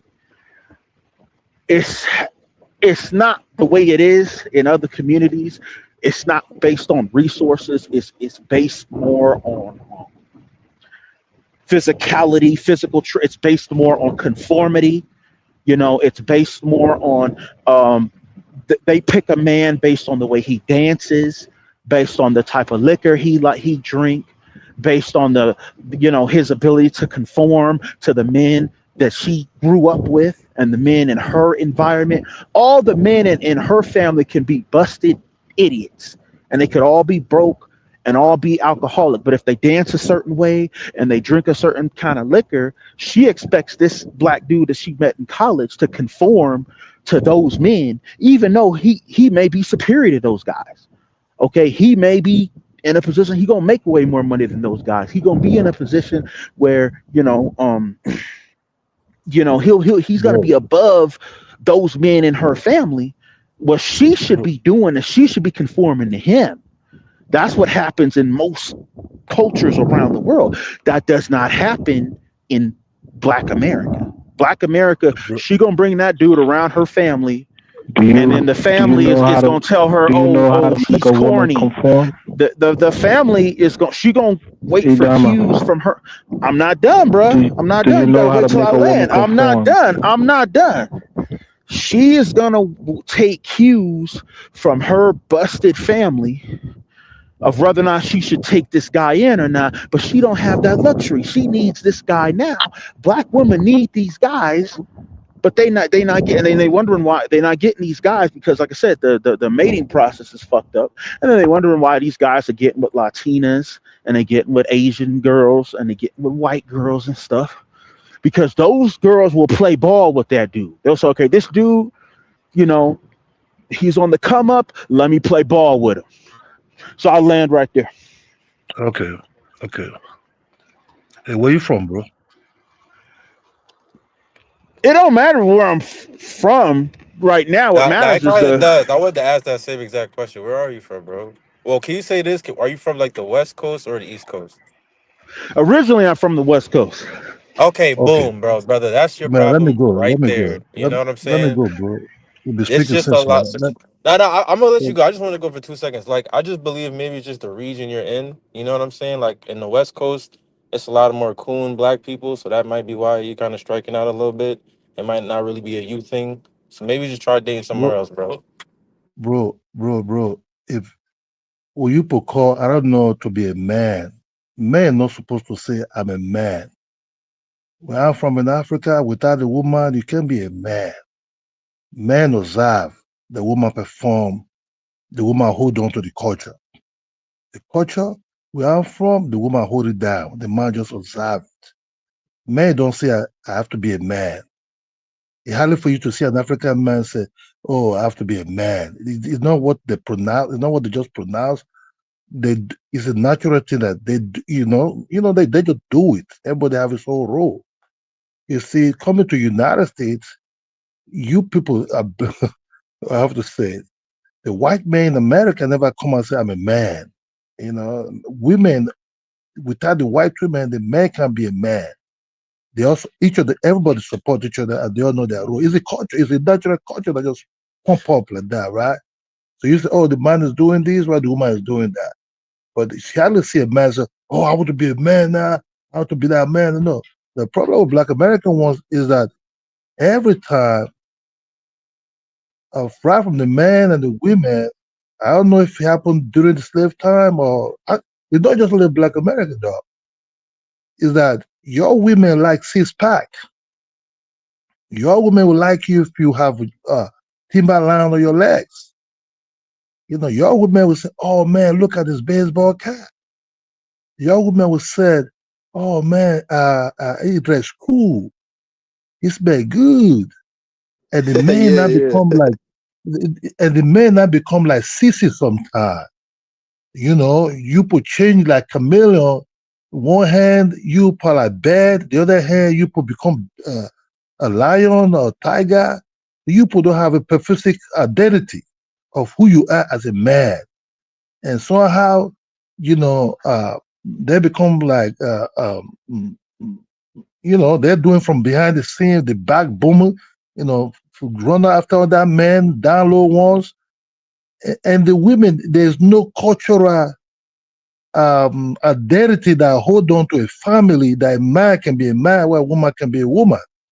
And I don't know, because of the resources not there, and you have to struggle to get a job to hold on with the family, and compared to this 30, women of 30 years ago now, they started this badass shit. They're already bad already.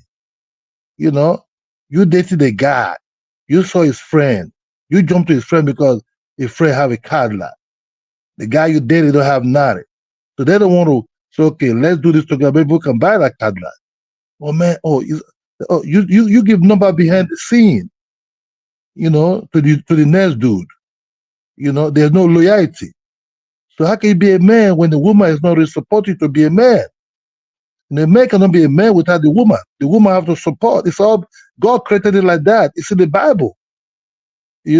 Both of them support each other to be who you want to be. A woman can be a woman, but nobody. You have a woman, you try to fuck, you try to fuck her sister, even fuck the mom too, fuck everybody that's around that lady, that is not discipline. I see it a lot. You bring one black American in, they want to fuck everybody. I give the discipline like that. Yeah, he got Discipline a is point. how about you able to hold on to yourself and hold on to the territory where you are. But oh man, I'm a farmer. I'm a man going to defend my family. I'm going to do no man. Men don't talk like that. It's natural. You defend your family when you think your family is in danger.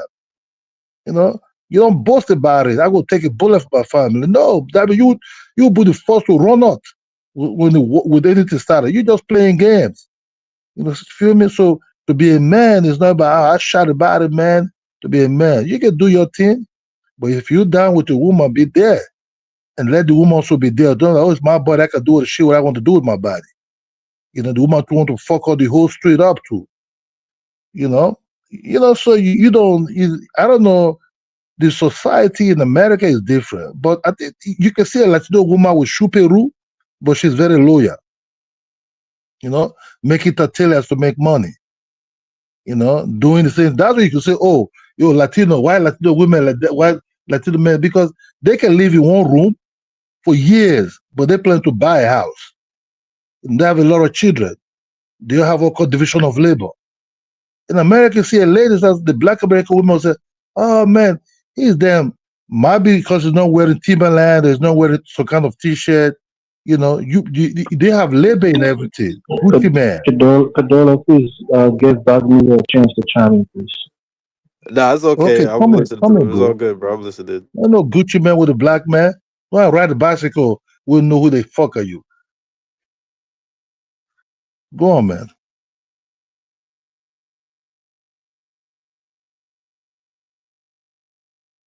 Nah, you can go ahead. I was listening. Okay, so man, you don't have to be screaming. You have to be a man, man, man. They only in America say black men have to scream, I'm a man, I'm a man, I'm a man.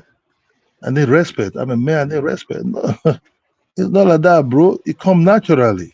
Okay, Man six. Ola, let me. All right, Ola, let me respond because I think what's happening with you is you comparing like women in Africa to like the women in America, but I think one thing you need to take into account is that women, you need to understand that the social environment in America is different because of number one, because of the legislation, but also historically, but also the legislation. See, in Africa, Nigeria, you guys still have like a traditional family structure because your governments have not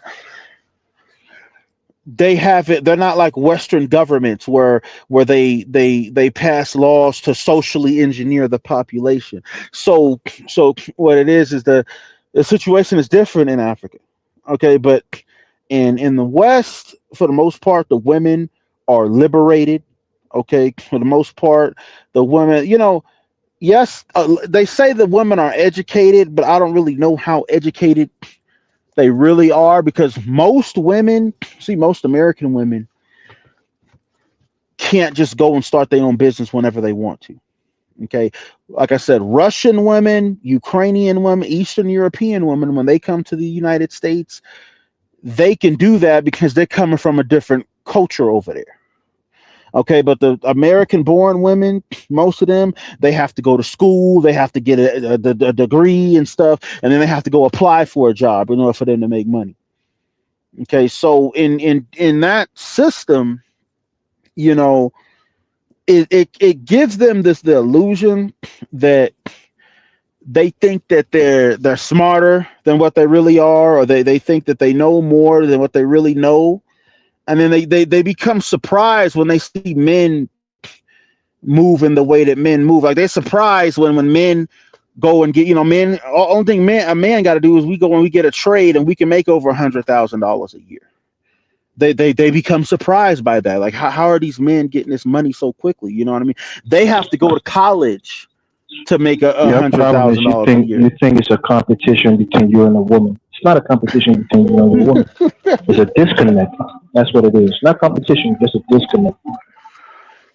I don't want to be connected to women who think a certain kind of way. If they think a certain kind of way and I don't think like that, I don't need to be connected with somebody like that. It's just not, you know what I mean? It's not in my interest. You understand that, Elvis? As a I don't want to be man, you have connected to with these women. listen. As a man, you have to have the will and force, not violent force, but force of will to conform a woman into the woman that you want to be. You have to be a man to be able to do that. The thing that you and the woman has to be on the same mindset, that's not how it works. A man, you have to have certain tools and characteristics and character as a person for a woman to follow you. So the best thing that you're going to find a woman who's already, ready made for you. Nah, usually you have to teach a woman things. You have to be valuable to that woman. Sometimes it's not when it gets financial, but you have to be smart. You have to be a good run, person who run the household. You have to show her discipline. You have to show her things that she realized that she was lacking. You have to add value to that woman's life. If you can't do that, most women won't stay with you. That's one of the issues. All right, I'll say this. The thing is this, is that these women out here, especially, they and the American environment, right? Is when we talking about the Black American, right? The Black American is, and I realize this is regional. Most of these women don't even want to deal with a man that's outside of their um like city or state or local region. Okay, so when they run into guys like me who are like well traveled and I've been to a lot of states and stuff, and I've been, you know what I mean, they don't really know how to deal with a guy like me because I don't fit into their box. You see what I'm saying? So they can't control me. So because they can't control me, it's that's scary to them. So it's not in my interest to deal with them. I have to move on. I have to go and get women from other cultures. Like I have to go and get like an Afro Dominican or Afro Colombian, or you know what I mean, or an Afro Cuban or something like that, or even a So like, what's the problem if you're getting women? there's no problem, but the thing is that when I look at Black America, right, I'm like, there's no way I'm about to go mess with some of these women, because like I said, I don't drink I'm a beer guy. I like beer. Every now and again I might do some whiskey. Every now and again I might do some wine, but I'm real simple. I just like to drink beer. I don't want to drink this fucking malt liquor that a lot of these niggas be drinking. To me, that's ghetto shit. Like Old English, that shit is ghetto. I'm not gonna drink that shit. Come on, it's not 1995 anymore. Come on, man. Show your camera, show your face before I let you on. You're a new person. I gotta see your face. I'm not. You know what I mean? But then they be like, oh, this nigga not doing this, so nah, it's not gonna work. So what it is you talk about the manosphere.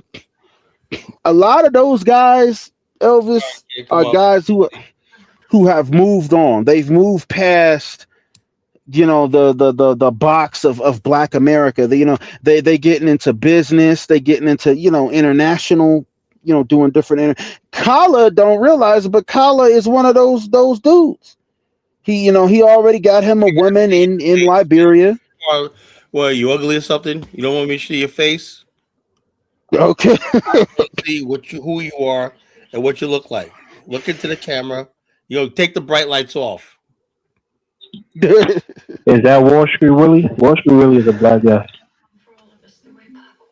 Yeah, he be on that other guy's too, man. Okay. I think he older. That's probably when he Yeah, talking that about. was just the bedroom lights. My bad.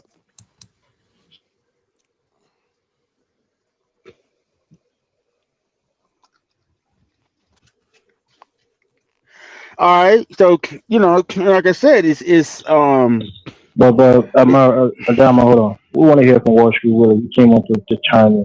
Let's hear what okay. he got to say. Okay. I just think a lot of the elements of the build are a lot of they're very misguided. They're not factoring in, basic regional differences and things of that nature. And I think when you're talking about women of America in general, right, you're talking about a place where women all over the world look to come to be the type of women that black women, American black women, have become. Very independent, very free. Now, you also have to understand there's a segment of black American men like myself who have no problems with these women, right? Like, who have no problems getting them to settle down, dedicate themselves to us.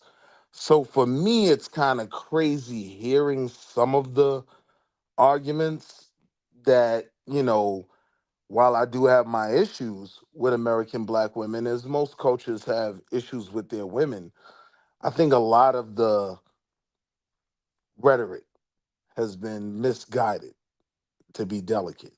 But yeah, I'm just listening in and waiting to chime in. But yeah, that's what I told him. Like, it might be like a regional problem for you and Dama. Like, you're in California. Like, you got to remember that. I'm not in California anymore. Well, I I'm live in South sorry. Carolina now, I but meant to I'm say from you're on the California. west. You're on the west coast. My bad. No, But I'm on the yeah. East. I told you I live in South Nah, I know I'm Carolina saying, now. but you come from there, so like that might be why you got a lot of issues because you was bringing up old No, English I and don't stuff. have any issues in South Carolina. I was speaking generally what the issues are, and generally it's see like I said, there was a show, right, called the Pineapple Show. It was on YouTube. There was a young brother about two years ago. There was a young brother who came up there. And basically, the Pineapple Show was like a speed dating show. So you have a girl, and then they would bring in different guys and talk to her, and it was speed dating. One day, there was this young black woman was on there, and there was a young brother that came up there, and he introduced himself, and he said that he was a nuclear physicist.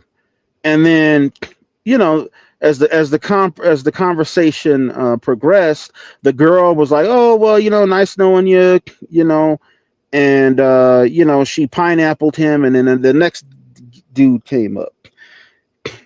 3 days later, everybody was like, "Wait, did you see what happened on that latest episode? There was a young brother that came up there who said he was a nuclear physicist. Okay, he was in the military, he was in the Navy. He was going to go to nuke school. Okay, and go learn how to engineer nuclear powered engines and stuff for naval ships and stuff. That's not just some shit that they let everyday like that. Nuke school in the Navy, I've researched that. It's hard to get into that shit. You don't just apply to that shit. You have to be handpicked to be in that school, because that's a very hard school. That shit is harder than brain surgery, man. No, yeah, I know, Okay, I believe it. and the thing is, this girl didn't know. She didn't even know how to process what this. I mean, and the girl was they found out about her background. She was a hood. She was from the hood. Okay, she came from that hood, background. She kind of knew how to talk and present herself decent, but she came from that hood background. Okay, she had no clue. That would be just like me. Okay, let's say that'd be just like a middle school basketball coach, right? Kicking a young Michael Jordan off the fucking team. or kicking a young Kobe Bryant off the team because he didn't fit in with the other players on the team. You can't recognize this kid's raw talent. But it happens all You the can't time. see that, yeah, but you can't see that, that this, see, a good coach will recognize talent. A good coach will say, hey, that kid, give him more reps. That kid over there, give him more PT because he's going to develop. Okay, You but gotta understand though. an idiot coach will just kick that kid off the team and say, But "Oh, wait. To your and analogy. see, that's what you need to look at, Willie. You need to look But at wait, the intangible. to your analogy, understand. When Michael Jordan got drafted, he was drafted to the Nets. He was traded, right? So yes, people do misdiagnosing talent when they see it. And then they go on to regret it later, right? Every team regrets not having Michael Jordan on their team. But understand, even in that analogy that you gave, yes, like coaches at the top of their field chose Sam Bowie over Michael Jordan. It's a fact. Who's Sam Bowie? Exactly. Let me Right? let me show you really if I can real quick. Yeah, Look, I was like, who is being that? being a nuclear physicist doesn't mean that you're a good man just simply because you're a smart person. So I'm not defending the lady, but I'm just saying understand that some doctors are assholes. Some lawyers are dicks to their wives. So simply having a high earning, profession doesn't mean that you're going to be a great husband or even a good man of good character. So I get it. He was somebody who, as black people, we should be proud of, but it doesn't necessarily mean that he has, a great personality or he's going to be a great husband too. So that's fine. I mean, some people like to have similarities, right? Some people say opposite attracts, but it's not true. Similarities attract. When you see somebody that has the same interests and the same hobby as you tend to want to be around that person. So perhaps she felt like she was out of her league. Sometimes we do that. We subconsciously look at somebody and say, well, that person is just out of my league. I don't know how to deal with them. I don't think I can deal with them. So maybe that's why she skipped him because she probably was intimidated by what he did, or maybe he was too smart for her. And sometimes those things happen, even with men. Some men see certain women and they feel like, well, she's too sophisticated for me. She has a profession that, I can't handle, or whatever the case may be. So, but being a man doesn't mean you have to have a high earning degree or to be a nuclear physicist. It just means that you have to be able to do the things that's required of you as a man. And like the Dola was saying, I'll tell you this, right? Maybe African Americans need to do what the Africans do. And it sounds silly, but we have schools. It sounds silly, but schools where young boys go to become men. Maybe you have to have clubs where men teach young boys how to become men and tell them what's required from them, what's expected from them in the society by other men, and what will be required from them from their women. Those things will probably help form better men. Don't mean you're going to be a nuclear, physicist or a scientist or a doctor, but you'll be a good man, and you're probably most likely find a good woman and raise a good family. I pass the mic.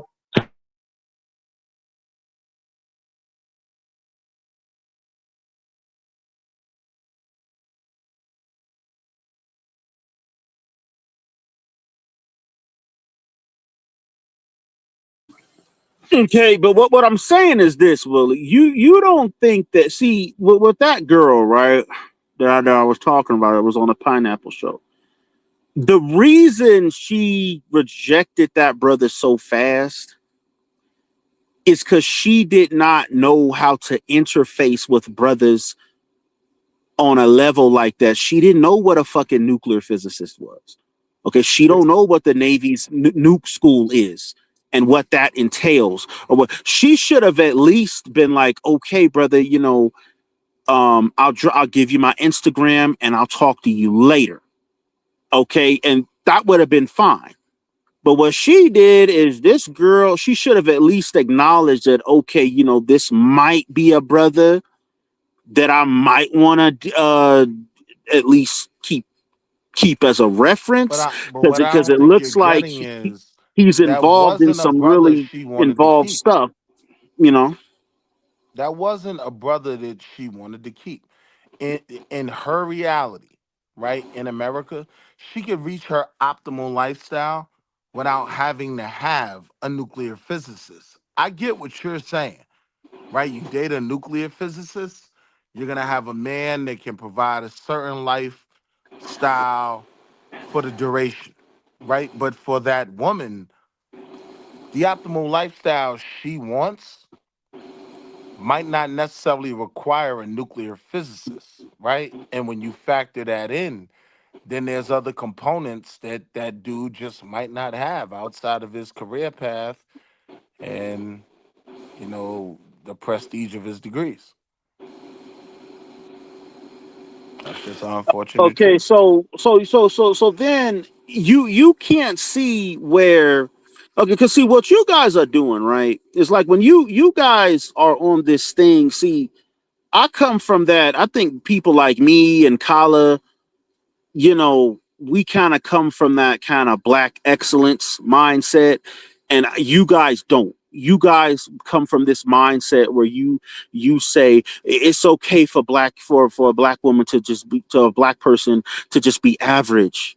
It's okay for us to just be Nah, average. It's okay for us to you know what I mean, to just have the average things. And oh well, maybe she didn't need all that stuff that brother had, or maybe she didn't need.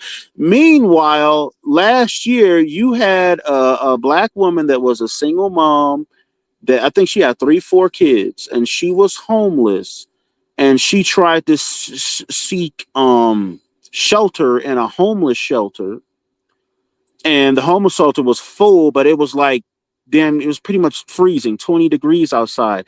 She had those kids sleep in a car in the back of a car, that night, yeah, and it was I 20 seen that it thing. was I seen that. 20 But it was listen, like, 20 I just degrees wanted to say this to outside. you because, The like, next why would you brother, think let that, me like, land, let me land. No, The hold on. I next was just gonna say this morning, just real quick, just real quick, let just me real quick. land, bro. I'm not All right, done go because ahead, I'm go ahead, not go ahead, go done. ahead, go ahead, The go next ahead. morning, You take it too long. the kids were dead. Yeah, I know. I've seen Okay, that. they were Everybody saw that. dead. Okay, so it's not a game anymore. Okay, But that are those I'm the an black women you be independent dealing women with? Like, stuff. nobody up No, here no, deals with those bruh, kind of bruh. black That women, I'm an man. independent woman stuff it's not. It was cute when they was doing that shit back in the early 2000s when Beyonce was making those songs talking about all the women who independent. Throw your hands up at me. That shit was cute back in 2001. It was cute back in 2002. It's not cute anymore. Because you got dead kids out here now. Kids getting killed behind gang activity and stuff. Okay, because they raising these single mother households where they're not getting no supervision, no But there's guidance. It's another it's portion of those turning deadly households now. you're not speaking It's to. deadly now, bruh. Wait, no, Yeah, I no, know, but no. It's like not a nobody up game here is anymore, really Willie. dealing with those Hold black on. women. So what's really A your It's lot of not these it's point? not single mothers are 2001 making anymore, six Willie. figure salaries, right? There's not the need to cleave to a man like before. The I don't think the woman you were talking about that rejected a nuclear physicist is in jeopardy of her kids dying in a car.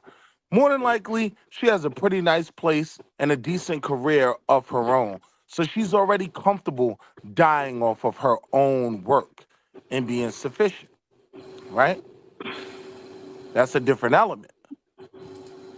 So I get the comparison you were making, but the reality is, especially in my space, good God, when I look back at when I was dating, you have tons of black women doing extremely well.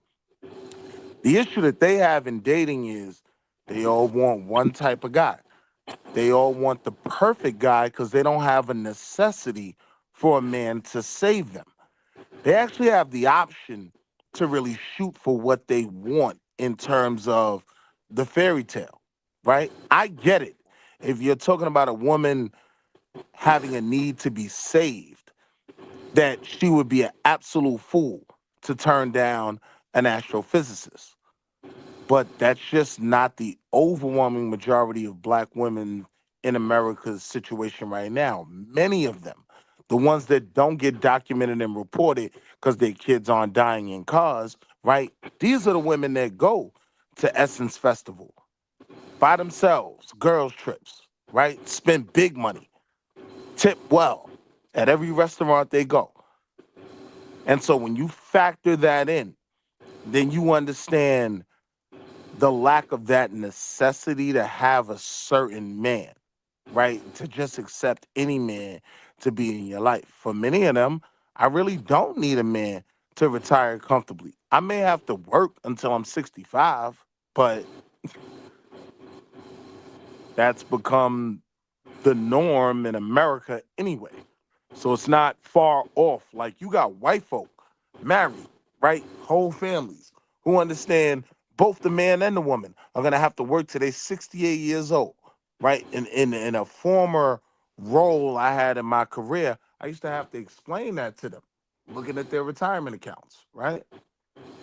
So I think the main thing you're missing is the lack of necessity that Black American women have for men to save them. Yes, that tragic story of those kids that died, that's an unfortunate thing. But that doesn't define Black women, especially not in corporate America. Many times, they're the managers in the office. That's a fact.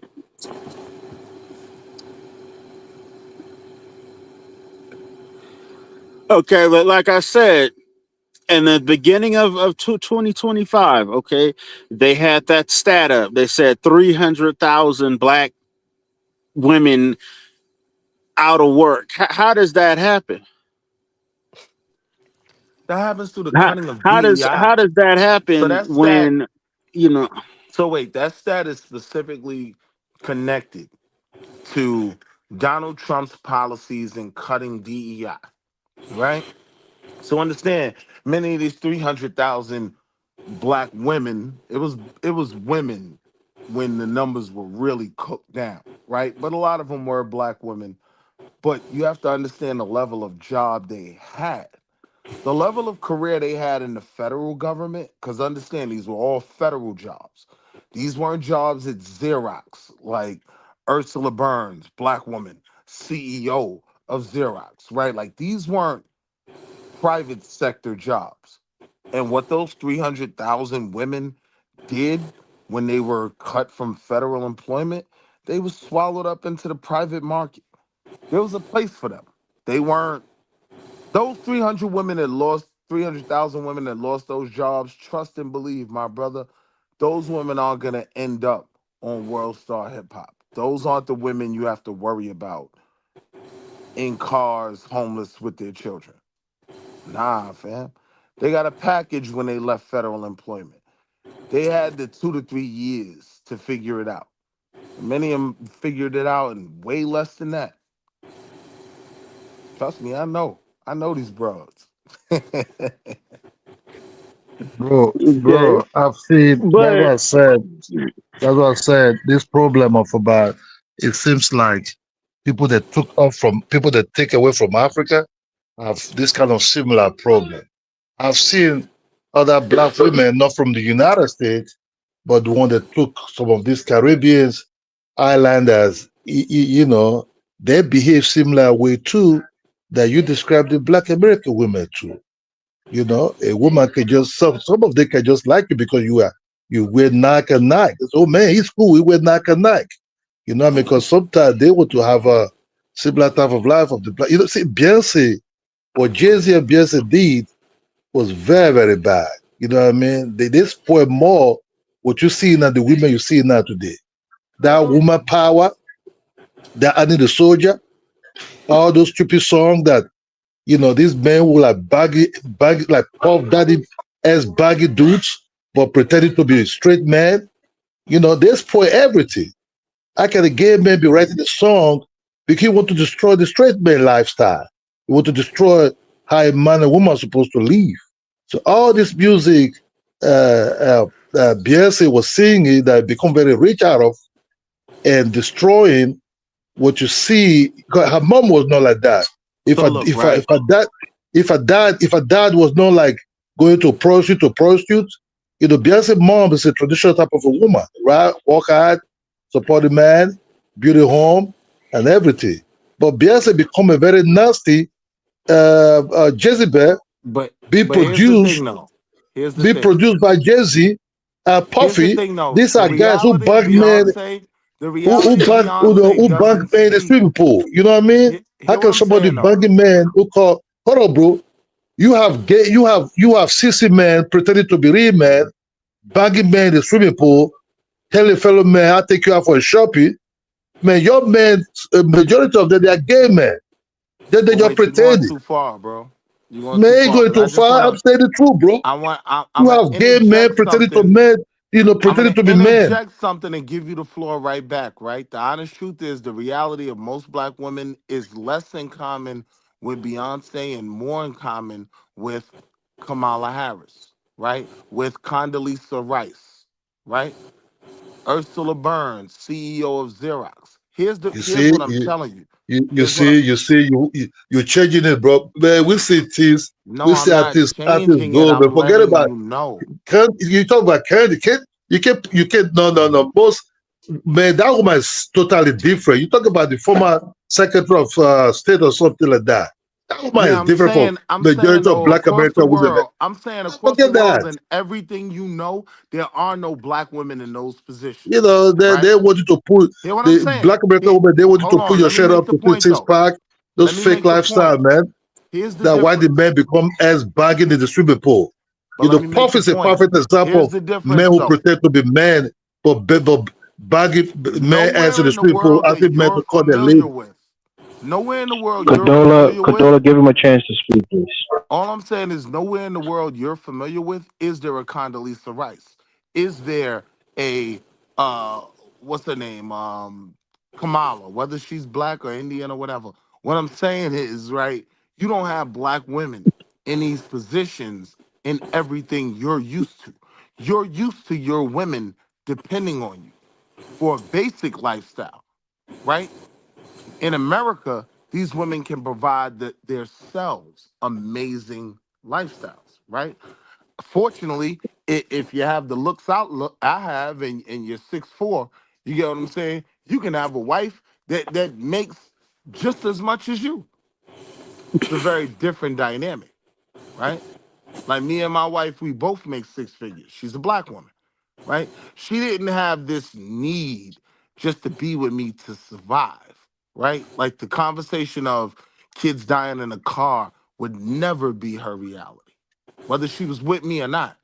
And that's the thing I think you're missing. That's why I was using those two women to make a point. Okay, You don't uh, find these type of women in the things you're used to, what your culture has produced, yeah, right? So but you can't say that we're don't just all bad don't when get it our twisted, bro. women even have these amazing opportunities. And I I'll think you land also there. have a very wrong perspective of African women. Most African women, they are business women, right? Give me a Kamala Might be Harris. hold on. They're Show business me an women, right? African woman Hold on, running the hold on. Congress or the African Senate. woman. But the other thing, most you cannot. Most African women, so they're also educated. They can be teachers. They can be principal of the school. They can be anything somewhere working as other secretary, or they can be anything. The other ones also who are just pure business women, right? Yeah, but They only can in be America can they be hold on. They can be Ursula Burns. multimillionaires, right? They can be You familiar with the multimillionaires. company Xerox, right? Oh, Only in America can you have an Ursula Burns who's running a Fortune 500 company, black one. That's not the norm, like in other places on earth. So yeah, our women are yeah, gonna move different. look. They can be. Look, in Africa, we have women. My grandmother was a very successful businesswoman. My granddad was a farmer. But still, my grandmom still have a role. You know, the respect for a farm that at home. Never challenge my granddad one day. My granddad speak, my grandmom listen. Still, but they respect each other, right? They have closeness of respect and everything.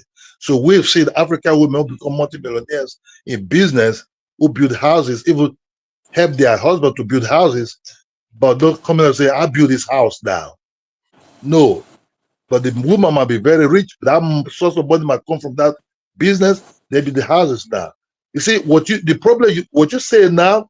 That's why I form a channel because the Nigerian women in England now they're also like that now too. You know that's why I form a channel to ask Nigerian men to start dumping these Nigerian women in London and in England in general. This wayward who copied the white. Let's tell the truth. The white women are not real like that. Because just because the some of the black people want to take what they say, especially talking about the African women who come to these places and become integrated to society, that they lost their mind compared to an Indian woman. You know, as they start dumping them, forget about the food they're going to make, the fucking jollof fries they're going to give to you, run into the other one, whereby you can have a stable family building. Not this one that because the government is paying them, they don't, they don't need a man. They chase the man out of the house too. It's the children now. That's why do you think stabbing is going on in England? If you check these children that are stabbing people or stabbing themselves, these are single mothers' home. Dad is no longer there. Everywhere is confused. In Africa, you have to see that. But that's why I formed a channel called Off It a Truth. I said it's just a new channel. Go after. I'm more speaking the broken language to go after these women and the men. I said dump them, let them go, let this stupid shit go.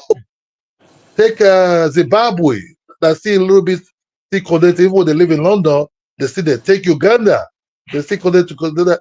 Go for anything there that is, from this, Jezebel ones that came taking advantage of the government system to dump you. So that's why I said that the more the other, it's only in the black society I see that we can form history that not really history. We can change it like that. That's why I say what you're talking about. There's not only with the Black American alone. If you date some of these islanders, some of these South Americans, majority of them can't even stay in the husband houses also.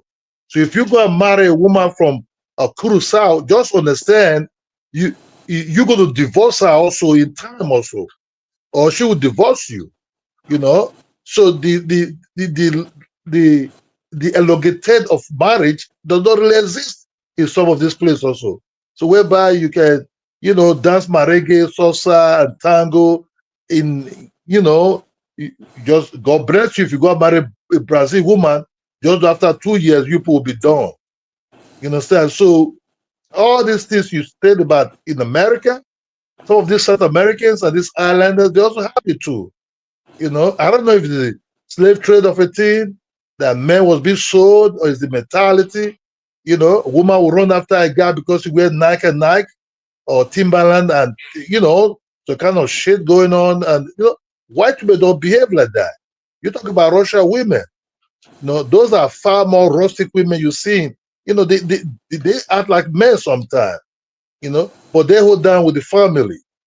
That's how put Latino, the Mexican in your front Did over you there. know? You can see them Did with you know that Superu Russia? Did you know that Russia, and in particular Moscow, has some of the highest rates of single motherhood on earth?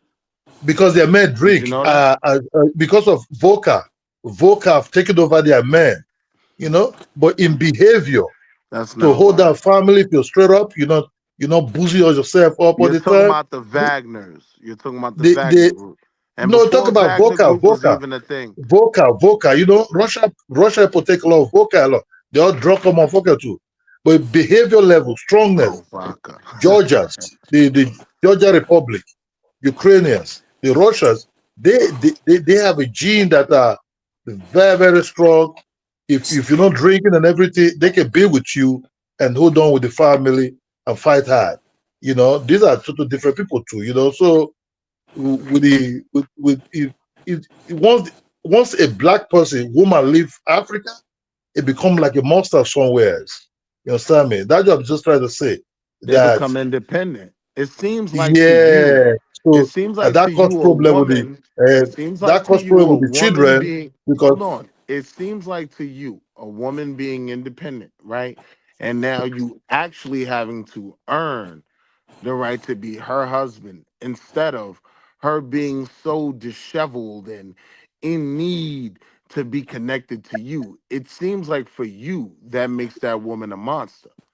I'm comfortable competing for those type of women. I actually like them having, right? Where they're not just a drag on my family's, dowries, right? They actually add to it. right? I like those type of women, me personally. So I don't see this issue with their independence, but I do agree with you, right? You do see a clear difference between American women and other women across the earth, mainly because they have been allowed to compete and many of them are doing well. It's just a fact.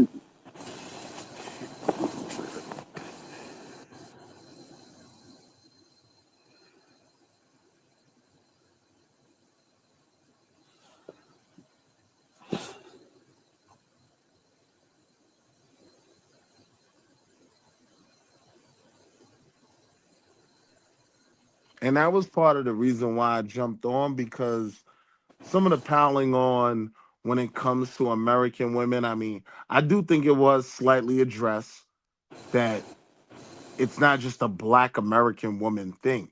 You'll find this as soon as an African woman can get off the continent and make it over here to America and find a university to graduate from and build a great career, right? And then she no longer needs men either, right? I think I have the vantage point of this being the reality my entire life. All right, hold on. Let me address that. Why is it that only the black woman's said is the why is it that only the black woman is the only woman that doesn't need a man once she gets money? Okay, why is it that the white woman doesn't need a man once she gets? Why is it that the Hispanic woman doesn't need a man once she gets money? Why is it the Asian woman doesn't need a man once she gets money? Why is it only the black woman is the only one that doesn't need a man once she gets money? All So those other women get money too, but they still so have a man. I They got you. still okay. They still the white women still I voted think that's dictated by educated the white type of women. man you Okay, are. still voted for Donald Trump. I think that's dictated by the So type of so man you are, right? Because with black women, I never doubted. They always needed me. I knew they always wanted me, right? I was never in doubt of that. I never even paid that rhetoric of they don't need a man any attention. I knew the lengths they would go through to go through my phone to know what I'm doing. I knew how much they wanted to hold on to me. So this is where, for me, maybe I'm looking at it from a different vantage point, where the stuff you talking about, like that never applied. I don't look at these women as not needing a man, right? Most of them want a man. Most of them, unfortunately, want the same man, and that's what becomes problematic. Like if you look at the Kevin Samuels, they all want a man making six figures, this, that, and the third. He's 6'4", and he's good to his mother, and he goes to church. When in reality, like they're a CNA nurse making 65 grand a year, right? So that is more of the issue for them in terms of their dating. But even doing that, you can survive and retire off of that in America. So they don't have this need to be saved that some other women have. But that's fairly common, and that's not just a black woman thing. If you look at feminism, this is all a feminist model, and feminism wasn't a black woman thing up until about the 70s.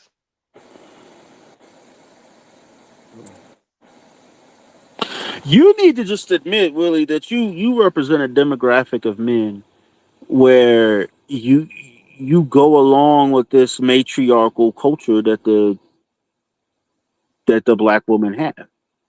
You need to just admit that. No, Because that's I'll what's admit going on this. out here. That's what exists out here. Is we I'll have we admit have a this. matriarchal culture where these women they really believe. Now you got women that are pastors in the church now. They were never supposed to be pastors, but they, you know what I mean? Like a woman cannot lead me like that. Like, but yet you got women on these altars and stuff behaving like they're pastors. I You mean, I know, gotta catch up, man. It's 2026. Like Angela Merkel's here, right? This isn't specifically a black issue of women now Angela being Merkel's not thrust. in Now, office anymore. hear what I'm saying though. But you understood my point if you know who she is. What I'm saying is This isn't a new phenomenon, and this isn't a black phenomenon. In women in certain markets, mainly in Western worlds, being able to compete. And guess what? In a lot of cases, they do phenomenally well at what they do. You say you wouldn't let a woman lead, right? I had no problem with Angela Merkel being the CEO of Xerox. You want to know why? Because she produced some great dividends. She was great for the stock. She was a great leader for the company, for its investors.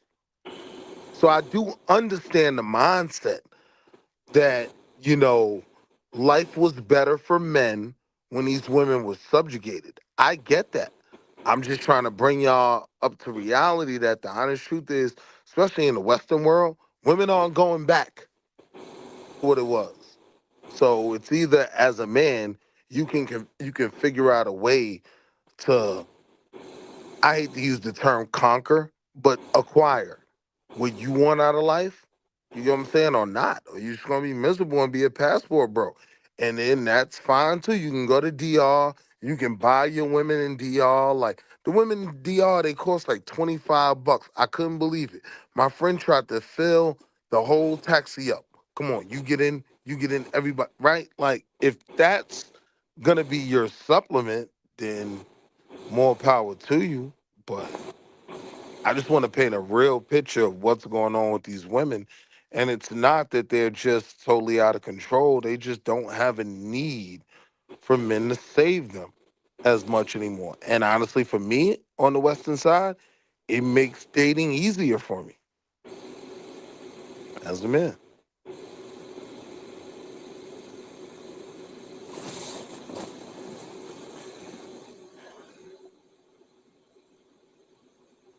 That was all I wanted to jump in and just defend black women, just honestly for a moment, from a dude that's married to one and has a black daughter. That was it. But I'm gonna check you dudes out later, man. I gotta crash. I'ma holler at y'all.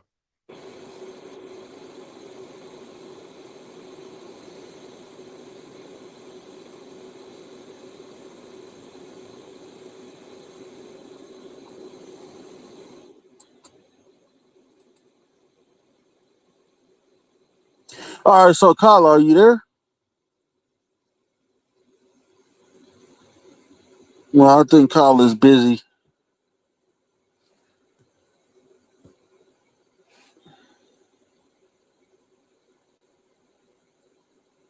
Okay, so you're saying Kadala has a white wife. Don't take him serious. Okay, failure of the black man forced black women to be independent. Okay, the same system that fired black men fired black women also. Okay, any normal women will go with the nuclear physicist. TV pushes stereotypes to black people. Okay, so why he married a white woman? Well, I feel like really conceited than a mouthful. Federal job cut. Most black males in U.S. do not have a job, let alone a degree in astrophysics. Okay. He's trying to turn this into the manosphere. Please move on from this. This is sounding like Fresh and Fit, those other corny channels. You males make women single mothers. Okay.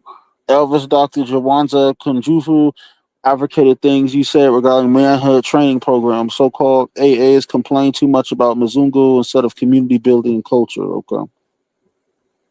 Stop. Okay, this guy is not bright. Okay, Ola, understand something. You men already dropped the ball and you can't just put the ball back in the box. Okay, we used to have schools. Okay, patriarchy has to be accepted by men and women. Okay. She chose another brother. Okay, he wants to have an excuse to date interracially. Honeyflower is a feminist. Okay. Okay.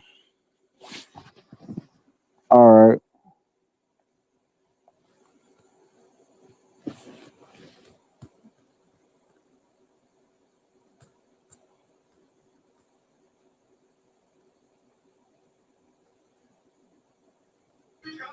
All right, who's else? What's up, Adama? Oh, hey, caller. Yeah, everybody. We had a discussion with Willie. We had a productive discussion. We was waiting for you to come back. But I have a question for you. Because you talking about your family and your wife. I think it's interesting. You said that she's part Bassa as Well, well. mother, the way it works in Liberia is almost all the people, American Liberian, with a few exceptions, have some sort of native in their ancestry. You know, because of intermarriage and sex and stuff like that. My wife is like a American Liberian, but her mother is part Bassa. She's like about I think her mother's like a quarter Bassa. Okay, cool. Yeah, I find that very interesting. Yeah, that's like with Very. almost every American Liberian or Congo people, what they call them, with the exception of the Coopers. The Coopers like the only ones. I think of who else? The Coopers and who else? The only people I can think on the top of my head is the Coopers, the Cooper clan. They're the ones that basically they don't have any native ancestry in their bloodlines, you know. However, the Coopers do are related to the Dennises. The Dennises have Vi in them, you know. The Coopers are first cousins with the Johnsons are have Vi in their ancestry. You know, he distinguished by the Coopers is and the Johnsons is they're all very light skinned. But they have like brown skin. The brown skin people are descendant of the people who may have had Vi or Bassa ancestry, whatever. So the Dennises definitely have, you know, some indigenous African in them, you know, but they're first cousins to the Coopers. They're related to the Coopers by blood. The Cooper family is just a family, just they're just pure American Liberian. You know, they're like the only ones that's like American Liberians pure. The Johnsons married with other groups. You know, so they do with the Padmores. No, the Padmores are Caribbean. The Padmores are Caribbean. The Goodriches are Caribbean. The Howards are Caribbean. The Morgans are Caribbeans. I know all the clans. I know all the families in Liberia. You know, I know them all. Yeah, so it is what it is. Yeah, so Okay, cool. So in Liberia, they have like different is it like different because you talk about the Coopers? It's like different American Liberian families that it had like a lot of influence yeah, there's different. There's in hierarchy. different parts of the country. There's some people that were like working class farmers, and some of Yeah. the very elite. You know, so the American Liberian Society is diverse. You got poor ones, you got middle class ones, and you got rich ones. People try to make it seem American Liberians are all rich, ruling people. It's just, Yeah. that's not. You just got to know, have common sense and know black people. You know, there's no such thing as no rich black elite place. And now in Africa, you do. You have tribal elites, you know, that rob the country. Like in Nigeria, certain groups and families own everything, and they basically fly over to Makoko, look at that stench, and think nothing of it. You know, and people accept Okay. poverty in most of Africa. So let me ask, Kala, in I Show Speed's video where he was in Liberia, what were those people yelling at him as because I don't want to because I don't know the Well, language. that video was done haphazard. No, my question is this, Kala. There was something they was yelling at him. It was a word. I don't know how to spell it, and I don't want to get it wrong. But it I sounded didn't. like they were saying like "you" or something like that. Like, what does that mean? Oh, no, I didn't hear it, so I wouldn't know. I didn't Because hear. they was yelling something as he every time he would go by, they would like be yelling at him, and then he would sometimes he would say it back. I don't know. It's probably something in Colaqua. Yes, was it Colaqua they were speaking or whatever it was? But it was like the native people. They kept yelling something at him, and I don't know what it meant. But I just want to know if you It's probably some word of affection. what does that mean though? Like what is that I word? didn't hear the word. I can't tell you. I didn't hear it. You know, I didn't really watch that actual speed thing. You know, only thing I saw was Okay. Providence Island. Okay. All right. So I don't know. I didn't get a chance to watch it. All I saw was the part where he was on Providence Island, and the rest of it, Okay. they led him to West Point. And that was the stupidest thing. They could have took him to Painesville. You know, Yeah. they could have took Yeah. him. They could have took Robertsport. They could have done some surfing. There's a surfing community up there, a Liberian surf community up there. They could have did so much. What they did, they could show some of the Liberian beaches. Those are Ghanaians running that thing. You know, they made Liberia look bad. At the same time, they tried to make Ghana look good. Liberia. I mean, honestly, my honest opinion, Liberia blows Ghana out the door as far as looks. People think Ghana because Ghana has a good way of promoting itself, but Ghana's not really all that. You take away Accra and some parts of Accra, and Ghana's nothing. Liberia, Monrovia is a big city. It's a well-developed city, oldest city in West Africa. So Well, see, my whole thing about Liberia, Kala, is that because I plan on going in a few years myself, pretty soon myself, as soon as I get my I just passport. think you guys so long to fucking travel, man. I don't understand that. No, well, as soon as I get my passport, I'm headed straight to Liberia. You should have But had my a thing is passport this, years Kala, is that I don't think Liberia should just have one city. Like they got Monrovia, but that's the only city. Like there ago. should You be got like more than one city. Like when you go to the UAE, right? several cities. You What are you talking got about? Several yeah, cities. yeah. But when you go to the UAE, you got Dubai, you got Abu Dhabi, and you got Qatar. You got different cities That's the that you same can thing in go to. Liberia. You got like 5 major cities and a whole bunch of small towns.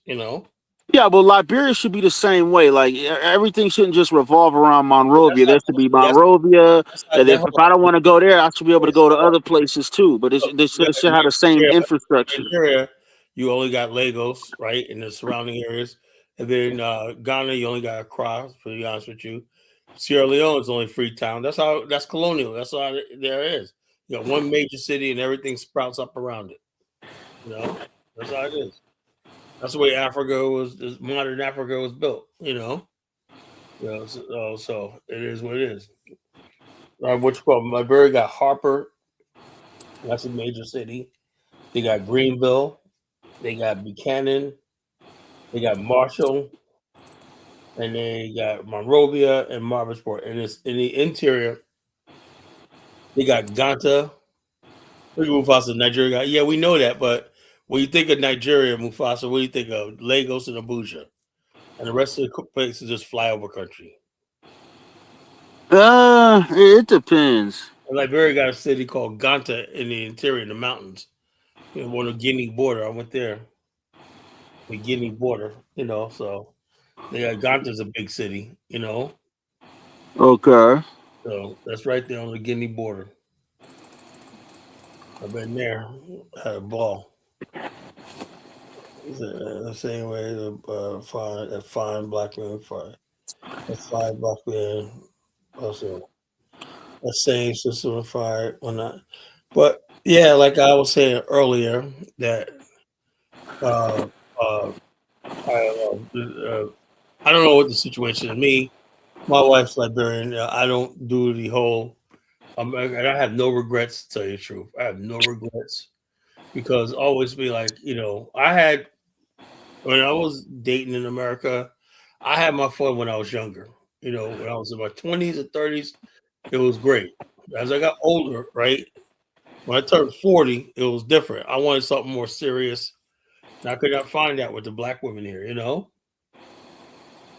the sad part was in my 40s, I said if I want a serious relationship, the only thing that was available was other races, and I didn't want to date or marry other races. I didn't want to be a failure. I consider interracial marriage as failure. That's what I do. I see interracial marriage as failure, and so therefore I said I gotta look for other options. And so I started looking overseas and other different types of women, black women, but not because I didn't want to. I didn't want to.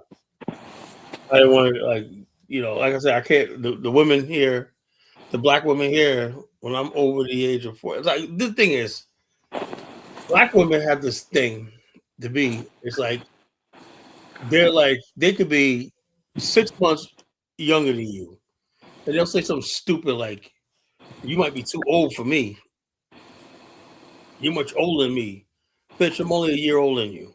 You know, or when you have a 40-year-old black woman and she still calls her father her daddy. My daddy, when not, they become they're like arrested. They become little girls their whole fucking life, And I'm like, you got these old ass men. I'm like, who's that? Oh, it's my uncle. That ain't your uncle. That's some nigga hanging around. Or not, he's like my uncle or not. Yeah, all right, you knew him when he was 12. You're 12 years old. Is it time for you to break free from him and let me become your man? Black women don't do that. They got 5 different dudes like, oh, that's my mechanic friend. Oh, that's my friend that we smoke weed together. That's my friend that do this. Oh, that's my uncle such a. They use men. Black women will drain you. They'll have at least 20 men that they go out with so they, instead of settling down with one man, making that one man the all in all, they're like, why should I settle with one man? He's gonna come pick me up. He's gonna pick me up if I need a ride from work. If I got this guy like that. And so I said to myself, the reason why that is because society does not pressure black women. It's okay for a black woman to be 50 years old and still running around with friends, And so therefore, me, I'm like, I'm not gonna do that. I said I'm not gonna do that. Black women, I'm like, I'm not. If I wanted a relationship with a black woman in America, I know what it'll be. I see her when I see her. She's still out with her friends. Her friends are more important. They're still trying to go to the bar, the club, and they'll sit on the phone. We try to have a movie together at night. She's on the phone the half the night with her friends. Her friends call you and call at the same time of the night, interrupting you. Oh, I gotta go out. My friends in trouble. They need me. I gotta pick them up. What the fuck? I gotta go. Bring your fucking friends home, or they make your friend. When you're dating a black woman, right? They don't know how to protect you from their family. They let their family use you. And, I say I had enough. I cut it off. I had never been more happy when I cut these women off. When I, my last girlfriend here, I cut her off, man. That was back. What year was it? Damn, it's been 9 years. 2017, almost 9 years now. I said, look, because at the time I already knew my Isabella. I already knew her, Liberian girl. I just haven't seen her. We were just talking online, and so I said, man, I'm gonna go for this shit. I just made my mind. I'm going for it. I got a Liberian girl. She'll tell me everything about what a woman is and how she believes or not. I said, yeah, man. I used to tell her, oh man, her friends always coming in, between us and shit like that. She always listen to her friends and all stuff like that. And she was like, nah, I'm not like that. My friends ever say anything about my man, I'm done with them.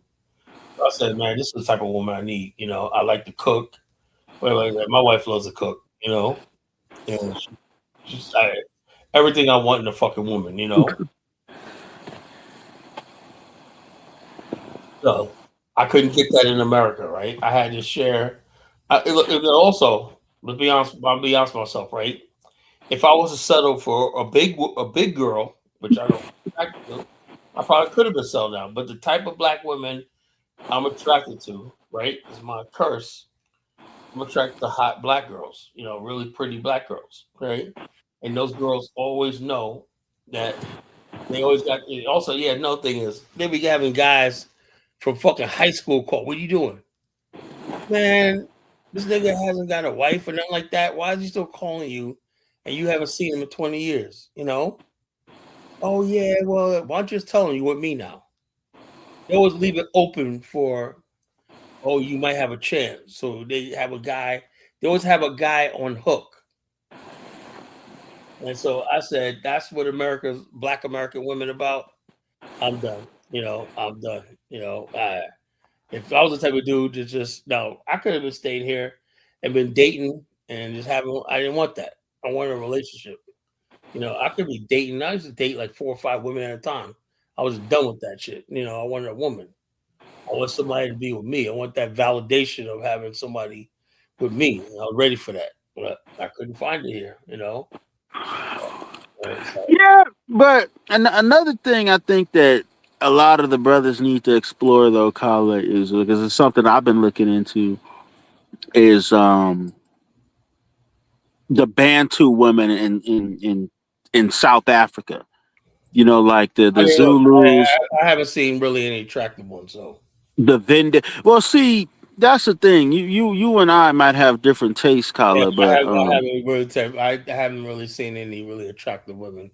well, Yeah, when I look at those women, right? When I look at the Venda, I mean, they're beautiful. I mean, they're slender, but then they have the oh yeah, bubble those butt. aren't Bantu. Those aren't Bantu.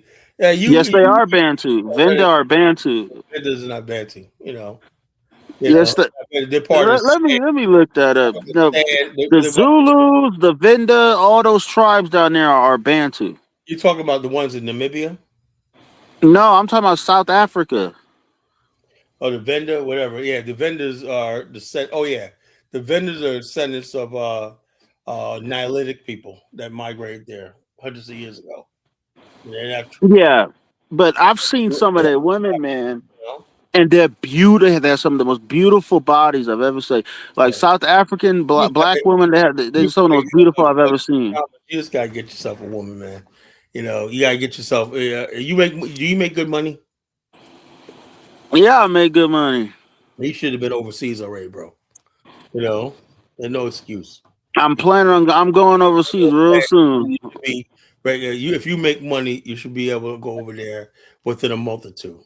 Don't sit out waiting for your whole fucking life. Because I tell you right now, I can tell by the way you talk, you're losing your mind. You gotta get yourself a woman. How am I losing my mind? Because the way you talk about women, women should just be like matter of factly. This is just how I talk about women, but I'm not losing my mind. What I'm saying, you are losing your mind over women. You gotta get yourself a woman real quick. Ask Dark Migo to hook you up. Nah, I don't do hookups. So I'm sorry. I'm straight. You gotta get Dark Migo and get out there and whatnot. There are women out there, bro. You're in your 30s, right?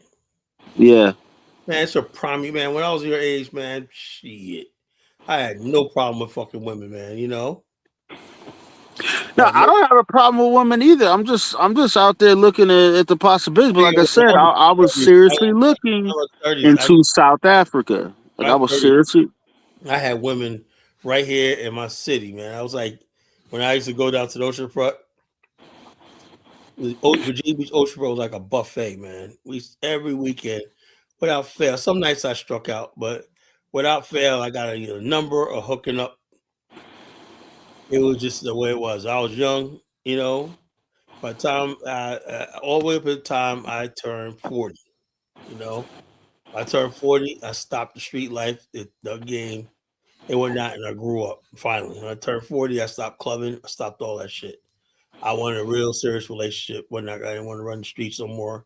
I didn't want to be in that life anymore. I said I don't want that life anymore, and everything like that. Any woman I'm with, I'm going to be serious with.